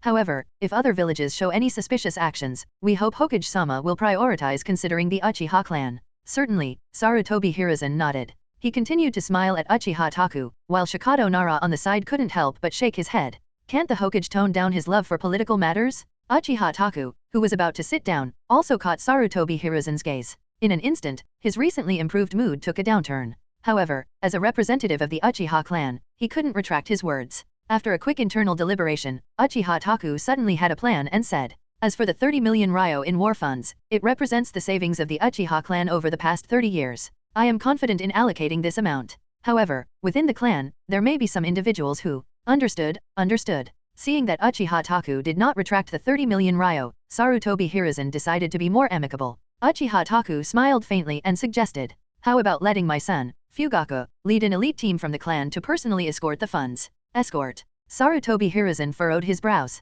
The Uchiha clan's territory was not far from the Hokage Tower, and who in the village would dare to lay hands on this sum of money? After a moment of contemplation, Sarutobi Hiruzen realized that Uchiha Taku had abandoned the idea of sending most of the clan's ninjas to the battlefield but still wanted some involvement in the war. After weighing the options, Sarutobi Hiruzen decided to make a concession and even offered a higher reward than Uchiha Taku expected. He nodded and said, "Then I'll trouble the Uchiha clan to escort the war supplies and deliver them to the front lines for Tsunade and her team. Also, regarding the explosive tags needed for this battle, let the Uchiha clan take charge. Coordinate with Shikado and discuss the quantity and procurement prices." Upon hearing about the explosive tag business, Uchiha Taku nodded in satisfaction. However, he quickly forgot about the explosive tag business and began to strategize. It was time to decide who would go to the battlefield, and he was certain that his son, Uchiha Fugaku, would be among them. Fugaku was already 18 this year and had activated the 3-Tomo Sharingan. It was time for him to experience the battlefield and sharpen his skills. While he might not achieve the Mangekyo Sharingan, the experience of war would undoubtedly contribute to his progress.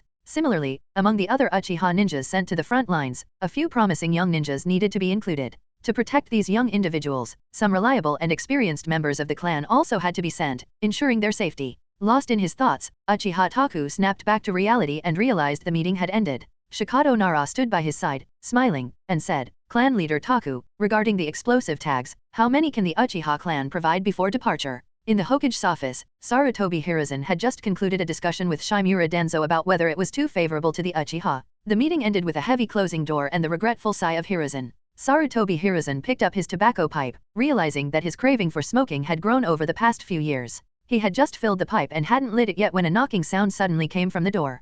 "Come in." The door was pushed open, and two figures, one tall and one small, quickly entered. Seeing that they were his disciples, Sarutobi Hiruzen couldn't help but smile and asked, "Is the mission completed?" Jiraiya nodded, placing the mission scroll on Sarutobi Hiruzen's desk. He then said, "We just got back. It appears I missed the meeting." "Huh?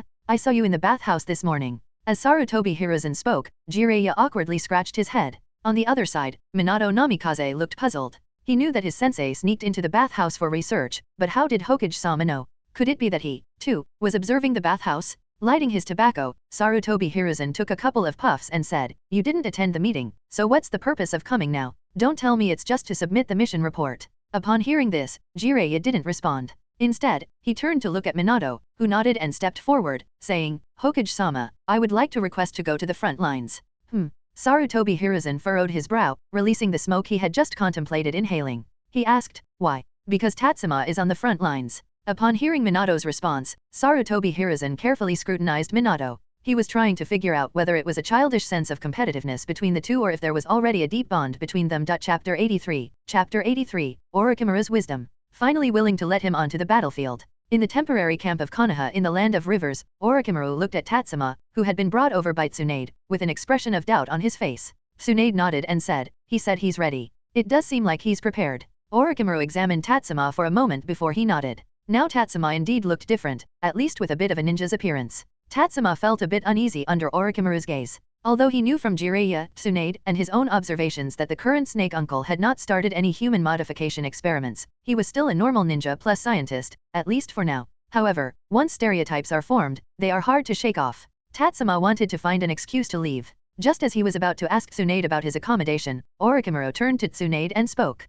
"The decision from the village has come in, declaring a full-scale war against the Wind Country. Since you were absent, I've already sent someone to the Hidden Sand Village's camp to declare war," Orochimaru said. Tsunade nodded, showing no signs of displeasure on her face. After all, she genuinely didn't mind others taking over her command authority, and she even wished someone else would do all the work for her. However, after some thought, Tsunade asked, "How many reinforcements will the village send?" "More than half of the Hyuga clan's ninja, led by the Hyuga brothers, Itsuki and Kitsu. Your two uncles also brought a considerable number of clan members. There aren't many clan members left." Tsunade waved her hand dismissively, seemingly unconcerned, but her brow slightly furrowed. Orochimaru continued, "Kunuji Mokyum Senpai, Shinkuyui Senpai, and Umino Ikeku Senpai are also leading Jonin teams for support. The route has deployed numerous ninja and has already begun infiltration operations. Sensei has also applied to the daimyo to recall ninja stationed in various locations, focusing on reinforcing the borders firstly to support the situation here and secondly to guard against invasions from other countries during the chaos.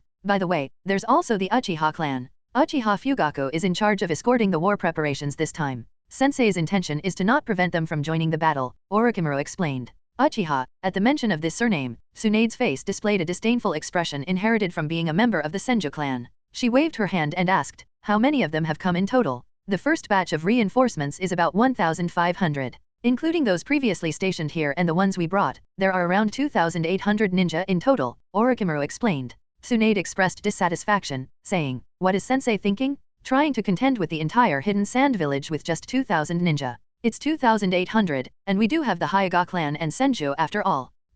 Tsunade's dissatisfied gaze shifted, and Orochimaru shrugged, saying, "The ones joining the battle are all elites. Sensei has also sent a warning letter to the Kaze Cage, advising him against joining the battle or he will join as well. If the battlefield is in the Land of Rivers, we can actually hold our own, considering they are not familiar with jungle warfare, and puppet jutsu will be severely restricted in the jungle. If the Kaze Cage doesn't join the battle, our only difficulty lies in Cho's poison. As long as Cho's poison doesn't become widespread, we can stretch the front line and use our expertise in jungle warfare to break through Hidden Sand Village's forces." Listening to Orochimaru's analysis, Tatsuma furrowed his brows and said, "The premise is that the battlefield is in the Land of Rivers, Orochimaru-sama. You've assumed that Hidden Sand Village will definitely take an offensive stance and continue to attack. If Hidden Sand Village abandons attacking and doesn't penetrate deep into the Land of Rivers, how can we erode their forces through a war of attrition? Besides, the Land of Rivers has many small flowing streams, making it more favorable for Hidden Sand Village to deploy poison. Tatsuma's sudden interruption made Orochimaru a bit displeased initially, but upon hearing his analysis,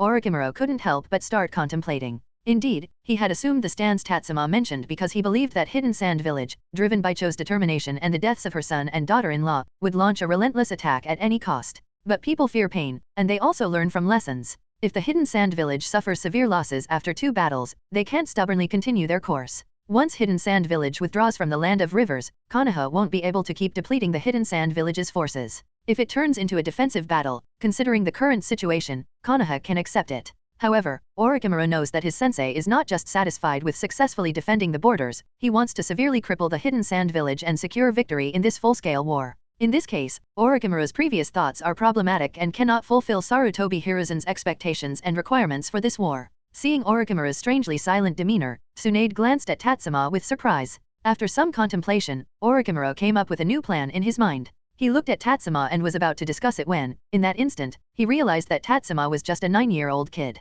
Yet, he had been contemplating discussing matters with Tatsuma from an equal perspective. Shaking his head, Orochimaru questioned himself internally about whether he lacked command abilities. However, he became more curious about Tatsuma. Looking at Tatsuma, he asked, "Tatsuma, what are your thoughts?" "Huh? I don't really have any thoughts." Tatsuma scratched his head. He had only expressed his viewpoint without rejecting Orochimaru's plan or preparing to propose an alternative. Encouragingly, Orochimaru said, "It's okay. Just tell me, if it were you, what would you do?" Tatsuma began to ponder, and after a while, he said, "Abandon the advantage of the Land of Rivers, seize the opportunity before the arrival of the Hyuga clan, and proactively defeat the enemy. Deceive Hidden Sand Village step by step, making them advance further. Simultaneously, use false positions and false battle lines to mislead the Hidden Sand ninjas, fragmenting their forces. Ideally, we should lure them into entering the Land of Fire. The forests in the Land of Fire are denser and more extensive than those in the Land of Rivers. The Hidden Sand ninjas' visibility would be restricted, and by that time, we should also have the support of the Hyuga clan. Following that, encircle from both flanks, cut off their logistical supplies, and launch a joint attack with the reinforcements against the Sand Ninja teams. It's impossible for every Hidden Sand Village team to be equipped with sensory-type ninja, but we have the Hyuga clan that can meet this requirement. In this way, the Hidden Sand Village would either have to choose to break through towards the center of the Land of Fire, colliding with the support teams, or turn around and break through towards the Land of Rivers. Either way, they would engage in large-scale battles with us. To break through, they would have to pay a significant cost, perhaps even facing complete annihilation. That's a good idea, and we also have a more advanced communication system to execute this tactical plan." Orochimaru stroked his chin, deep in thought. Tsunade smirked and said to Orochimaru, "You can't be serious, right? Tatsuma is just a genin who has never been on the battlefield. What tactics can he come up with? In my opinion, it's better to march straight to their wind country and cut through to Hidden Sand Village." Orochimaru didn't hear what Tsunade said afterward. He actively blocked out her voice, continuously envisioning the scenario Tatsuma proposed, a battlefield in the jungle, luring the enemy deep, and conducting guerrilla warfare relying on the information gap.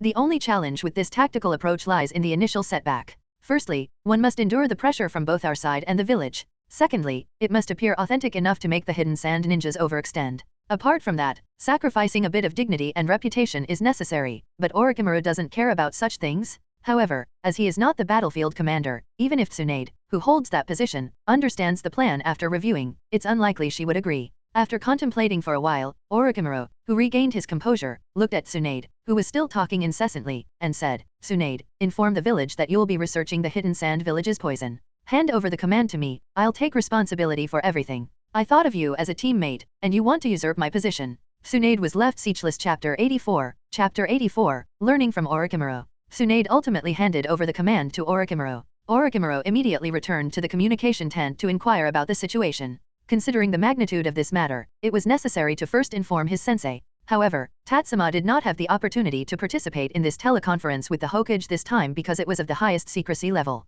Although Tatsuma proposed the tactical plan, he did not have the authorization to participate. In fact, Tatsuma felt some regret after proposing the plan because it required some ninjas to sacrifice themselves, and they would die as part of their own strategy rather than due to the enemy's attack. Although from a broader perspective, this tactical plan might benefit Konoha in gaining more advantages and reducing casualties on their side in the overall war, it still deliberately sent some people to their deaths. With a somewhat somber mood, Tatsuma was taken to the temporary camp.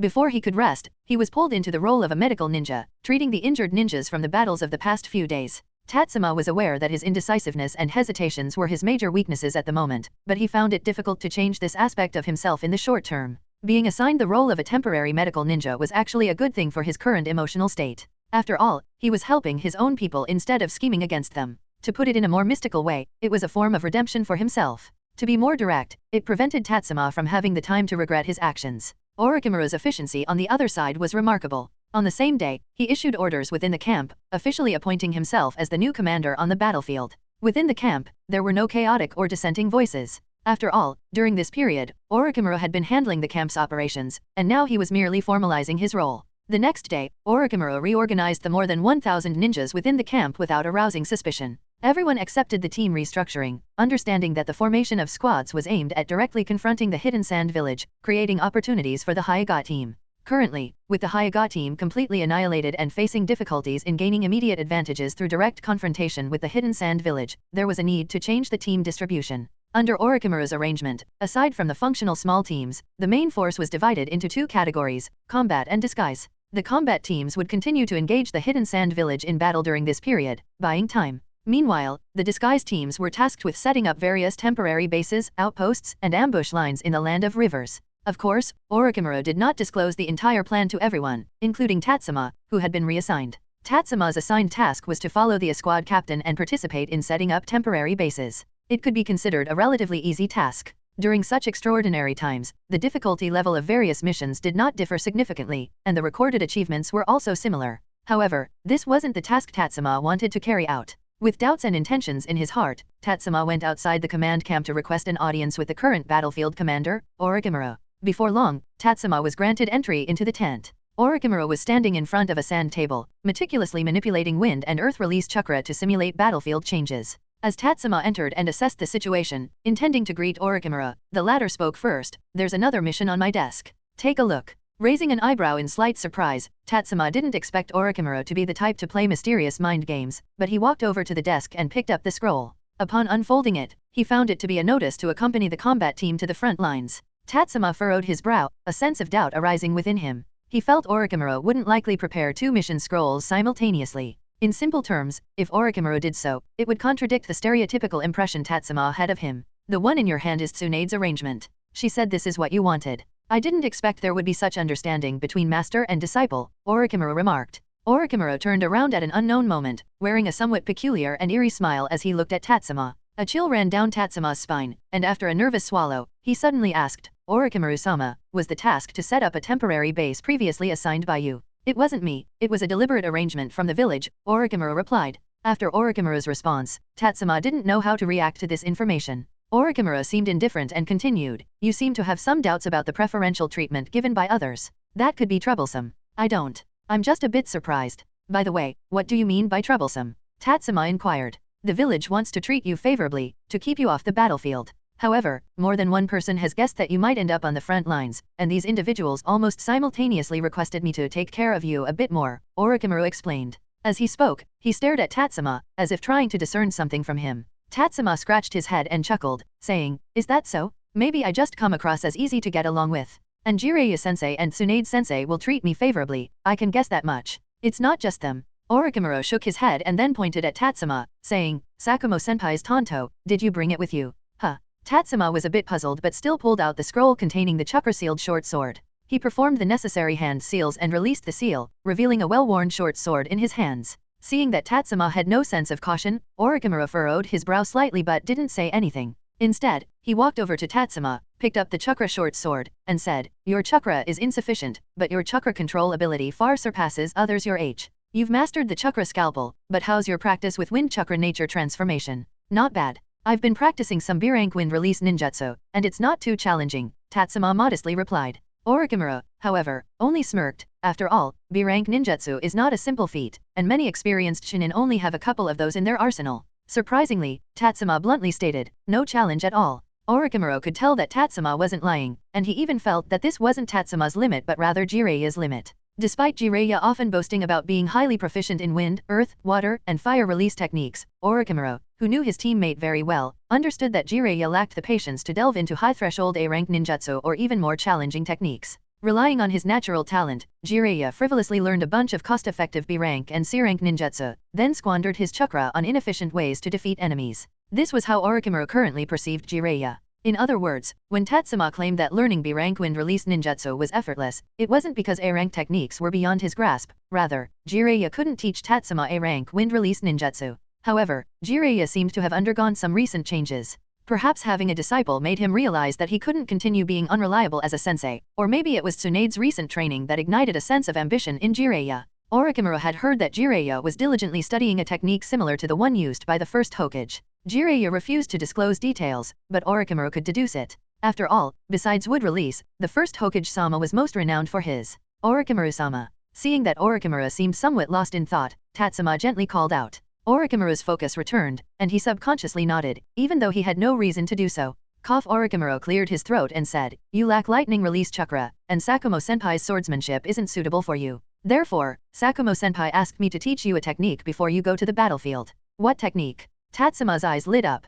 Orochimaru looked at the chakra short sword in his hand, unsheathed it, and then gathered wind release chakra at his throat, exhaling it onto the blade. In an instant, a blade, only about the length of a hand, transformed, under the influence of wind release chakra, into a ninja blade with a length of 70 to 80 centimeters. Orochimaru spoke again. B-rank ninjutsu, wind release, blade of wind. Danzo-sama also has a similar technique called vacuum blade, but that one isn't suitable for you? Chapter 85, Result of having two shameless senseis. Seeing the changes in the short knife, Tatsuma recalled the scene from a year ago when Orochimaru, as the examiner, assessed him and Minato during their graduation. At that time, Orochimaru seemed to have used this technique as well. Tatsuma had a deep impression of that moment because he had used the Wild Lion's main jutsu taught by Jiraiya. His hair, empowered by chakra, became as tough as steel threads. However, Orochimaru, wielding the blade of wind, casually cut through his hair. It was the first time Tatsuma felt the powerlessness brought about by an absolute gap in strength. In fact, besides Orochimaru at the current stage, Tatsuma and Minato had also fought against the even more powerful Sakamoto Tatsuma. Even back then, Tatsuma was even weaker, and the gap between the two sides should have been greater. Yet, Sakamoto Tatsuma was truly something. At that time, Tatsuma couldn't summon the sense of danger and helplessness he felt against Orochimaru, thanks to Sakamoto's restraint. And now, knowing that he has the opportunity to learn this ninjutsu, Tatsuma found it difficult to remain calm. After all, with his impressive sensory talent, he can sense that Orochimaru lost very little chakra while using the blade of wind. In other words, whether casting or maintaining the blade of wind, it doesn't require a significant amount of chakra. This is precisely what suits Tatsuma's current ninjutsu abilities the most. In terms of destructive power, the Rasengan he secretly practiced is more potent, but it consumes more chakra and cannot be sustained for as long as the blade of wind. It is more suitable for explosive attempts focused on critical points. As for other elemental ninjutsu, such as fire, earth, and water release techniques, the power they unleash is closely related to the caster's chakra quantity. However, wind release is not as stringent in this aspect. It emphasizes control over chakra, such as compressing chakra to stir up the wind, giving the technique a sharper nature. Because of this characteristic, among the 4 elemental ninjutsu he has learned, Tatsuma's favorite is wind release. Seeing Tatsuma's eyes shining with excitement, Orochimaru also smiled and asked, "Can you understand this technique?" Tatsuma didn't immediately respond but carefully sensed the blade of wind in Orochimaru's hands. After a while, he said, "Sealing jutsu." "Exactly." Orochimaru's eyes showed approval. He continued, "Many people tend to think that sealing jutsu is separate from elemental release techniques. However, after learning from Mito-sama for so long, you should understand. Elemental release techniques and sealing jutsu mutually inspire and complement each other. For example, the 4 violet flames formation draws inspiration from many fire release concepts. Similarly, the water prison jutsu in Kirigaku borrows characteristics from sealing jutsu. The maintenance of most ninjutsu forms requires a considerable amount of chakra, from the 5 elemental release techniques to techniques like the chakra scalpel that purely condenses chakra. However, once a seal is formed, it only requires minimal chakra for maintenance. Just like the blade of wind in my hand, it is not merely wind release chakra, it is a solidified structure formed by condensing chakra into a porous form.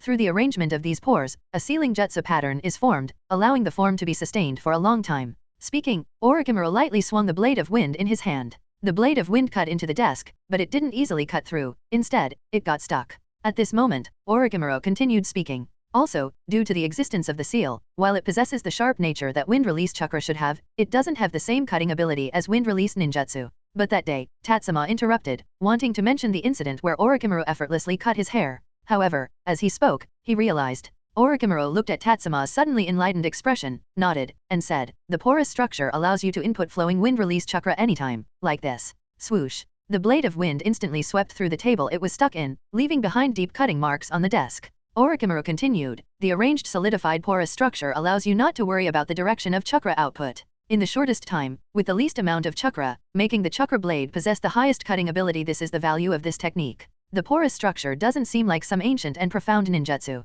Tatsuma looked at Orochimaru, who modestly smiled and said, I made some minor modifications. The blade of wind is a B-rank ninjutsu, but mine might not be, depending on if you want to learn. Orochimaru-sama, with you expounding so much on a new technique, how could I refuse? Upon hearing Tatsuma's response, Orochimaru nodded, his admiration for Tatsuma deepening. He even teased, then be prepared not to go to the battlefield. Is he joking about not letting me go to the battlefield if I can't learn it? This sense of humor. Thinking to himself, Tatsuma maintained a smiling face on the surface. Orochimaru then took out a scroll from his robe and handed it to Tatsuma, saying, You now have 2 mission scrolls in your hands, one for ninjutsu. The choice is yours. I understand. Thank you for your help today, Orochimaru-sama. Tatsuma took the ninjutsu scroll handed to him by Orochimaru. Both missions were scheduled to begin the day after tomorrow. If he could learn Orochimaru's improved Blade of Wind within these 2 days, he could join the combat team. If not, he would have to comply with the arrangement and honestly become a construction worker and follow a team to set traps. Wait a minute, I smell a good opportunity. Turning around and already taking steps toward the exit,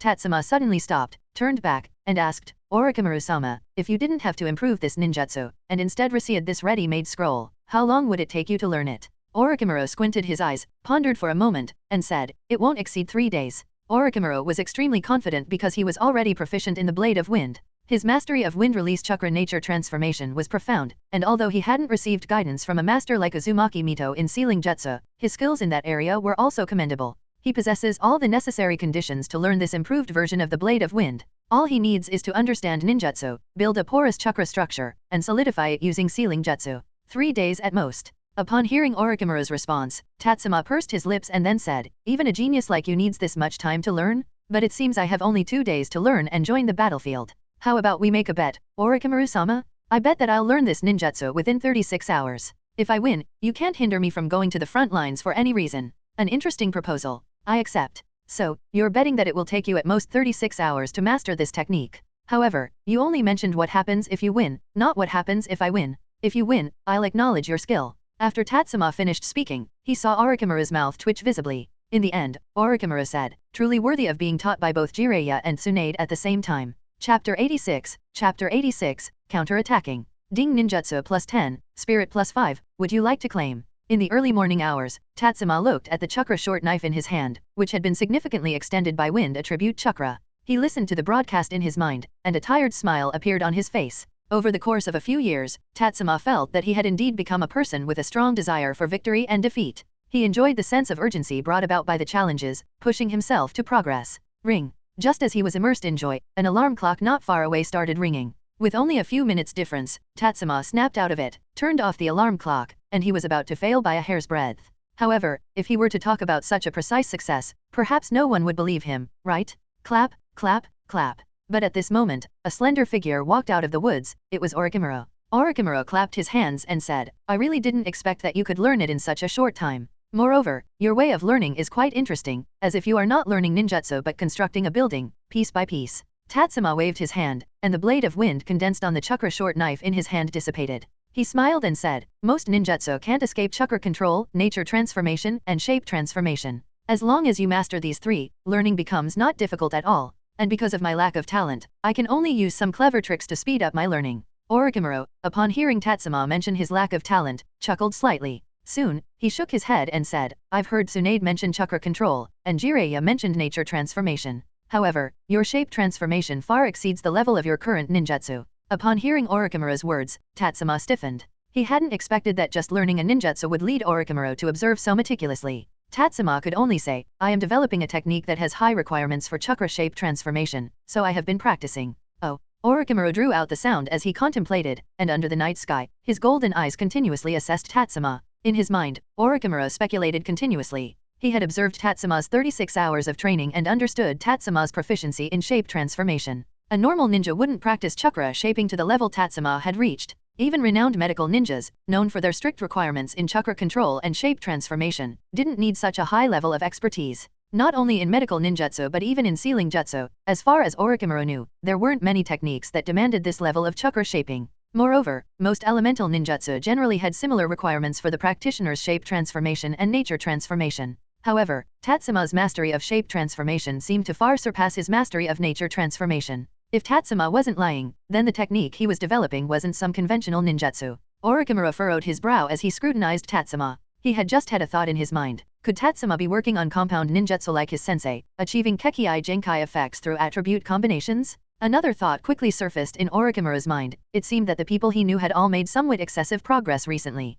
Tsunade learned the technique personally taught by Mitosama, Jiraiya found a technique named Sage Mode passed down from the first Hokage, and even the younger generation like Tatsuma were developing extraordinary techniques. Was it his own negligence? Or were the people around him just exceptional? Tatsuma looked at Orochimaru, who once again seemed lost in thought. He felt puzzled. This Orochimaru seemed different from the one he had in mind, although his impression had always been somewhat stereotyped. Orochimaru soon noticed Tatsuma's gaze, waved his hand, and said, "Go back and rest. We'll set off early tomorrow morning." "Sure." Tatsuma nodded, about to say something else before he realized Orochimaru had transformed into smoke and disappeared. Inside a temporary tent, Orochimaru, who was sleeping, suddenly opened his eyes. He sat up on the bed, furrowing his brow, deep in thought. Tatsuma, on the other hand, had a refreshing sleep. Fatigue was the best remedy for insomnia. He slept until a fellow ninja in the same tent woke him up, and Tatsuma opened his eyes, climbing out of bed. Though they were in the land of rivers with numerous small rivers and streams, the available water in the temporary camp was limited. They couldn't use water freely, especially since the leader of the Hidden Sand Village's team was an expert in poisons.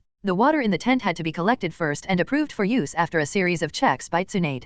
However, each person had a limited allocation. After brushing his teeth, Tatsuma didn't even have the luxury of washing his face. He had to use his fingers to get rid of eye crust. Fortunately, it was early spring, and the weather wasn't too hot, or else daily life would be a significant challenge. Once done with his morning routine, he returned to his tent, streamlined his backpack, leaving most of the ninja tools and medical equipment sealing scrolls in the camp. In the end, Tatsuma chose only 2 sets of throwing weapons, 2 medical kits, along with several explosive tags, smoke bombs, and military rations pills. After securing his backpack and strapping on the chakra short knife, he headed towards the assembly point. Arriving at the assembly point, Tatsuma checked the mission scroll, found his assigned group and exchanged a few words with the people around him in the queue. Orochimaru also arrived at the assembly point. One advantage of Orochimaru as a leader was that he didn't waste words. After scanning the nearly 1,000 ninjas gathered at the assembly point and exchanging a few words with a couple of jonin, the team began to move forward. "Tatsuma, when we encounter enemies later, remember to stay towards the rear. We will protect you." As they set off, a young jonin riding a large dog suddenly smiled at Tatsuma.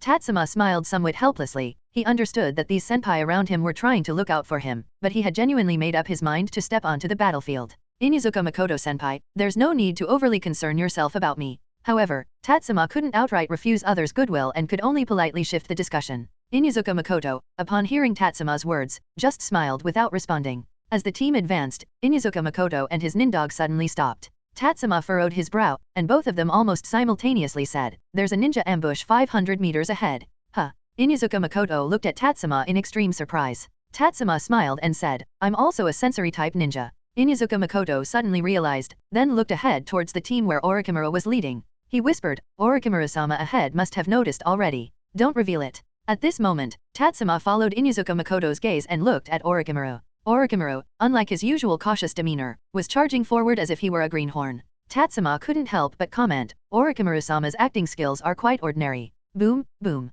Just then, Orochimaru had already entered the formation of ambushing ninjas. After a series of explosions, Orochimaru's voice came from the smoke, "Continue forward." Tatsuma and Inizuka Makoto exchanged a glance, then joined the rest of the team. However, as the team advanced, Tatsuma's brow furrowed tighter and tighter because they had passed several hidden sand village ambush locations. Although Orochimaru no longer provoked these sand ninjas, the Konoha team gradually found itself surrounded. "It's about time to start the battle." Inizuka Makoto leaped down from his nindog, holding a kunao in his hand, vigilant of his surroundings. "Can't resist the urge, huh?" Orochimaru, up ahead, grinned, revealing an elegant smile. "Tsunade, haven't you come yet?" In the jungle, a glimmer of light suddenly flashed, and a somewhat weathered female voice echoed through the woods. "Be careful, watch out for poison." Inizuka Makoto shouted loudly. Countless kunao, along with numerous shadows, appeared in the forest, heading towards the Konoha team. Inizuka Makoto glanced worriedly at Tatsuma, only to find Tatsuma already prepared with a ninja knife in hand. "It's a well-executed ambush. Although they are enemies, you guys aren't bad." Inizuka Makoto looked at Tatsuma with a puzzled expression, and unexpectedly, Tatsuma praised aloud. He deftly knocked away the incoming kunao and then leaped towards the jungle. Just as Inizuka Makoto was about to catch up, a scream echoed from the forest. Why has your suddenly grew longer? It's like this in the morning. Is it possible that a grown man like you never experiences this?" Chapter 87, First Battlefield Experience. In the forest, Tatsuma looked at the ninja before him, whose face was twisted with pain, and whose eyes were filled with disbelief. Tatsuma showed a contagious smile and said, "Your Achilles tendons in both legs and all 10 fingers have already been snapped. Now you look more like the puppets you guys use. You little devil." The ninja lowered his head, then immediately raised it. A senbon shot out from his mouth, aiming straight at Tatsuma. Inuzuka Makoto, who was rushing from a distance, was about to throw a kunao, but Tatsuma's speed was faster. Ding! The senbon collided with chakra, spinning back towards the sand ninja. It pierced into the shoulder of the sand ninja who was struggling, and Tatsuma's smile remained as he watched the sand ninja. In just a breath, the exposed skin on the sand ninja's neck turned purple, clearly indicating that he was poisoned. Tatsuma pursed his lips and, without saying a word, returned to his original position. Ding, stamina +3, speed +3, would you like to claim? Pick up. Back in the queue, Tatsuma noticed that many people were looking at him. Having not participated in wars before, Tatsuma was unfamiliar with the usual procedures. Normally, in the first attempt, no one would take it too seriously, and the kunao thrown earlier should have all been intercepted. The next step would usually involve the leaders giving some harsh commands. However, Tatsuma went over and took down an opponent, which was evidently somewhat impolite. Is this the attitude of Konoha? The voice of the elderly woman from earlier echoed once again, but this time, there was a hint of frustration in her tone. Orochimaru shifted his gaze back from Tatsuma and said, "What about the attitude of the sand? Do you plan to surrender today? If so, I can express sincere apologies on behalf of Konoha. If not." As Orochimaru spoke, a mocking smile appeared on his face. Tatsuma's actions might have been a bit unconventional, but he hadn't done anything wrong. Do they not even have the right to retaliate when attacked? This is a battlefield, not a children's play area. If it's time to fight, then it's time to fight, as there's no avoiding it. There's nothing more to say then. As the words fell, another round of ninja tools was thrown in the jungle. Orochimaru waved his hand, and in an instant, the formation opened up. Tatsuma was unfamiliar with these tactics, but he followed the other ninja in his queue. The sand ninjas also continued throwing kunao and shuriken in waves. Konoha's team gradually struggled between evasion and defense, causing the formation to become unbalanced, showing signs of being divided. Orochimaru, standing still without dodging or avoiding, observed the situation of the team. A hint of urgency appeared on his face, but his eyes remained incredibly calm, as this was all part of his plan. Before Konoha's reinforcements arrived, let them taste defeat a few times. However, shortly after, he squinted his eyes, about to leave his position. At that moment, rows of senbon fell at his feet. Orochimaru, don't think about helping your people. In front of Orochimaru, 3 puppets suddenly appeared. Seeing these 3 puppets, Orochimaru, who had been composed, showed a trace of caution on his face. However, his eyes couldn't help but look toward Tatsuma's position because, at this moment, Tatsuma was already surrounded by several sand ninjas. As the leading figure, Tatsuma received special attention. Holding a chakra short knife, Tatsuma looked vigilantly at the 5 sand ninjas surrounding him. After noticing that they were only focused on him and not paying attention to other Konoha ninjas, Tatsuma probably understood that his recent actions had drawn the hatred of this group of sand ninjas. Especially for these sand ninjas surrounding him, the mission might no longer be essential. Killing him, the one who violated unwritten rules, seemed to be their top priority. However, Tatsuma remained calm. The sand ninjas surrounding him were only at the Chunin level. Despite being outnumbered 5-1, Tatsuma had confidence. "Kid, you're as good as dead." At this moment, a sand ninja standing right in front of Tatsuma arrogantly spoke. Upon hearing this unoriginal threat, Tatsuma's mind remained unaffected, and he even felt like laughing. However, Tatsuma held back, realizing that laughing on the battlefield might not be appropriate. Instead, he displayed a polite smile and spoke after surveying the surroundings. A lion must exert its full strength even when pouncing on a rabbit. In terms of this level of caution, you are undoubtedly outstanding ninjas. Hearing Tatsuma speak with an air similar to the team leader Jonin who had guided them in the past, some of the sand ninjas were a bit puzzled. What's going on with this guy? Is he treating himself as an exam proctor? Susu. However, they were not fools. Someone quickly caught on. With hand seals, Tatsuma sensed an abnormal concentration of chakra in the air, identifying it as wind release ninjutsu. In the blink of an eye, Tatsuma made a directional judgment, executing a spin to evade the wind release ninjutsu attack. However, as he landed, a sand ninja wielding a kunao was already rushing towards him. For most ninjas, chakra was precious. Even at the Chunin level, tools and combat skills remained mainstream in battles, with ninjutsu serving as a supplementary or trump card. These sand ninjas were evidently very familiar with each other. Even without verbal communication, they coordinated seamlessly. As Tatsuma straightened his body, he saw a kunao coming towards him. Choosing a conservative approach, he deflected it, using the cross-sweep technique to press down the sand ninja's attacking kunao. Before he could counter, another sand ninja was already at his side. Feeling a bit uneasy, Tatsuma took a step back to evade the attack. Watching the sand ninja pass by in front of him, Tatsuma immediately lifted his leg and kicked, hitting the sand ninja in the liver. The sand ninja, impacted in the ribs, crashed into the other sand ninja, instantly losing balance.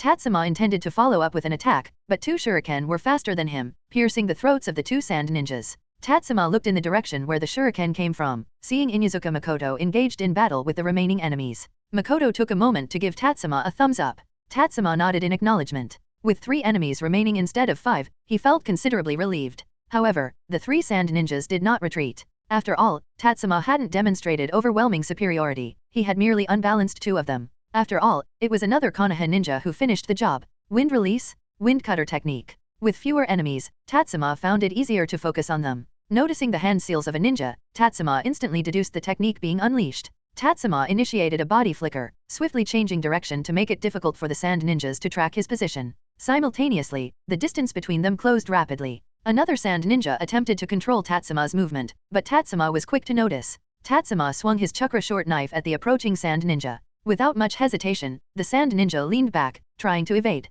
However, at that moment, Tatsuma opened his mouth and released a burst of wind release chakra. The wind release chakra instantly wrapped around the chakra short knife, transforming it into a longer blade. Even though the sand ninja had leaned back, a deep, visible to the bone cut appeared above his chest. In that moment, the sand ninja understood why his companion had uttered those eerie words just before death. Pu. However, this split-second attack provided an opportunity for the sand ninja who had activated the wind release ninjutsu. A jet of blood suddenly spurted from Tatsuma's left shoulder. In the astonished gazes of the trio, Tatsuma, despite the injury to his shoulder, seemed unaffected and came to him in an instant. Damn. Bang. Chapter 88, Artful Explosion Trap. Tatsuma. Charging forward with a slashing motion, Tatsuma, the Chunin wielding a blade, suddenly felt a sharp pain in his neck. Immediately, his body flew to the side, and just as he was about to hit the ground, he collided with a soft and fluffy cushion. Woof. A dog's bark brought Tatsuma back to his senses. He quickly got up from the ground and looked towards the spot where he was attacked. At that moment, a puppet stood there, and a jonin from the hidden sand village, with a stern expression, stared at Tatsuma. It's you? Seeing this sand village jonin, Tatsuma recalled the scene from a few days ago when he rescued the Hyuga team. After having to kill Hyuga Miyako, it was this sand village jonin who blocked his way. If he hadn't hidden a Raiznon, destroyed the puppet, and caught the jonin off guard, he might have been detained as well. At this moment, the large dog behind Tatsuma quickly returned to Inuzuka Makoto's side. Inuzuka Makoto looked at the hidden sand village jonin and said, Hoshi, what's wrong? Didn't you go back to the village with your sensei? Hoshi's sensei is none other than the current Kaze Kage of the hidden sand village, and the mastermind behind the annihilation of the Hyuga team. Inuzuka Makoto. Hoshi looked at Inuzuka Makoto, recognizing his identity. Both being jonin from their respective villages, not only strength but also the accumulation of intelligence is crucial. Therefore, any revealed jonin is usually studied by other villages. Hoshi is no exception, and Inuzuka Makoto is no different. Inuzuka Makoto cautiously observed Hoshi. Among the intelligence that Hoshi has disclosed, there is no astonishing record of achievements or proof of strength. However, his background is quite significant. Not only is he the disciple of the third Kaze Kage, but he is also the descendant of the second Kaze Kage, Shaman, a genius who improved upon the puppet jutsu and sand control ninjutsu as well as doing research on Jinchuriki. As the second Kaze Kage, Shaman's position in the hidden sand village was comparable to Senju Tobirama's position in Konoha. Both have developed powerful ninjutsu highly beneficial to future generations. Especially puppet jutsu, in just 20 short years, it has become a hallmark of the hidden sand village. As a descendant of Shaman, Hoshi might have some remarkable puppets in his possession. At this moment, Hoshi, with a single hand, manipulated chakra threads, and his puppet remained vigilant in facing Inuzuka Makoto. However, his focus is on Tatsuma. After their last encounter, just like how Tatsuma remembered him, he also remembered Tatsuma. Tatsuma's peculiar technique posed a significant threat to puppets which left a huge impression despite their brief encounter. The construction of puppets inherently makes them intricate yet fragile. Powerful puppets can withstand formidable ninjutsu without affecting their usage, but if internal damage occurs, extensive effort is needed for maintenance and repair. In the previous display of his technique, Tatsuma rendered one of his puppets completely unusable. The difficulty of repairing it was so high that it seemed more cost-effective to create a new puppet. He had initially intended to swiftly defeat this Konoha village genin with a single blow, but it seems there might be an issue with the force applied, or perhaps this genin's neck is made of iron. Despite being struck in the neck by his puppet, the genin emerged unscathed. Tatsuma himself didn't notice, he had just endured an attack that his body should not have been able to withstand. However, the injury triggered the innate talent of Shiro Yakusha, significantly enhancing his resilience to attacks. The nature of Shiro Yakusha is mysterious, with an undefined upper limit. It becomes stronger in the face of strong opponents, capable of enduring attacks that would leave an ordinary person heavily wounded. Tatsuma could withstand the force of a significant impact or engage in a back-and-forth battle, though he would feel more discomfort afterward. After a brief moment of quiet, Hoshi raised his right hand, and the humanoid puppet rushed towards Inuzuka Makoto. Meanwhile, Hoshi lifted his other hand, and it seemed that chakra threads were also attached to his left hand. Tatsuma, be careful. After Inuzuka Makoto's loud warning, he, along with his nindog companion of over a decade, engaged in a well-coordinated battle against the puppet. Tatsuma wielded the blade of wind, continuously sensing the changes in his surroundings through chakra. Swish, swish, swish. Suddenly, a row of kunao came flying towards Tatsuma. Upon closer inspection of the kunao's trailing rings, one could discern that they were being manipulated by threads. Thud, thud, thud. Faced with the dense barrage of kunao attacks, Tatsuma chose not to block but decisively opted to dodge. However, when he came to a stop on a tree, another wave of kunao was swiftly thrown at him. Are kunao in the hidden sand village handed for free? Observing the sheer quantity of kunao, Tatsuma muttered under his breath. Once again, he used body flicker to evade. Hoshi seemed unperturbed, his hands moved like a conductor directing an orchestra. While controlling the puppet in combat against Inuzuka Makoto, Hoshi continuously launched kunao throws at Tatsuma. As someone proficient in ninja tool throwing like Tatsuma, he was not afraid of these kunao. With little need for contemplation, he effortlessly found positions to escape from the onslaught. Swish. Suddenly, Tatsuma came to a halt. A blood arrow, propelled from his recently cleared shoulder, soared through the air. Amidst the splattering of blood, a faint, blood-colored large net appeared in the sky.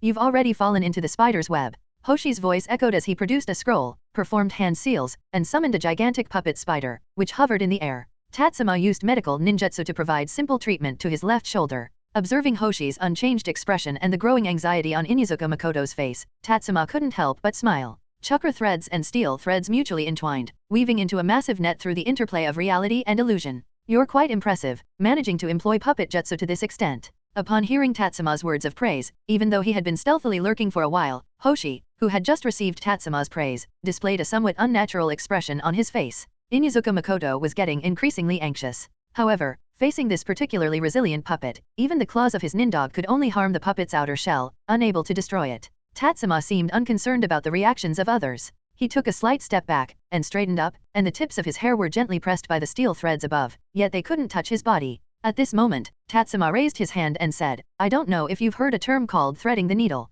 Compared to someone like you, the one in the active position is actually more like a needle, not the one threading the fabric. Hoshi now noticed that the pouch at Tatsuma's waist was open, but it didn't contain a single kunao or shuriken. A sense of foreboding crept over Hoshi. As Tatsuma lifted his hand, he held a strand of steel thread. Looking at Tatsuma's radiant and infectious smile, Hoshi suddenly had a bad feeling. As a puppeteer, maybe you shouldn't try to play with ninja tools like others. Keep that in mind for next time. With those words, Tatsuma waved his hand, manipulating the steel thread. Suddenly, a dozen kunao and shuriken appeared in the forest, swiftly flying toward Hoshi along the threads he had set up, all of them adorned with explosive tags. Ard is an explosion. Boom, boom, boom, boom. Spider defense. Hoshi retracted his hands, and the puppet spider instantly enveloped him, directly facing the bombardment of the explosive tags. However, the sand village ninja next to Hoshi had no means of defense. At the moment of the explosive tag explosions, he was blasted and thrown out, lying motionless on the ground. Of the initial 5 sand village ninjas who surrounded Tatsuma, Inuzuka Makoto killed 2, Tatsuma injured 1 with a blade of wind, another was blown away by an explosive tag, and the last one, in the aftermath,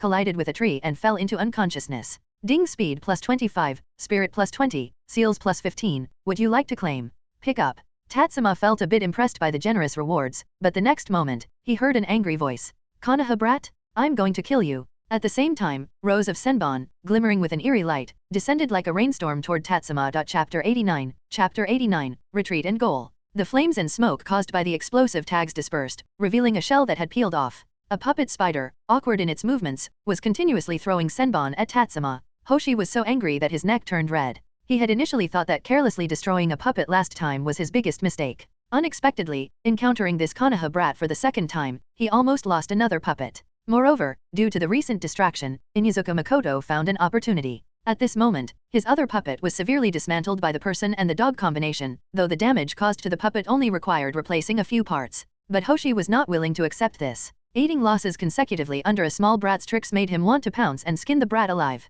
However, Inuzuka Makoto, who had freed himself from the puppet, was already rushing towards him. Earth release, Earth shore return. Tatsuma formed hand seals, and the ground in front of him rose, forming a wall. Do-do-do. The clearly poisoned senbon stuck to the earthen wall. Tatsuma squinted, sensing that something was amiss. His hands formed seals incessantly, and in the moment the seals were completed, the ground beneath him flowed like water, engulfing the falling Tatsuma. Earth release, subterranean voyage. Bang! Just as Tatsuma descended into the ground, the earthen wall couldn't withstand another round of senbon attacks and shattered. However, Tatsuma had already climbed back up on the ground dozens of meters away, without a scratch. Retreat. At that moment, Orochimaru's command suddenly came. Konoha ninjas showed expressions of confusion because, after a brief skirmish that had not yet clarified the situation, retreating at this point seemed unwise. However, someone quickly noticed that half of the senbon on Orochimaru's shoulder were exposed. Thinking about Orochimaru's opponent being Cho, others instantly understood Orochimaru's intention to withdraw. Without further hesitation, Konoha ninjas disengaged from the battle, converging towards Orochimaru's direction, continuously retreating towards the rear.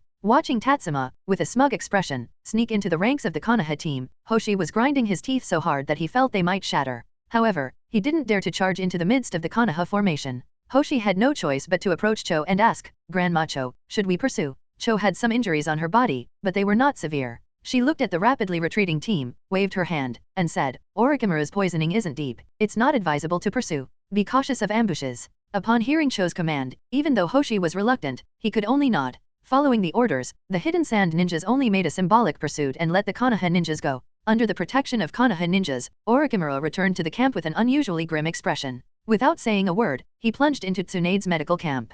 Tatsuma also arrived at the medical camp. Firstly, because he still had injuries, and secondly, after healing himself, he could assist in treating other wounded personnel. But as soon as he arrived at the medical camp, Tatsuma was pulled into a small tent by Tsunade. Inside the tent, there were only him, Tsunade, and Orochimaru. At this moment, Orochimaru's face showed no signs of the unpleasantness that usually accompanies poisoning. Instead, he had a normal pallor with a touch of redness, holding a senbon in his hand. Cho is really cautious. I can't believe she won't even produce a new poison now that I'm not on the front lines, Tsunade said, her tone still carrying her distinctive irritable demeanor. Orochimaru placed the senbon on the operating table and calmly replied, "She'll use it when she needs to, as long as she has it." Tatsuma scrutinized Orochimaru, completely retracting his previous assessment that Orochimaru couldn't act. He had genuinely believed Orochimaru was poisoned just now. Of course, he didn't think Orochimaru would get poisoned so quickly. Rather, he speculated that Orochimaru intentionally poisoned himself to serve as a vessel for obtaining Cho's new poison. In fact, his speculation was quite accurate, except he didn't guess that Orochimaru wasn't injured at all. But considering Orochimaru's cautious nature, even for extracting enemy intelligence, he wouldn't actually put himself in real danger.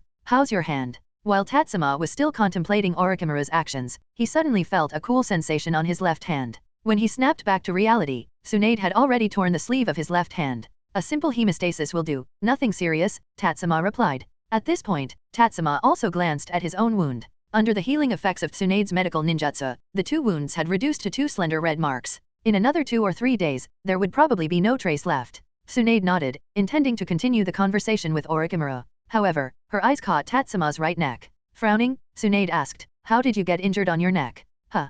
Confused by the question, Tatsuma subconsciously turned his neck. In the next moment, a sharp pain, reminiscent of a needle prick after a severe neck strain, struck him. Simultaneously, he felt a dizzying sensation. "Why didn't you deal with the injury earlier?" Tsunade's tone became more dissatisfied, but she reached out and began using the mystical palm jutsu to treat Tatsuma. After a while, Tsunade withdrew her hand, and Tatsuma once again twisted his neck. After realizing that the discomfort had only turned into stiffness and was no longer painful, Tatsuma explained, "I didn't feel much pain before." Orochimaru, smiling, commented, "Tatsuma, today you did something remarkable. Not only did you defeat 5 Chunin, but you also almost took down Hoshi. What nonsense are you talking about?" Tsunade rolled her eyes. She knew her disciple's abilities well. Battling and winning against 5 Chunin might be plausible, but facing Hoshi, a Jonin from the younger generation of the Hidden Sand Village, was a different story. Compared to Tsunade, Orochimaru, and Jiraiya, Hoshi was only slightly inferior in fame and strength, but he was undeniably at the Jonin level. How could Tatsuma handle someone of that caliber? "I'm not Jiraiya. Why would I speak nonsense?" Orochimaru shook his head gently and then turned to Tatsuma, asking, "This should be your first encounter with a ninja using puppets in combat. Why were you so composed?" A trace of disappointment and melancholy appeared on Tatsuma's face as he said, "This is not the first time I've encountered him. I encountered him when supporting the Hyuga team, and there were some conflicts." Upon hearing this, Orochimaru was somewhat surprised. Tatsuma had mentioned encountering a sand ninja before, but he hadn't specified who it was since Tatsuma didn't know the person. Now, with the clarification, Orochimaru was amazed that Tatsuma managed to escape from Hoshi. Moreover, the fact that Hoshi immediately targeted Tatsuma upon intervening indicated that their previous encounter wasn't pleasant for Hoshi. Meanwhile, Tsunade squinted her eyes, placing her hand back on Tatsuma's right neck, and asked, "Did he cause this injury here?" Tsunade knew Tatsuma's capabilities well and understood that an ordinary Chunin couldn't inflict such significant harm on him. Tatsuma nodded, and then Tsunade spoke, "Next time we meet, I'll help you break his neck." "Thanks, sensei, but I'll handle it myself." Upon hearing Tatsuma's response, Tsunade didn't express any displeasure. Instead, she smiled and asked, "What's this? You actually have someone you're eager to kill?" "Yes, not just Hoshi. If given the chance, I'm interested in the third Kazakuge's life as well." "Well, you better work hard. Defeating a Kage isn't something to be taken lightly." Chapter 90, Sore Throat. Tsunade-sama, the support from the village over there is about to depart. Here are some supplies we need from this side. Would you like the village to take them along? A few days later, in the border camp of the Land of Fire, a jonin from the Nara clan held 2 scrolls and spoke to Tsunade. Tsunade nodded, saying, "Let me take a look." Tsunade took the scrolls. The first contained information about ninja tools requisition, which she quickly glanced over and found it aligned with the list sent by the village, needing no further reporting. Then, Tsunade opened the second scroll, which was a bit more chaotic. Besides some obscure ninja tools, there were various peculiar medicines, like ones for treating hemorrhoids. Though Tsunade could understand these, her brows furrowed instantly when she scanned the list and found dragon's blood powder among them. This medicine sounded fancy, but in reality, it's merely medicine for relieving cough and moistening the throat. Pointing to the dragon's blood powder, Tsunade looked at the Nara clan ninja and said, "Nara Satoru, who submitted this?" Treating the battlefield as a joke. Upon hearing Tsunade's angry words, Nara Satoru hesitated and said, "Tsunade-sama, this was applied for by Sakamoto Tatsuma." Tsunade's rage suddenly paused. After all, no matter what, Tatsuma was her disciple. When a disciple did something so absurd, as a sensei, she naturally bore responsibility. After a moment's pause, Tsunade asked again, "What's the reason he applied for this medicine? Is it a recurrence of an old neck injury?" Tsunade racked her brain, but could only come up with this lame reason for Tatsuma. After all, Tatsuma's neck had indeed been injured a few days ago. If the old injury hadn't healed yet, it would be understandable for him to prescribe medication for himself, even if he made a mistake. Nara Satoru's expression became even more peculiar, but he still had to say, It's said that he's been talking too much these days," straining his voice. Boom. Tsunade's fist smashed directly onto the desk, instantly shattering it into pieces. With a dark expression, she said, "What do you mean by talking too much? Is he going to war, or is he giving speeches on a podium? I'm not too sure about this, just heard from the people who came back to recuperate. Tatsuma earned a nickname among the Sand Ninja. They call him. What do they call him?" Tsunade's expression grew even darker, and Nara Satoru took a deep breath, speaking as if resigned to his fate, "Chatterbox Tobirama." Boom. Upon hearing this nickname, Tsunade stumped her foot in anger, causing the ground to crack beneath her. She gritted her teeth and growled, "That bastard Tatsuma, and those damn bastards from the Hidden Sand Village." This title somewhat tarnished the reputation of her grandfather, and she could roughly guess why the Sand Ninja would use this nickname to refer to Tatsuma. Because in Konoha, more than one person has said that Tatsuma resembles Tobirama, including Tsunade's grandmother, Uzumaki Mito, the wife of Senjo Hashirama. She also mentioned Tatsuma's resemblance to Tobirama. After all, both of them have white hair and red eyes, and they are both exceptionally talented, far surpassing their peers in ninja skills. Apart from Tatsuma being more laid back and friendly, with a penchant for laughter, their similarities are strikingly high. Because of this, Tsunade felt that her grandmother's care for Tatsuma might have a reason behind it. Not only Uzumaki Mito but also the older generation of the Senju clan, although they had few encounters with Tatsuma, clearly held him in high regard.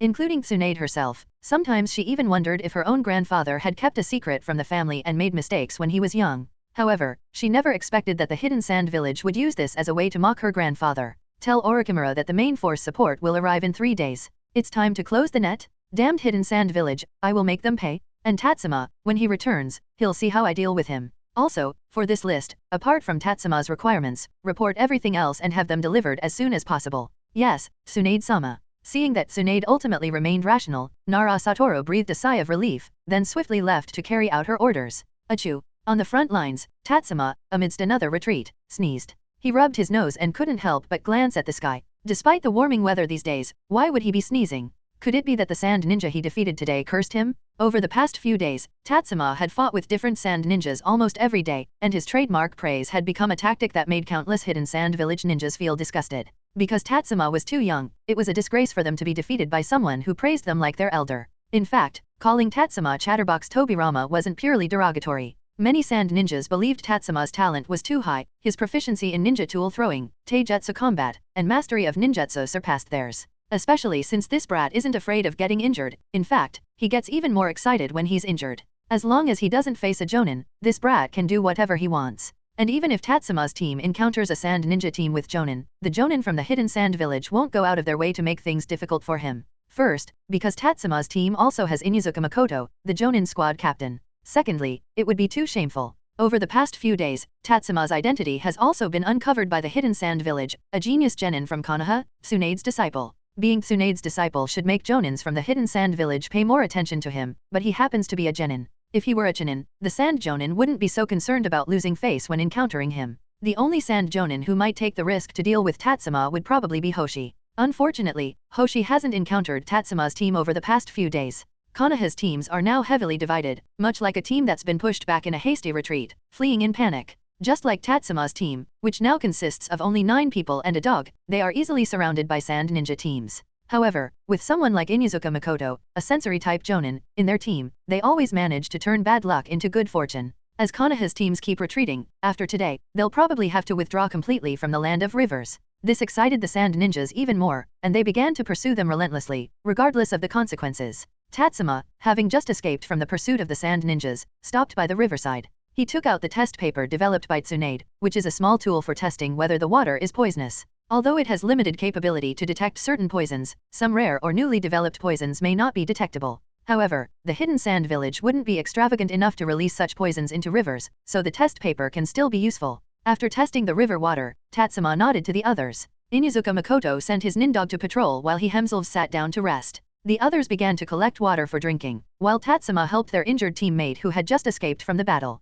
At that moment, the Yamanaka ninja among the team's members noticed the communication device in his backpack lighting up. He quickly found a spot to answer the call. After a short while, he returned to the group and glanced at Inuzuka Makoto before looking at Tatsuma, who was tending to the injured teammate. After receiving a nod from Inuzuka Makoto, the Yamanaka ninja spoke up. Squad Captain, Orochimaru-sama has instructed us not to retreat blindly these days. If we encounter sand ninja teams, we should assess both sides' strengths. If we believe we can win, we should go all out to achieve victory. Our team's defense line cannot retreat any further. We can choose not to push back the defense line, but we must not retreat anymore. Understood, Naoto. Please inform the others and have them prepare as well. Inuzuka Makoto nodded. After Yamanaka Naoto left, he whispered to Tatsuma, Tatsuma, you understand what this means, don't you? As the flank, we're about to encircle and flank them. It depends on how deep the sand ninja team can get caught. Tatsuma answered almost without hesitation. As 2 of the few people on the team who knew about Orochimaru's plan, their communication was much more frequent than with others. Inuzuka Makoto nodded, saying, once the hidden sand village realizes they're surrounded, as the ones flanking them, we'll face the fiercest attacks. There's also a high chance we'll encounter reinforcements sent by the hidden sand village. If we're not careful, we'll find ourselves in a situation where we're attacked from all sides. Will you still choose to stay? Konoha's tactic of encircling with the flanking and support teams can indeed resemble a siege, hunting down the sand ninja trapped inside the encirclement. However, the sand ninjas are not lambs waiting to be slaughtered, they'll definitely try to break out. If they're not foolish, they won't choose to break through deep into the land of fire but towards the direction of the hidden sand village. This would increase the pressure on the flanking team even more. Moreover, Konoha understands the importance of sending out support teams. It's unlikely that the hidden sand village would leave these fewer than 2,000 sand ninjas to fight alone. Do they think these few sand ninjas can conquer the land of fire? Therefore, the hidden sand village will definitely send out support teams to reinforce their gains of the past few days and strive for further progress. Once the breakout team of the sand ninja and the support team act simultaneously, the flanking Konoha ninjas will be caught off guard and become the ones being attacked from both sides.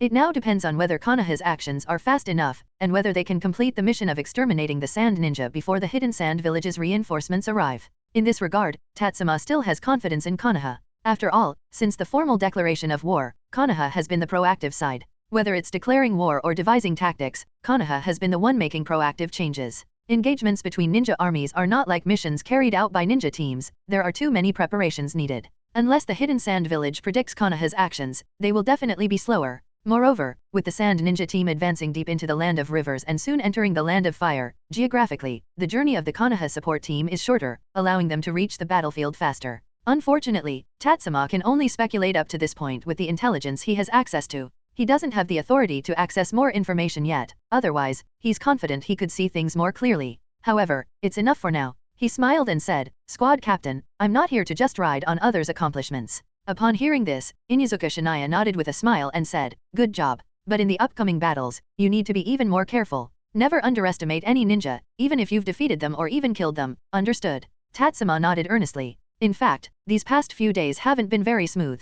If it weren't for Shiro Yakusha's special physique and the medical ninjutsu he learned from Tsunade, he might have already been preparing for a memorial service. Although he learned ninjutsu at a speed beyond ordinary people through unconventional learning methods, and possessed talents in sensory abilities and ninja tool throwing jutsu far surpassing the average, he is still just a chunin. Even among Chunin, his level is quite good, but in chaotic battles, he cannot easily defeat opponents of a stronger level in certain aspects. It could be said that many of his victories were achieved through taking risks, but the rewards gained from these risks were also astonishing. Due to the effect of growing through battle brought by Shiro Yakusha, Tatsuma's daily progress in his talents is 2 or 3 times that of his previous training speed. The increase in his talent ceiling is also considerable. Although it wasn't as easy as winning against Tsunade in a bet, he can almost improve his talents daily. Tatsuma also knows that real battles and real victories are the most correct way to use this system, but he is grateful that he worked hard for 3 years beforehand. If he had just graduated as a genin, followed the regular path to become a chunin, and then entered the battlefield, he would probably have been killed before he could even reap any rewards.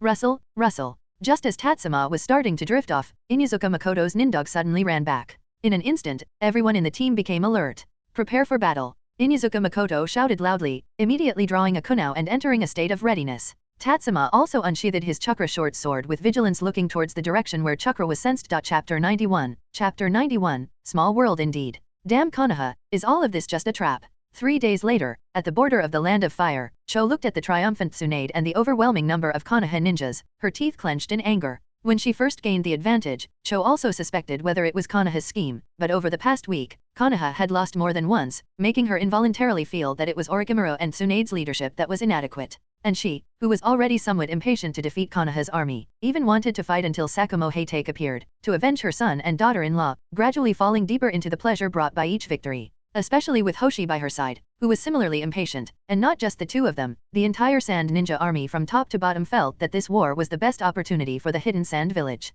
Even though more than one member of the staff mentioned multiple times that this was likely a conspiracy by Konoha, including Cho and Hoshi, they didn't believe it was a conspiracy. It's just that Cho couldn't believe that Orochimaru and Tsunade, 2 young people taking on war command for the first time, had such audacity, daring to sacrifice so many Konoha ninjas' lives and land to lure her into a trap. Looking at the opposing team, Cho felt uneasy. Orochimaru and Tsunade alone were enough to counteract her role on the battlefield. Besides them, there were also a large number of elite ninjas with considerable fame and strength, such as the new generation elites Kunoji Mokyum, Shinkuyui, Umino Ikeko, as well as Rima and Shima, pillars of the Senju clan, along with many other Senju clan ninjas. Apart from Jiraiya and Sakamoto Tatsuma, almost all the young elite of Konoha had come to this battlefield. They seemed determined to thoroughly defeat the Sand Ninja army head-on. Moreover, Cho just noticed a large number of Hyuga ninjas. Cho was suddenly startled because she realized that those supporting Hyuga ninjas had all disappeared at that moment. Cho instinctively looked backward, then quickly turned back to the hidden sand individual beside her, whose expression mirrored her own unease.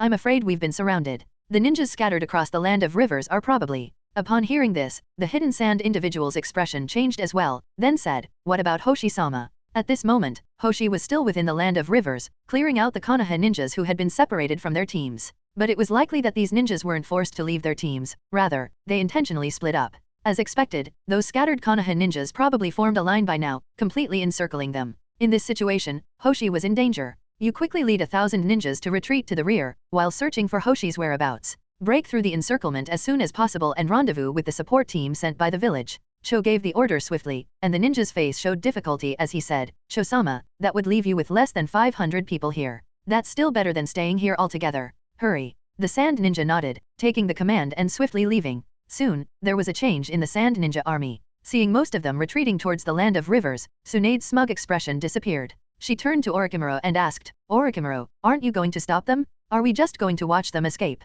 They won't escape, and engaging in combat now wouldn't be advantageous for us. The Sand Ninjas must have prepared themselves for a desperate fight, and our army has just endured a long journey and needs time to rest, Orochimaru calmly analyzed. He didn't mind the retreat of the Sand Ninja army because the rear of the Sand Ninja had already been heavily surrounded by many Konoha ninjas. They didn't need to completely annihilate the Sand Ninjas, delaying them was sufficient. The crucial point was the front line of the battlefield. Once the support army recovered, it wouldn't be difficult to defeat the hundreds of Sand Ninjas in front of them. Then, they could continue their advance, eliminating those delayed Sand Ninjas. This was the tactic with the least casualties and the most secure approach. Due to setting up this large trap, Konoha has already lost enough ninjas. If they can't control the casualties in this crucial battle, then Konoha won't gain much profit. Inside the land of rivers, Tatsuma's squad has completed their flanking maneuver, but they have also suffered losses. Currently, they are engaged in combat with a squad of Sand Ninjas. Facing a Sand Ninja team several times their size, Tatsuma's expression is grim. He is injured, the sleeve of his left arm is completely soaked in blood.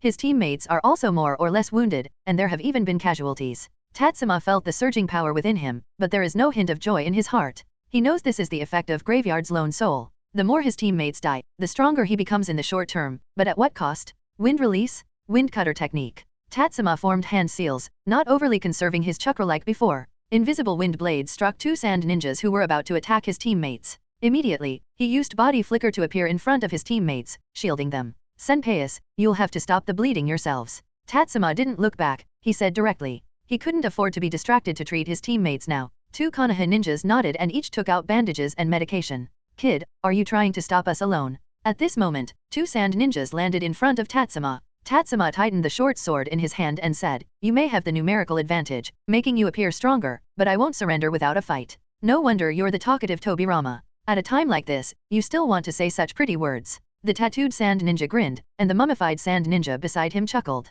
Tatsuma remained unfazed, standing in front of his teammates. Be more careful in your next life. After the tattooed sand ninja shouted loudly, he lunged at Tatsuma, while the mummified sand ninja began forming hand seals. Tatsuma focused on the mummified ninja's hand seals and noticed it was only the great breakthrough jutsu. He then shifted his attention to the tattooed sand ninja. The tattooed sand ninja abruptly stopped in front of Tatsuma, feinted to throw off Tatsuma's balance, then suddenly stabbed downwards toward Tatsuma's left shoulder with a kunao. Seeing the enemy targeting his left shoulder again, Tatsuma's eyebrows twitched. He felt it was hard to describe the debuff brought by Shiro Yakusha. Although he hadn't been injured elsewhere in the past few days, his left shoulder had never fully recovered. Nevertheless, Tatsuma wasn't afraid. Despite his balance being momentarily disrupted by the feint, his small stature and light weight allowed him to quickly regain his balance. He sank his weight down and lifted the tattooed ninja's right hand with his left hand. Then, in one smooth motion, Tatsuma wrapped his left hand around the tattooed ninja's right hand, binding it, and simultaneously pulled downward. The tattooed ninja's expression instantly changed. He hadn't expected Tatsuma to be so strong, surpassing his estimation of Tatsuma's strength completely. As a result, his balance was disrupted and he was propelled forward. Seizing the opportunity, Tatsuma's right hand, holding the chakra short sword, lunged towards the tattooed sand ninja's abdomen. The tattooed ninja hastily reached out to grab Tatsuma's right wrist, but in his unbalanced state, he couldn't keep up with Tatsuma's speed. Splurt. The chakra short sword plunged straight into the tattooed ninja's abdomen, then was swiftly withdrawn by Tatsuma. At the same time, Tatsuma released the tattooed ninja's left hand. Seeing the tattooed ninja vulnerable, Tatsuma didn't hesitate to deliver a forceful elbow strike to the midsection. Thud. The tattooed ninja was sent flying and crashed to the ground. Tatsuma didn't pursue but swiftly formed hand seals. A slab of stone rose in front of him. Earth release? Earth shore return. Thud thud thud. The shuriken thrown by the mummified sand ninja, strengthened by the great breakthrough jutsu, all embedded into the stone slab, a scene clearly unexpected for him. While hesitating between continuing the attack and aiding the tattooed ninja, Tatsuma seized the opportunity within a second.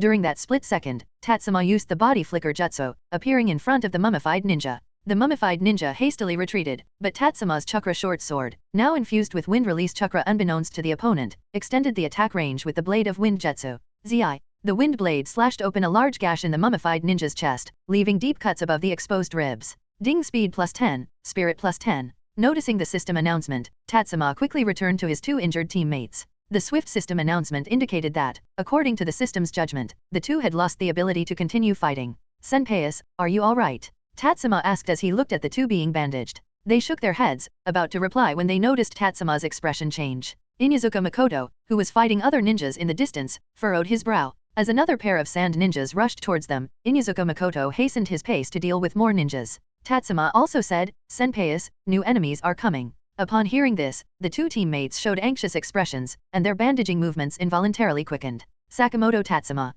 Before long, several figures landed. Seeing the leader among them, Tatsuma's expression became incredibly solemn, because the person leading them at this moment was none other than the person he wanted to kill. Hoshi, Chapter 92, Skyrocketing Strength. In the dense forest, a slender figure kept flickering, his golden hair shining particularly bright under the noon sun. Minato looked at the map in his hand, constantly comparing it with the surrounding scenery. In the end, he still obtained permission to go to the battlefield from the 3rd Hokage Sarutobi Hiruzen. As soon as he arrived at the front line, he volunteered to support Tatsuma. No one opposed this, or rather, almost no one paid attention to Minato. It's just that when Yamanaka Tani heard Minato say he was going to find Tatsuma, she gave him Tatsuma's route map. And he didn't set off alone but followed the support team of the Hyuga clan to complete the flanking work together. However, Hyuga ninjas kept leaving the team to support other teams. So now, he was the only one left hurrying on the road. Tatsuma's location was almost at the rear of the Sand Ninja army, one of the most important passes. But when Minato arrived, the scene before him stunned him.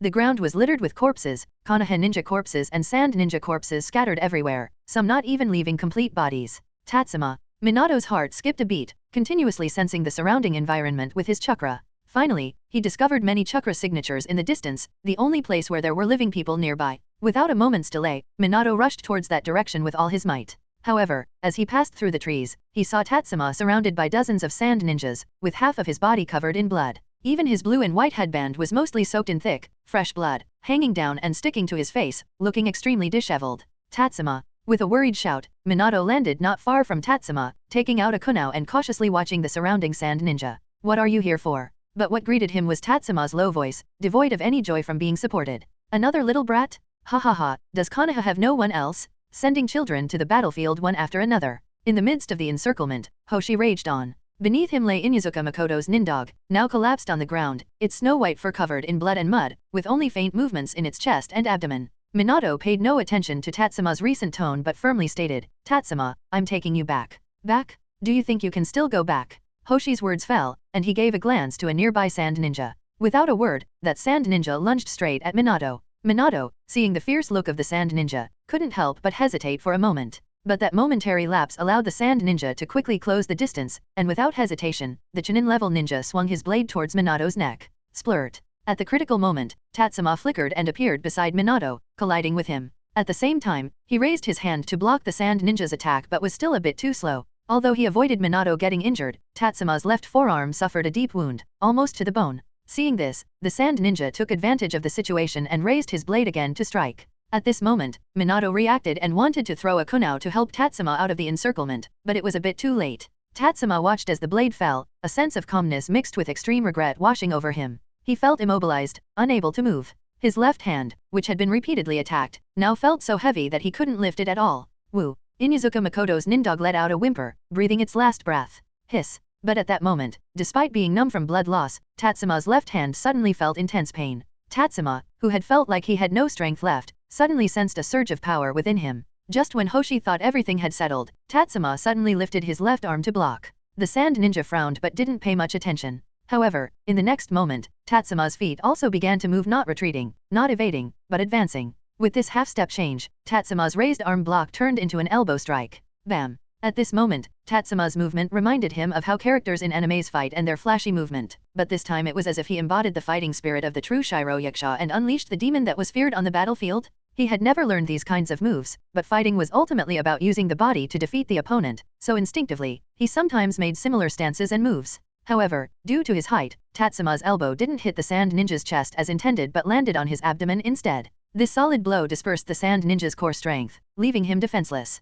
Seizing the opportunity, Tatsuma tried to entangle the right hand of the sand ninja holding the knife with his left hand. However, his injured left hand was still somewhat affected, and his fingers lacked strength. Noticing this, Tatsuma simply used his armpit to clamp down on the sand ninja's wrist and used his stiff fingers to hook onto the sand ninja's vest, pulling him towards himself, disrupting the sand ninja's balance completely. The chakra short sword in his right hand rose swiftly, leaving the sand ninja not time to react as the short blade in his hand stabbed towards his neck. SCZ. Blow after blow, this time Tatsuma didn't hold back in the slightest, or perhaps, his spiritual exhaustion and the raging chakra overflowing from his heavy left hand made it impossible for him to think about anything else. Minato, pushed away by Tatsuma, looked on in shock at Tatsuma who hadn't even blinked. He couldn't help but swallow hard. He had killed people earlier than Tatsuma, but he had never seen such a calm madness as Tatsuma's. Who said I was leaving? Releasing the limp sand ninja, Tatsuma looked up at Hoshi. The violent chakra in his left hand had already begun to surge within him, making him feel extremely restless. However, as he glanced at Minato, Tatsuma realized that the reason for the surge of power within him was because his team had been wiped out, and Minato had not yet officially joined the battle, so he wasn't counted as a teammate. After Inuzuka Makoto and others died one by one, Tatsuma's abilities doubled, and when he was the only one left, his strength doubled briefly again. Tatsuma's strength, speed, and stamina were already over 2,500 points. Doubled, they became 5,000 points, and then doubled again to 10,000 points, elevating him to the rank of Jonin. This was why he could easily deal with the sand Chunin in front of him. Not to mention, his left hand, containing the Nine-Tails chakra sealed by Uzumaki Mito, was continuously leaking that chakra. Every moment, Tatsuma could feel his power steadily rising. However, at the same time, his mental fatigue increased. Tatsuma glanced at Minato. If Minato got involved, it would be harmful rather than beneficial to the situation. Not only would it make the amplification brought by Shiroyakusha's physique disappear, but it would also distract Tatsuma from watching Minato's emotions. Therefore, he endured the inexplicable rise of his irritability and anger and said to Minato, Minato, leave this place. But, Tatsuma, Watching Tatsuma, Minato still couldn't rest easy. Now that the sand ninjas, after a brief moment of surprise, became even more cautious and tightened their encirclement, closing in on the two of them, Tatsuma noticed the change in the people around him. He gritted his teeth and looked at Hoshi, saying, "Don't you understand yet? I don't have time for you. Right now, all I want is to create some chaos and peace." Chapter 93, Unleashed Tatsuma? Upon hearing Tatsuma's heartless words, Minato fell silent for a moment, but soon he nodded knowingly, realizing that Tatsuma's current state was not right. Perhaps his staying would only hinder Tatsuma. Minato took a deep breath and then said, "Tatsuma, hold on. I will inform others about the situation here." "Okay." Tatsuma nodded, and just as Minato was about to turn and leave, Hoshi spoke up, "Leaving? Did we agree on that?" With those words, Hoshi blinked at the two sand ninjas beside him, and they understood Hoshi's intention, rushing towards Minato. Minato gripped his kunai tightly, about to break through, when Tatsuma's voice came. "You go on your way. No one can stop you." Hearing this, Minato no longer hesitated. He unleashed the body flicker jutsu and dashed towards the outskirts. The two ninja turned to chase after him, but the ground beneath them suddenly sprouted white senbons, piercing through their feet. When did this happen? Hoshi was a bit slow to react. Somehow, Tatsuma's hair had grown extremely long, even sinking into the ground. The two sand ninjas, whose feet were pierced by Tatsuma's hair, reacted swiftly. They bent down, grabbing the hair, and as they pulled it out of their feet, they yanked it forcefully, causing the hair to instantly leave the ground. They exerted force again, attempting to unbalance Tatsuma by pulling on his hair, but Tatsuma reacted even faster. He stopped infusing chakra into his hair, and at the same time, swung his chakra short sword to sever his own hair. Seeing this, the sand ninja abandoned Tatsuma's hair and glanced at Minato, who had already broken through their encirclement and was running away. They didn't pursue him any further. After all, they didn't have any personal grudges with Minato. They weren't even particularly keen on attacking Tatsuma, considering his young age and surprisingly strong abilities. Moreover, he seemed nearly indestructible. The injuries Tatsuma had sustained would have killed an ordinary person long ago, or at the very least rendered them unable to fight. Yet he was still lively and energetic, and the power he had unleashed when he killed their comrade just now seemed even stronger than before. If it weren't for this boss Hoshi's demands, the time they spent here could have been used to snipe several Konoha squads, each one a potential achievement. Originally, this Konoha squad should have been eliminated long ago, but thanks to Hoshi, their boss, stirring things up, they insisted on letting that little brat experience the cruelty of the ninja world. With one delay after another, not only did they fail to deal with this little brat, but they also allowed him to kill several of their own. Just this fact alone has left the sand ninja somewhat displeased. So, when another little brat appeared, no one was actually willing to take action. If it weren't for Hoshi's signal, no one would have volunteered. Of the three who did step up, one died and two were injured. In such a situation, they had even less motivation to pursue further. All they wanted was to quickly deal with Tatsuma in front of them, then move on to eliminate other Konoha squads. Time was tight, and the mission was difficult. If they waited for reinforcements to arrive, it would be difficult for them to claim any credit. They even deliberately let Minato go because before he left, he made it clear that he would inform others. This meant that if they continued to delay, they might end up facing Konoha's reinforcements. This was putting pressure on their boss, Hoshi, who naturally sensed it. A trace of dissatisfaction flickered across his face, and he impatiently said, "It's time to deal with this brat." After saying this, he looked at Tatsuma, feeling a strange sensation in his heart because Tatsuma's recent display of power had caught him off guard. Having fought Tatsuma twice before, Hoshi had a rough estimation of his strength. Among peers, Tatsuma was indeed quite impressive, but he remained at the level of a chunin. However, Tatsuma's counterattack after being injured just now made Hoshi feel a hint of threat. It wasn't the threat posed by Tatsuma's peculiar hair ninjutsu, nor was it the threat of being surrounded by explosive tags. It was a real pressure and threat when facing an opponent of a similar level. But he dismissed it as his own illusion. As for Tatsuma's sudden increase in power, perhaps it was because of the contempt from that sand ninja just now, or maybe it was simply Tatsuma's last-ditch retaliation before death. "Brat, don't you like to successfully praise others? Now's your last chance to speak." Hoshi taunted Tatsuma, who, after flicking the handle of his chakra short sword against the blood-soaked strands of hair clinging to his forehead, replied, "I do enjoy successfully praising others because I believe everyone has something worthy of acknowledgement, but not you." Tatsuma glanced around at the corpses littering the ground, then turned his gaze back to Hoshi, saying,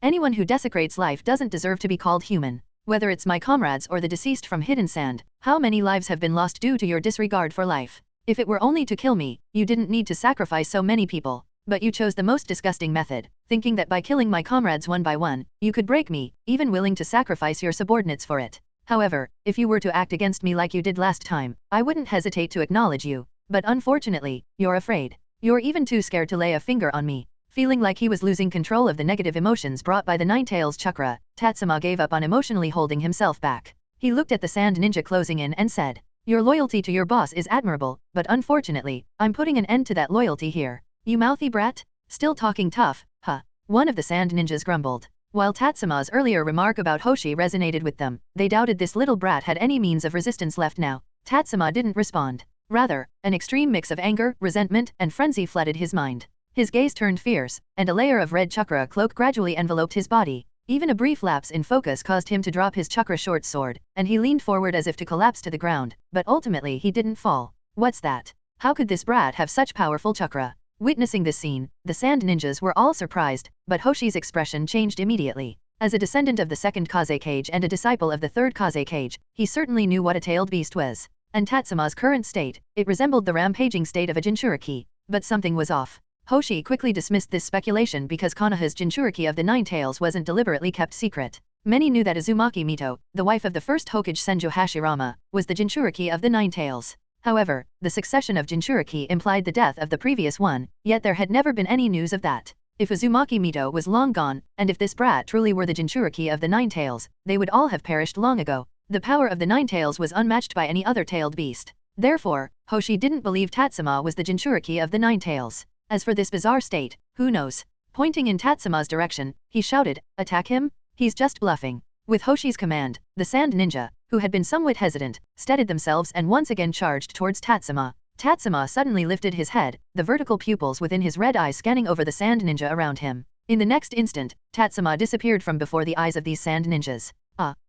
Screams echoed through the forest, playing a symphony of suffering. Chapter 94, Strength Compensate Skills. Tatsuma suddenly appeared in front of a sand ninja, whose face showed a trace of horror. Tatsuma's own face also displayed signs of emotional turmoil. However, at this moment, Tatsuma's mind was strangely clear. He hadn't completely lost his rationality. It was as if an angry person hadn't changed souls, but simply stopped suppressing their emotions. Yet, Tatsuma's current state was more peculiar than ordinary anger. He couldn't regain control of his emotions, unable to easily take a deep breath and calm down. However, his consciousness still controlled his body. Watching the emotional changes on the sand ninja's face, Tatsuma felt incredibly clear-headed, as if the whole world had slowed down. Seeing the panicked hand movement of the sand ninja, Tatsuma also extended his own hands. His speed surpassed the sand ninja's by an unknown amount. When he grabbed the sand ninja's wrist, the sand ninja hadn't even reacted yet. Staring at the hand of the sand ninja now in his grasp, Tatsuma's mind flashed with numerous connecting techniques. His restless emotions, his extreme anger, awaited the command from his dwindling rationality.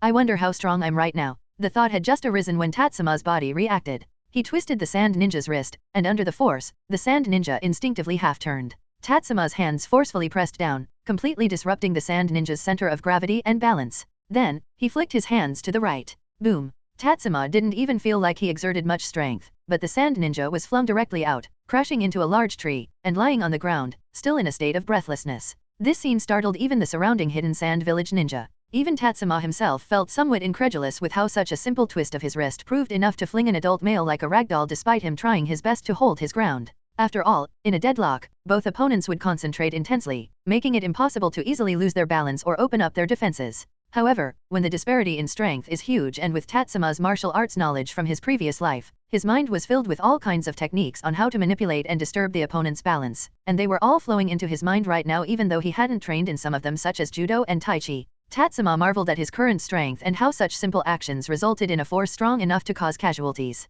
It's no wonder they say the most crucial aspect of combat is strength and speed, and this principle was vividly demonstrated by Tatsuma at this moment. However, despite their astonishment, the surrounding people were, after all, ninjas. After a moment of surprise, they quickly regained their composure and launched attacks towards Tatsuma, who was still standing in place. Some threw ninja tools, and some formed seals to use ninjutsu, but nobody dared to approach Tatsuma. His body was just too unpredictable. From the beginning until now, Tatsuma had been in constant combat, constantly sustaining injuries. However, Tatsuma's strength and speed showed no signs of decline. On the contrary, he seemed to become more formidable with each battle. Even with numerous terrifying injuries, he remained undeterred. Sensing the chakra in the surrounding air, dense clusters of it appeared out of nowhere. Seeing kunao and shuriken continuously flying towards him, Tatsuma didn't hesitate. He continuously spun and rotated his body, trying his best to dodge the attacks. Thud, thud, thud. Splish, splish. Thud, thud, thud. Tatsuma managed to evade the majority of the attacks, but several streams of blood sprayed from his left arm, and a kunao along with 2 shuriken were lodged in his arm.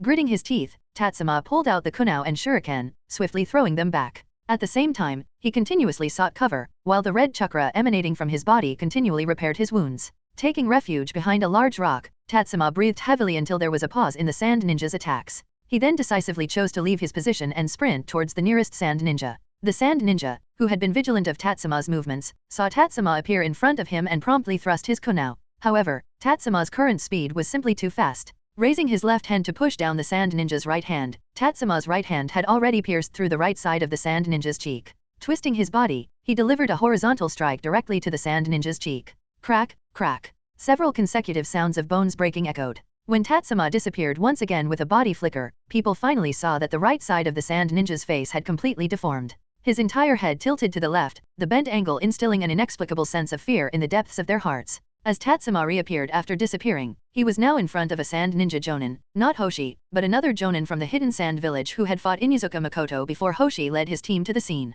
The jonin, upon seeing Tatsuma actively attacking him, became enraged. Considering Tatsuma's age, defeating a jonin from the hidden sand village with such agility was already remarkable. But now, Tatsuma dared to challenge him, who didn't know his place. Unable to bear it, the jonin was also known for his expertise in taijutsu within the sand ninja village. Seeing Tatsuma approaching him, he didn't hesitate and charged directly at Tatsuma with a punch. Observing the jonin's fist technique, Tatsuma raised his hand to block, not only deflecting the punch but also maneuvering to the side of the jonin. He grabbed the jonin's left wrist with his left hand and positioned his right elbow to strike the jonin's left elbow joint. Crack. AHH. The jonin's left arm underwent a strange twist as he unleashed a shiver-inducing scream while staring at his bent arm. With his left arm disabled, the jonin was both shocked and furious. Pulling back his injured left hand, he delivered a downward chop with his right hand. Compared to Tatsuma, who was much shorter, the instinctive choice for the jonin to exert force smoothly was a downward chop from above. However, this left his waist and abdomen completely exposed, utterly defenseless. Tatsuma seized the opportunity and advanced, intercepting with his elbow at the waist.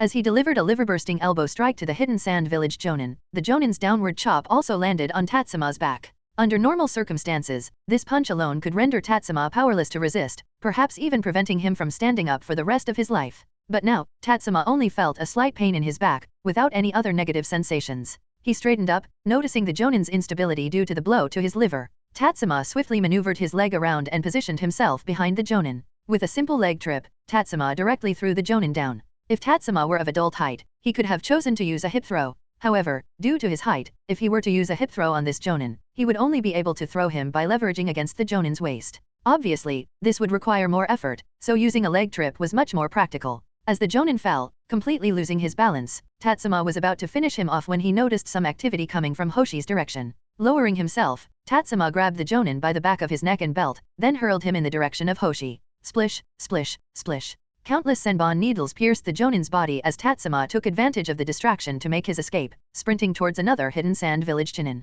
Meanwhile, seeing that he had accidentally killed his comrade, Hoshi could only express his unrestrained rage by shouting, "You bastard!" Chapter 95, Chapter 95, Only You Are Left. Tatsuma knew his current strengths and weaknesses. His strength lay in the enhanced physical qualities of his body, which had been strengthened through multiple buffs, reaching the level of a jonin due to multiple amplifications. Moreover, thanks to the Nine Tails chakra, his body's functions at this moment were not merely 4 times the base level and barely reaching the level of a jonin, as evidenced by his fight with that sand jonin. The amplification from the Nine Tails was simply too overpowered, reflecting the immense power of the Nine Tails itself. No wonder Senju Hashirama considered the Nine Tails too dangerous and chose to seal it. However, despite Tatsuma having received so many layers of buffs, he still had disadvantages. His improvements were only in terms of physical strength, power, speed, resilience against attacks, chakra quantity, etc. His actual skills had not been enhanced. His ninjutsu, genjutsu, sealing jutsu, and so on, had not improved and were still at Chunin level. Thus, he lacked a method to dispatch multiple enemies with a single blow.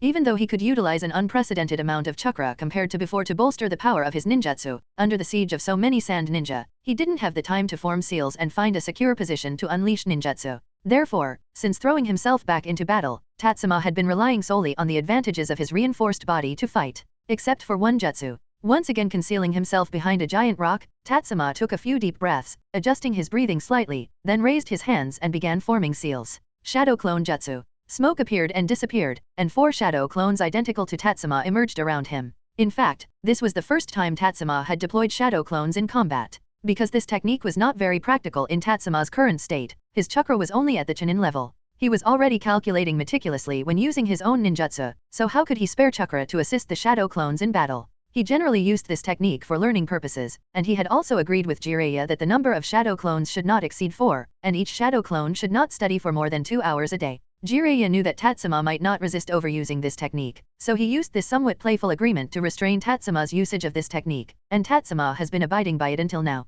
Tatsuma himself had almost forgotten that the Shadow Clone Jutsu was an excellent auxiliary ninjutsu for combat until today when he had an unimaginable amount of chakra in his body. He dared to boldly use this technique. I hope the Shadow Clones won't be mistaken for friendly units, that would be too ridiculous. With a teasing thought in his mind, bringing a strange joy to his tired spirit, Tatsuma glanced at his 4 Shadow Clones and then rushed out of the boulder together, attacking the surrounding sand ninja. Shadow Clone Jutsu. Seeing Tatsuma's clones actually causing substantial damage, Hoshi was surprised that Tatsuma had learned the Shadow Clone Jutsu. Shadow Clone Jutsu isn't a widely known ninjutsu, it could even be said to be exclusive to Konoha. Apart from Konoha's ninjas, very few from other villages can use Shadow Clone Jutsu. In the original manga, only a handful were shown to possess this technique. Upon closer examination, very few people were shown to be capable of using it, such as Deidara. Other villages have not produced many ninja capable of using the Shadow Clone Jutsu. Even within Konoha, there aren't many who can perform the Shadow Clone Jutsu, but its reputation is considerable. Derived from Senjo Hashirama's wood clone, which has a physical presence and can perform ninjutsu, when a shadow clone disappears, the memories it has accumulated are transmitted back to the original, making it a sophisticated ninjutsu that causes headaches for many villages.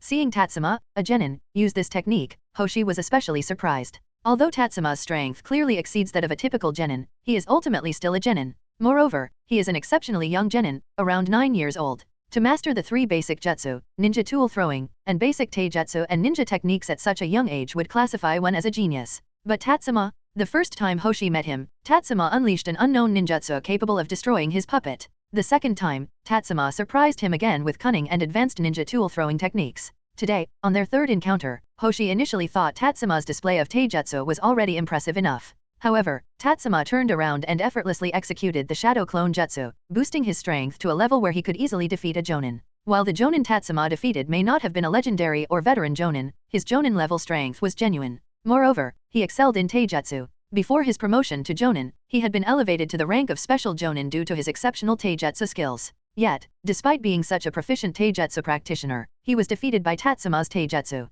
Hoshi didn't even realize it himself, but he suddenly felt a sense of relief. He was glad he hadn't intervened from the beginning but instead used the lives of his subordinates and companions to gather intelligence on Tatsuma's true strength. However, the price paid in lives was too high for the information that Tatsuma could be even stronger and more astounding. It was the first time Hoshi felt it was not worth it. It was also the first time he understood what Tatsuma meant when he said he was someone who disrespected life and the life soon to be disrespected was his own. Dealing with one Tatsuma was already difficult enough, but now there were 5 Tatsumas on the battlefield. Even though the number of sand ninjas outnumbered Tatsuma by tens of times, their ranks continued to thin. As the sand ninjas' fighting force dwindled, their resistance against Tatsuma became increasingly futile, as he swiftly harvested them at a faster rate. Damn it, what kind of taijutsu is this guy using? As he watched his subordinates diminish one by one, Hoshi's heart swelled with a mixture of shock and anger. He couldn't comprehend the style of taijutsu Tatsuma was employing. It seemed to resemble the gentle fist technique of Konoha's Hyuga clan, targeting pressure points and weak spots. However, Tatsuma's strikes were incredibly fierce, reminiscent of the Konoha-style strong fist.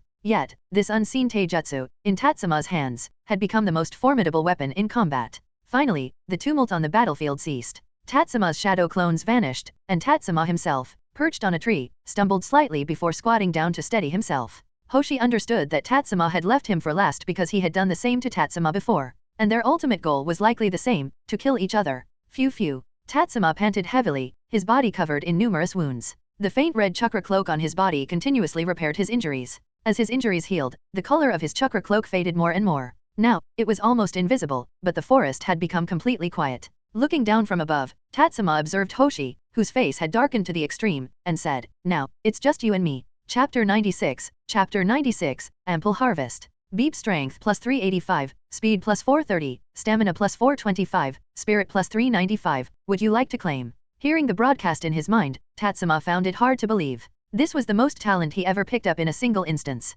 Therefore, he immediately chose to claim them. However, Tatsuma also knew that the cost of such gains was too high. Both allies and enemies had paid a total of 60 to 70 lives just for this one gain. After claiming the talents, Tatsuma looked towards Hoshi. Tatsuma didn't rush forward recklessly, knowing that Hoshi, as a jonin skilled in puppet jutsu, would be formidable if he could easily get close. Despite Hoshi appearing somewhat absent-minded at the moment, Tatsuma was willing to bet that if he had just rushed towards Hoshi, Hoshi would have used the countermeasures he had prepared long ago. As a descendant of the second Kaze Cage Shaman, Hoshi has only brought out 3 puppets so far. One was destroyed by Tatsuma using the raise non, and another, the spider puppets, was damaged by Tatsuma using explosive tags. There's also a humanoid puppet, which was dismantled by Inuzuka Makoto last time. However, when Hoshi arrived to attack Tatsuma's team just now, he used that humanoid puppet. Since the humanoid puppet has been repaired, Tatsuma will assume that the spider puppet has also been restored. Moreover, just because Hoshi has only used 3 puppets doesn't mean he only has 3. Furthermore, Shaman's expertise isn't limited to puppet jutsu, he also knows Sand Control's secret jutsu, and the ninjutsu of Sand Control hasn't been lost.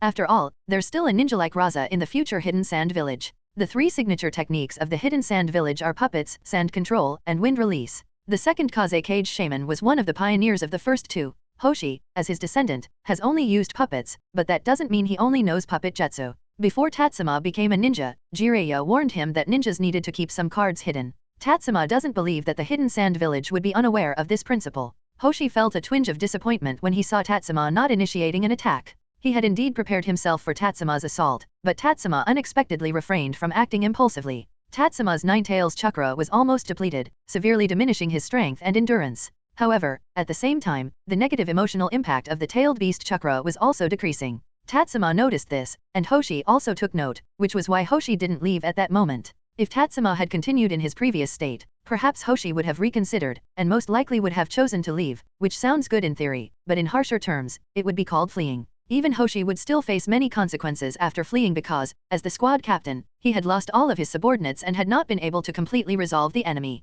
Even though Hoshi is a disciple of the third Kaze Cage, he would have to pay a considerable price upon returning, just to quell the grievances in the village. He was willing to endure it for the sake of survival. But now things were different. Tatsuma's condition had obviously declined, no longer possessing that eerie strength he had just displayed. This sparked a thought in Hoshi's mind: he could kill Tatsuma? While killing Tatsuma wouldn't bring back his subordinates, it could significantly reduce the punishment he would face. He could easily exaggerate Tatsuma's threat, portraying him as a genius on par with the third Hokage, no, even surpassing the second Hokage or the extraordinary duo of the Warring States era. As long as Tatsuma's threat was significant enough, Hoshi believed that any cost he paid to kill him would be worthwhile. Moreover, this brat was Tsunade's disciple and wielded the weapon once used by Konoha's White Fang. He must be a highly valued talent in Konoha village. If handled properly, not only could he avoid punishment, but he might even gain credit. With these thoughts in mind, Hoshi looked into Tatsuma's eyes with increased determination. Tatsuma also noticed the sudden murderous intent emanating from Hoshi. He glanced at the chakra short sword lying not far away on the ground but chose not to pick it up.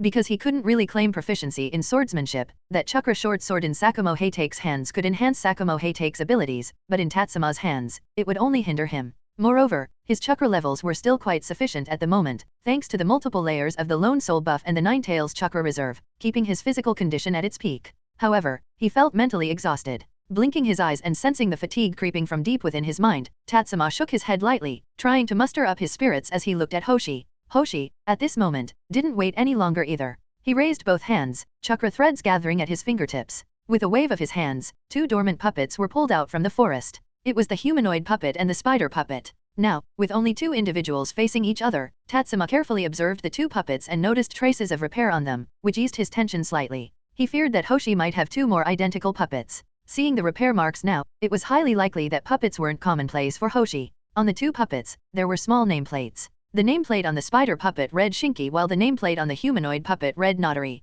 While Tatsuma was still observing, Natori suddenly moved. Under the control of chakra threads, it swiftly lunged towards Tatsuma, its hands reaching out to embrace him. Its mouth gaping wide, revealing jagged teeth coated with a black substance. Seeing Natori's mouth full of black teeth, Tatsuma's expression turned grim. It was Inuzuka Makoto who was fatally bitten by Natori and poisoned, leading to his demise at Hoshi's hands. However, this was not the time for reminiscence. Tatsuma dodged Natori's embrace, lifting his leg to kick at its ankle. Clang! But a metallic reverberation echoed as Tatsuma gasped, using body flicker to escape and ending up in the distance, where he couldn't help but start to move his own ankle. The remaining Nine Tails chakra quickly eased Tatsuma's pain at this moment. Just as Tatsuma turned around, Natori once again lunged towards him. This time, Tatsuma didn't counterattack but began to dodge, maneuvering around trees and boulders. However, after dodging several times, he abandoned this method. Because chakra threads, unlike steel wires, were unaffected by the terrain. As Tatsuma landed again, he swiftly turned around, forming hand seals. Opening his mouth, he unleashed a fiercely burning ball of oil towards Natori.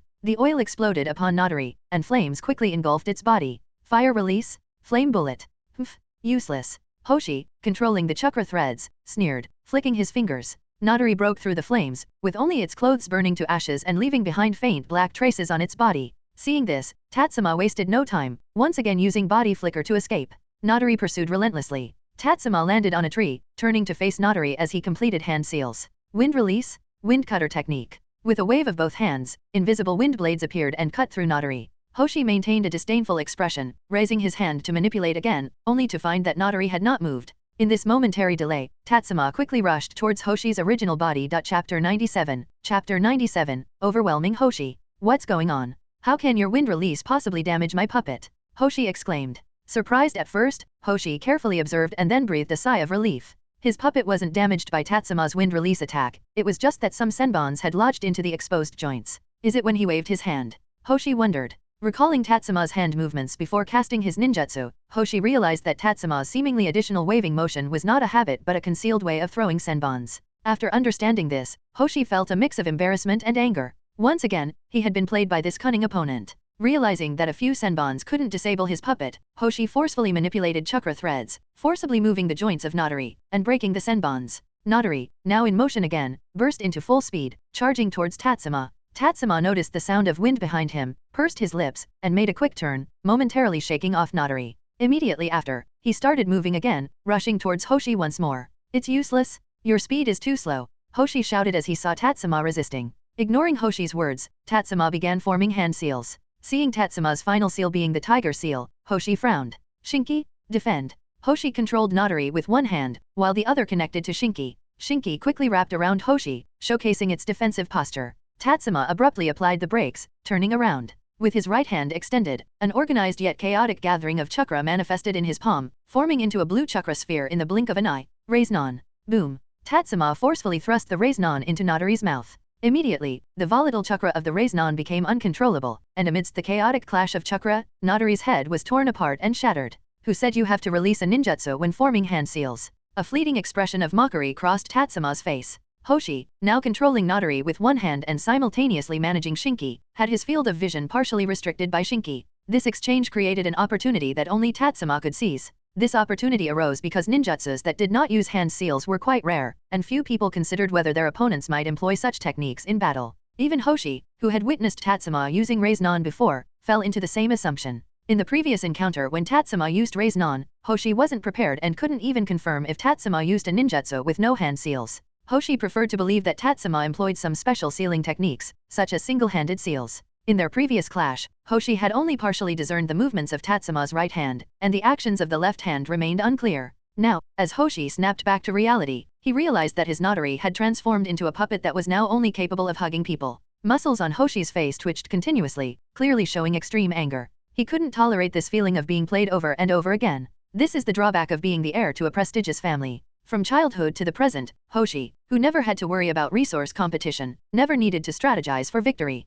He simply followed the routine of studying and training, passing assessments from elders and sensei. While he had completed numerous missions, he always relied on raw strength, never encountering an opponent as tricky and elusive as Tatsuma. It was for this reason that Hoshi sacrificed the lives of many subordinates to gather intelligence on Tatsuma. The enigmatic Tatsuma, shrouded in a fog of mystery, presented a challenge for which Hoshi couldn't find a straightforward solution. Perhaps if, from the beginning, he hadn't approached it with a mindset of manipulation, but instead had ordered his subordinates to overwhelm Tatsuma with sheer force, he wouldn't be facing so much trouble now. However, in this world, there is no remedy for regrets. Hoshi could only swallow the bitter pill of yet another puppet being destroyed by Tatsuma. Hoshi showed no intention of continuing to use Natori because, to Tatsuma, this puppet was no different than a punching bag now. While the material of Natori limited the effectiveness of Tatsuma's taijutsu, Tatsuma's skill in taijutsu allowed him various ways to evade Natori. Additionally, simultaneously controlling two puppets required too much mental focus and was too challenging. Tatsuma proved that Hoshi lacked this ability, at least in his presence.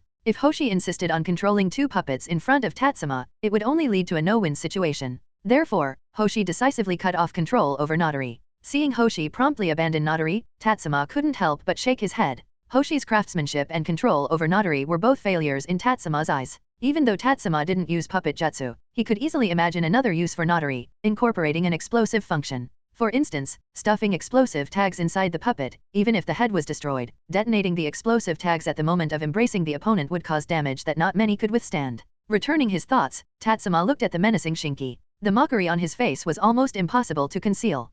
Compared to Naruto, Tatsuma had discovered the weaknesses of Shinki much earlier. That's because Shinki is more intricate, and this kind of precise machinery is often more fragile, with small tolerances leaving no room for error. While it certainly showcases the craftsman's skill, it is not suitable for combat. The previous bombardment of explosive tags caused Shinki to experience control delays, a weakness that could be exploited with the same tactic. Without any hesitation, Tatsuma formed hand seals, a smokescreen appeared beside him, and then a shadow clone materialized. Tatsuma and the shadow clone simultaneously formed seals, although not the same ones. Seeing this scene, Hoshi couldn't help but feel irritated once again. He didn't know if Tatsuma would, like before, form seemingly unrelated seals and then unleash a completely different ninjutsu. However, as Tatsuma and the shadow clone finished their seals, Hoshi chose to put Shinki in a defensive stance. At this moment, Tatsuma and the shadow clone opened their mouths simultaneously. However, Tatsuma spat out a large mass of burning oil, while the shadow clone released a fierce gust of wind. Fire release, big flame bullet. Wind release, great breakthrough.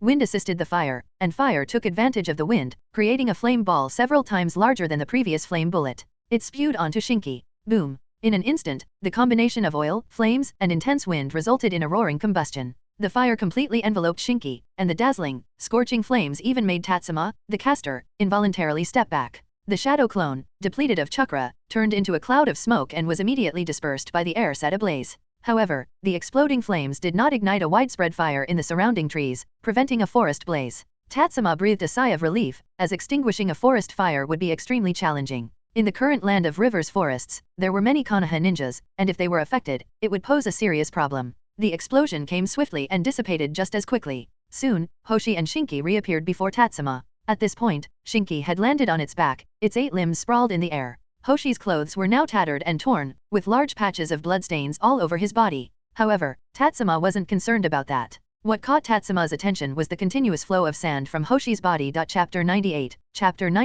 Defeating Hoshi. At this moment, Hoshi clenched his teeth, struggling to breathe.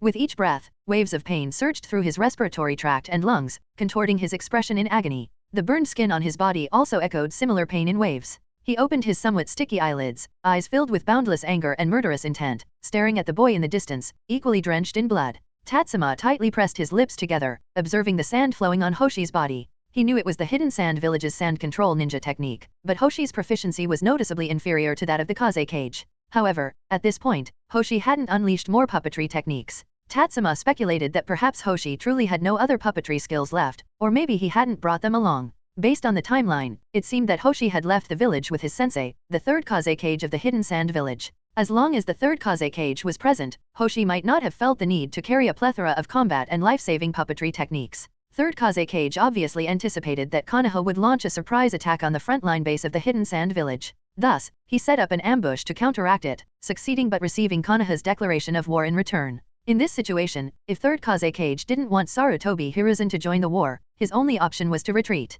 This was actually the only feasible solution. After all, battles between Cage had significant repercussions, involving not only the outcome on the battlefield but also the fate and future of the villages. Therefore, participating in the war lightly was not an option, and third Kaze cage wisely chose to withdraw. However, Hoshi did not go back. Instead, he integrated himself into the Sand Ninja team on the spot. This decision made sense, considering that it would take at least 4 to 5 days for Hoshi to return just to retrieve a few puppetry tools, which might not be worth it. After all, Hoshi had not anticipated encountering an opponent like Tatsuma, or rather, Tatsuma turning out to be as formidable as he was today. It was just that, as expected, unexpected events could occur, and indeed, surprises could come uninvited. After observing for a while and confirming that Hoshi had no additional tricks up his sleeve, Tatsuma hesitated no longer. He activated the body flicker jutsu, channeling chakra into his legs, allowing him to swiftly charge towards Hoshi. Damn it! Sand shield. Seeing Tatsuma approaching, Hoshi had no effective response. He could only endure the pain and manipulate the sand to form a shield in front of him.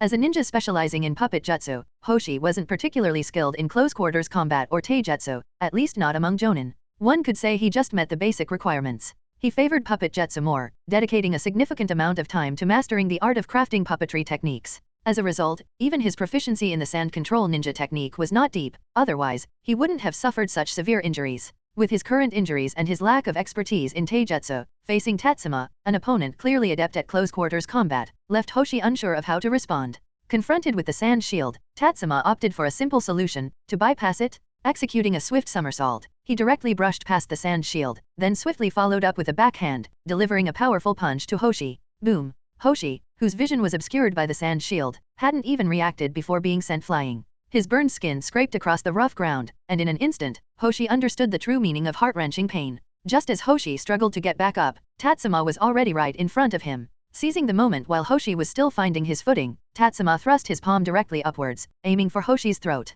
In response, Hoshi had to resort to using both hands in a horizontal block. Although not particularly skilled in taijutsu combat, Hoshi wasn't completely inexperienced either, or he wouldn't have attained the rank of jonin. However, Tatsuma's upward palm thrust was a feint. Hoshi's horizontal block left him wide open, allowing Tatsuma to lower his stance, shift his weight, and then pivot for an elbow strike. Through the gap between his hands, Hoshi saw Tatsuma's elbow heading straight for his solar plexus. This sight sent a chill down his spine but also triggered his latent potential. Utilizing the sand control ninja technique, he manipulated the sand to shield his vulnerable area. Bang! Though the sand dispersed and scattered, it managed to block Tatsuma's elbow strike. However, before Hoshi could heave a sigh of relief, Tatsuma's figure was already sticking close. Given Tatsuma's short stature, height, and reach were crucial in close combat. This was currently one of Tatsuma's major disadvantages. Hence, he couldn't allow Hoshi to create distance but needed to keep the fight within his own comfort zone. Seeing Tatsuma catching up, Hoshi hastily launched a series of attacks with both hands, attempting to force Tatsuma away.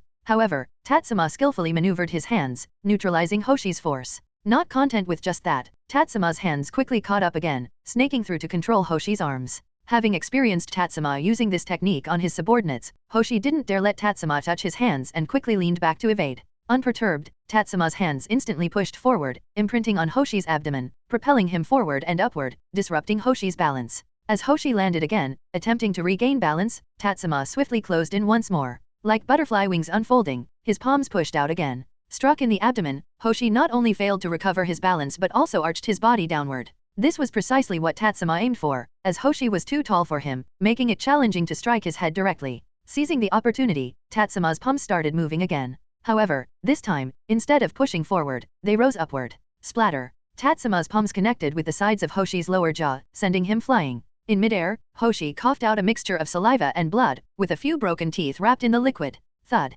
Upon hitting the ground, Hoshi couldn't immediately get back up. He felt dizzy and disoriented, even forgetting what he was doing. Tatsuma had already closed the gap, swiftly approaching. Aiming for Hoshi's neck, he thrust a foot, but in the nick of time, Hoshi regained consciousness. Sand instantly enveloped him. Bang! Though the sand was scattered by the kick, Hoshi rolled to the side, evading the attack. As he attempted to rise, or rather, in a crouching position preparing to stand, Tatsuma once again closed in. Without hesitation, Tatsuma delivered a swift kick towards Hoshi's face. Hoshi quickly raised his hand for defense, using the momentum of the kick to rise and retreat, creating distance. By the time Tatsuma caught up again, Hoshi had regained his senses. Lifting his hand, he aimed a strike at Tatsuma. However, in his current state of grogginess, his strength was dispersed, posing no real threat to Tatsuma. Tatsuma directly moved aside Hoshi's front hand, blocked his rear hand, and simultaneously lifted his leg to step on the side of Hoshi's front leg knee. As Hoshi attempted to retract his leg, he also exerted force with his hands. Seeing that he couldn't force Hoshi to kneel, Tatsuma didn't insist.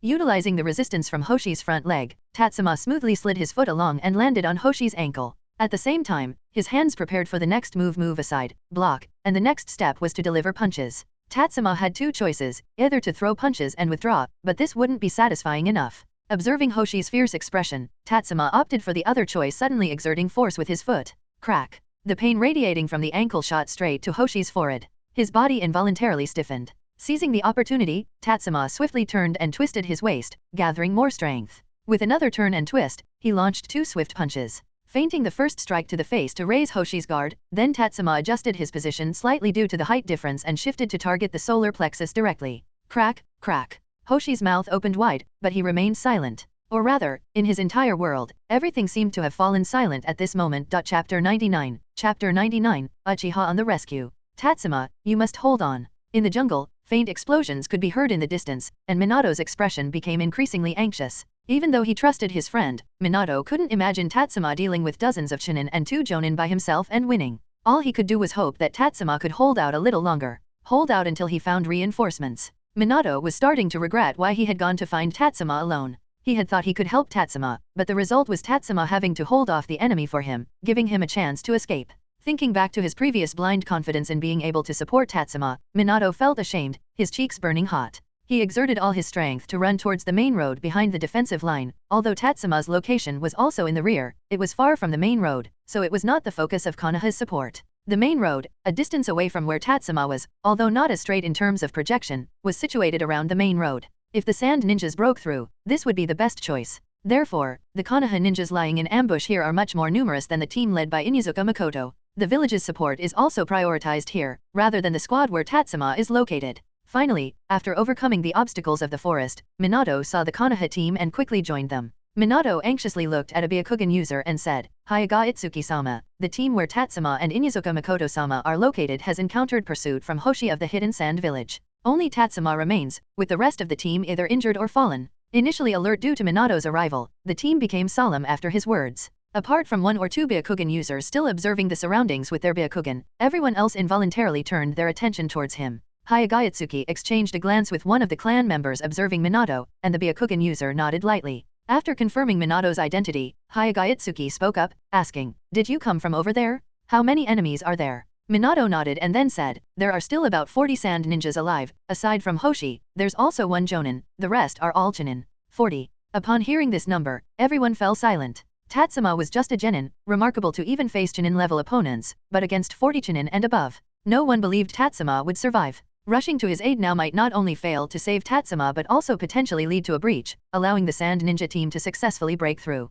However, no one dared to utter the words of refusing assistance. Such words were simply against the will of fire. Seeing everyone silent and unresponsive, Minato became even more anxious. At this moment, a young man with a fierce and sinister appearance spoke up, "Minato Namikaze, lead the way." Upon finally hearing a response, Minato was so excited he almost shouted. He turned to look at the Uchiha ninja and gratefully said, "Thank you, Uchiha Fugaku-senpai." Seeing Uchiha Fugaku unexpectedly agreeing to Minato's request, and several other members of the Uchiha clan also stepping out of the group, the Hyaga clan ninjas' faces instantly turned grim. Because if word of this incident got out, it would be a blow to the reputation of the Hyaga clan. It wasn't just the Uchiha clan choosing to help while they stood by, but the key figure, Sakamoto Tatsuma. In a sense, Tatsuma owed them, the Hyaga clan, a debt of gratitude because he prevented an incident of Byakugan leaking out. Although Hyaga Itsuki and a few other Hyaga ninja knew that Tatsuma not only blinded Hyaga Miyako but also took his life, if every Hyaga ninja were given the choice, they would prioritize the Byakugan above their own lives. So they all knew that Tatsuma's actions that day were surely to fulfill Hyaga Miyako's will, making him a benefactor of the Hyaga clan, which was not incorrect.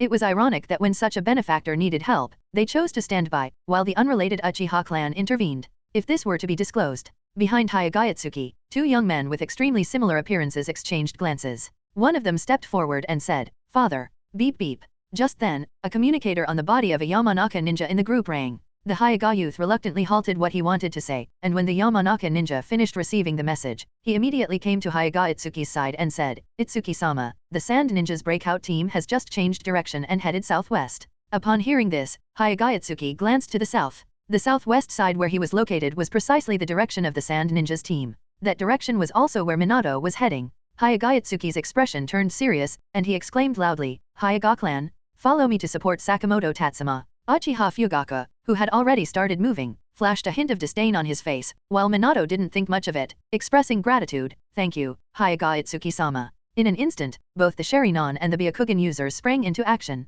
The Konoha ninjas who had been lying in ambush here felt a bit awkward all of a sudden. They exchanged glances, then gritted their teeth and followed suit. After all, their mission was to confront the Sand Ninjas breakout team head-on. It was just a change of battlefield, the mission still needed to be executed. The Uchiha and Hyaga ninjas moved extremely fast, and before long, Minato fell behind. Despite his anxiousness and desire to return to Tatsuma's side as quickly as possible, the gap in strength couldn't be easily bridged by sheer will alone. However, Minato didn't lose heart. The faster the Uchiha and Hyaga moved, the more likely they were to save Tatsuma. He wished Uchiha Fugaku and Hyagayatsuki could teleport to Tatsuma's side. Meanwhile, in the distant battlefield where Tatsuma was, the situation was far less tense than Minato had imagined. At this moment, it should be the Hidden Sand Village feeling anxious, not Konoha. Hoshi's body was devoid of strength, resembling a lifeless corpse. If it weren't for Tatsuma pulling at his collar, he would likely have collapsed on the ground. As Tatsuma looked at the unconscious Hoshi before him, he felt a surge of anger welling up inside him, not from the negative emotions brought by the Nine-Tails chakra, as he had already completely depleted it by now. This anger came from the depths of his heart, the most genuine and sincere fury.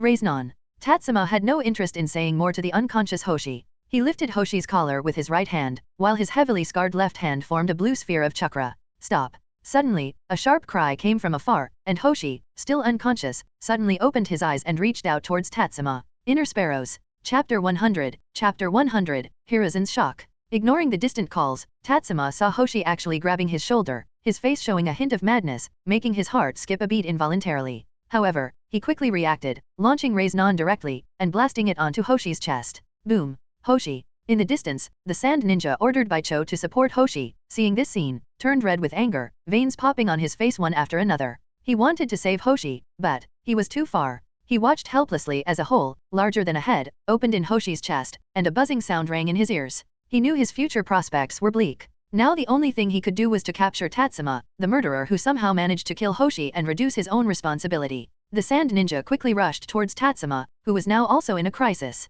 At this moment, Hoshi's skin kept swelling, something seemed to be moving beneath the surface, and it could burst out at any moment. Tear. Tatsuma, unable to free himself from Hoshi's grasp, simply tore apart the clothes Hoshi was holding onto. Just as he finally broke free and attempted to body flicker away, he stumbled underfoot. Goo-goo. At that moment, from within Hoshi's lifeless body, there suddenly came a sound. Tatsuma's eyes clearly saw several pitch-black bird beaks pecking through Hoshi's skin, about to emerge. Revolving heaven. Just as those strange birds were about to peck towards Tatsuma as they emerged from Hoshi's body, Tatsuma suddenly felt his body weightless. When he came to his senses, he found himself being grabbed by the back of his neck by someone, while the person's other hand pushed forward creating a sphere of chakra that protected the two of them inside. It was precisely this sphere that isolated those strange birds outside, and Hoshi's body was also pushed far away. Damn it! Suddenly, Tatsuma seemed to hear a grumbling full of resentment. Then, several figures landed in front of him, landing before the sphere created by revolving heaven. Almost simultaneously, several flames ignited, and those birds caught fire. They fluttered in the air for a moment before falling to the ground. Damn it! Break through and kill them! The sand ninja shouted at the people who came to support him. In an instant, ninja tools and ninjutsu flew towards Tatsuma. Hayagayatsuki frowned, about to expand the range of revolving heaven and strengthen its intensity, but this time, Uchiha Fugaku finally acted faster. Yashiro! Fugaku shouted, nodding to a ninja several years older than him beside him, who gestured with his hand. Suddenly, the Uchiha team spread out, flames igniting on each person's hands. Uchiha flame formation. Several Uchiha ninja almost simultaneously clapped their hands toward the ground, directing the flaming chakra on their hands towards the earth. In the instant before the sand ninja's attacks reached them, the ground in front of Uchiha Fugaku suddenly emitted a bright light. Boom! A crimson firewall rose up, engulfing all ninjutsu that collided with it, while the ninja tools that entered the firewall were instantly burned into molten iron, evaporating completely before they could even touch the ground. At the same time, more Hyuga ninjas and Konoha ninjas arrived, forming a pincer attack formation, blocking the sand ninjas' flanks. They closed in around the sand ninjas team, leaving only the path back the way they came. More and more Konoha ninjas continued to arrive, which made Tatsuma breathe a long sigh of relief. The tension that had been gripping him relaxed, and suddenly his head drooped, his body suspended in midair, with his toes pointing towards the ground. Hayagayatsuki, seeing Tatsuma faint, swallowed back the words he was about to speak and instead looked around incredulously with his white eyes. The number of sand ninjas' corpses around, compared to the figures Minato previously reported, was definitely more or less the same. However, under his white eyes and chakra sensory, there were no traces of anyone else around. Most crucially, on the bodies of several sand ninjas, there lingered Tatsuma's chakra signature, forcing Hayagayatsuki to consider an inconceivable answer. That answer being Tatsuma had taken out all the sand ninjas here. This was clearly illogical, but the undeniable fact before Hayagayatsuki told him that Tatsuma had indeed accomplished this feat. However, Tatsuma achieving this was advantageous and harmless for Konoha, as well as for his Hyuga clan, given that Tatsuma was effectively reducing the enemy's numbers. Hayagayatsuki turned back, looking at his younger brother and two sons, and said, "Kutsu, Hayashi, Hisashi, protect this child." "Yes, elder brother." "Yes, father." X2. Seeing the three respond, Hayagayatsuki gently tossed Tatsuma, and Hayagakutsu reached out to catch him. Hyuga Hayashi and Hyuga Hisashi then stood on either side of Hayagakutsu in perfect harmony. The conflict between Konoha and the sand was on the brink of eruption. Konoha, harboring the intention to wipe out the sand, had set up ambushes, and they would not easily let them off, a fact the sand ninjas were well aware of. But none of this mattered to Tatsuma anymore. He was now no different than a pendant held by Hayagakutsu. Victory in the Land of Rivers battlefield. Tatsuma's unconsciousness did not affect the world's operations. The frontline news quickly reached the village, and Konoha erupted into celebration instantly. Countless people sang praises to the greatness of the third Hokage, Sarutobi Hiruzen. There were also some who successfully praised the strategic command of Orochimaru on the front line, but as it trickled down, those who truly fought received little applause. In the Hokage's office, Sarutobi Hiruzen, who had been in his twilight years for several years now, couldn't help but show joy on his face. The wrinkles on his aging face were now adorned with the smile of a farmer during a bountiful harvest.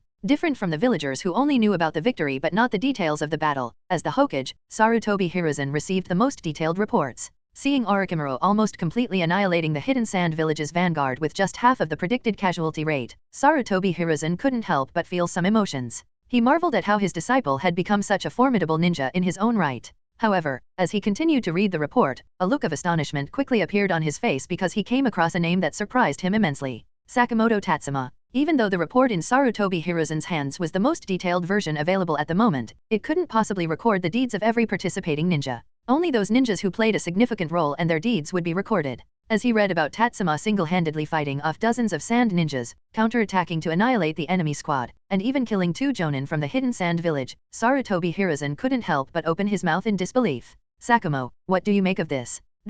It's impossible? Absolutely impossible. In an underground base, Shimura Danzo, the shadow of the ninja world and the roots of Konoha, listened to his subordinates' reports. Upon hearing about the civilian child mentioned in the report, Danzo immediately waved his hand to interrupt, saying discontentedly, "Where did you get this intelligence? Was the person who transcribed it caught in a genjutsu?" The root ninja who was reporting closed his mouth, sweat starting to bead on his forehead. Shimura Danzo, who had been looking at his subordinate's reaction, stood up and addressed the darkness. Sarutobi, are you actually stooping to this level of distrust towards me? Sending such false intelligence, are you mocking me?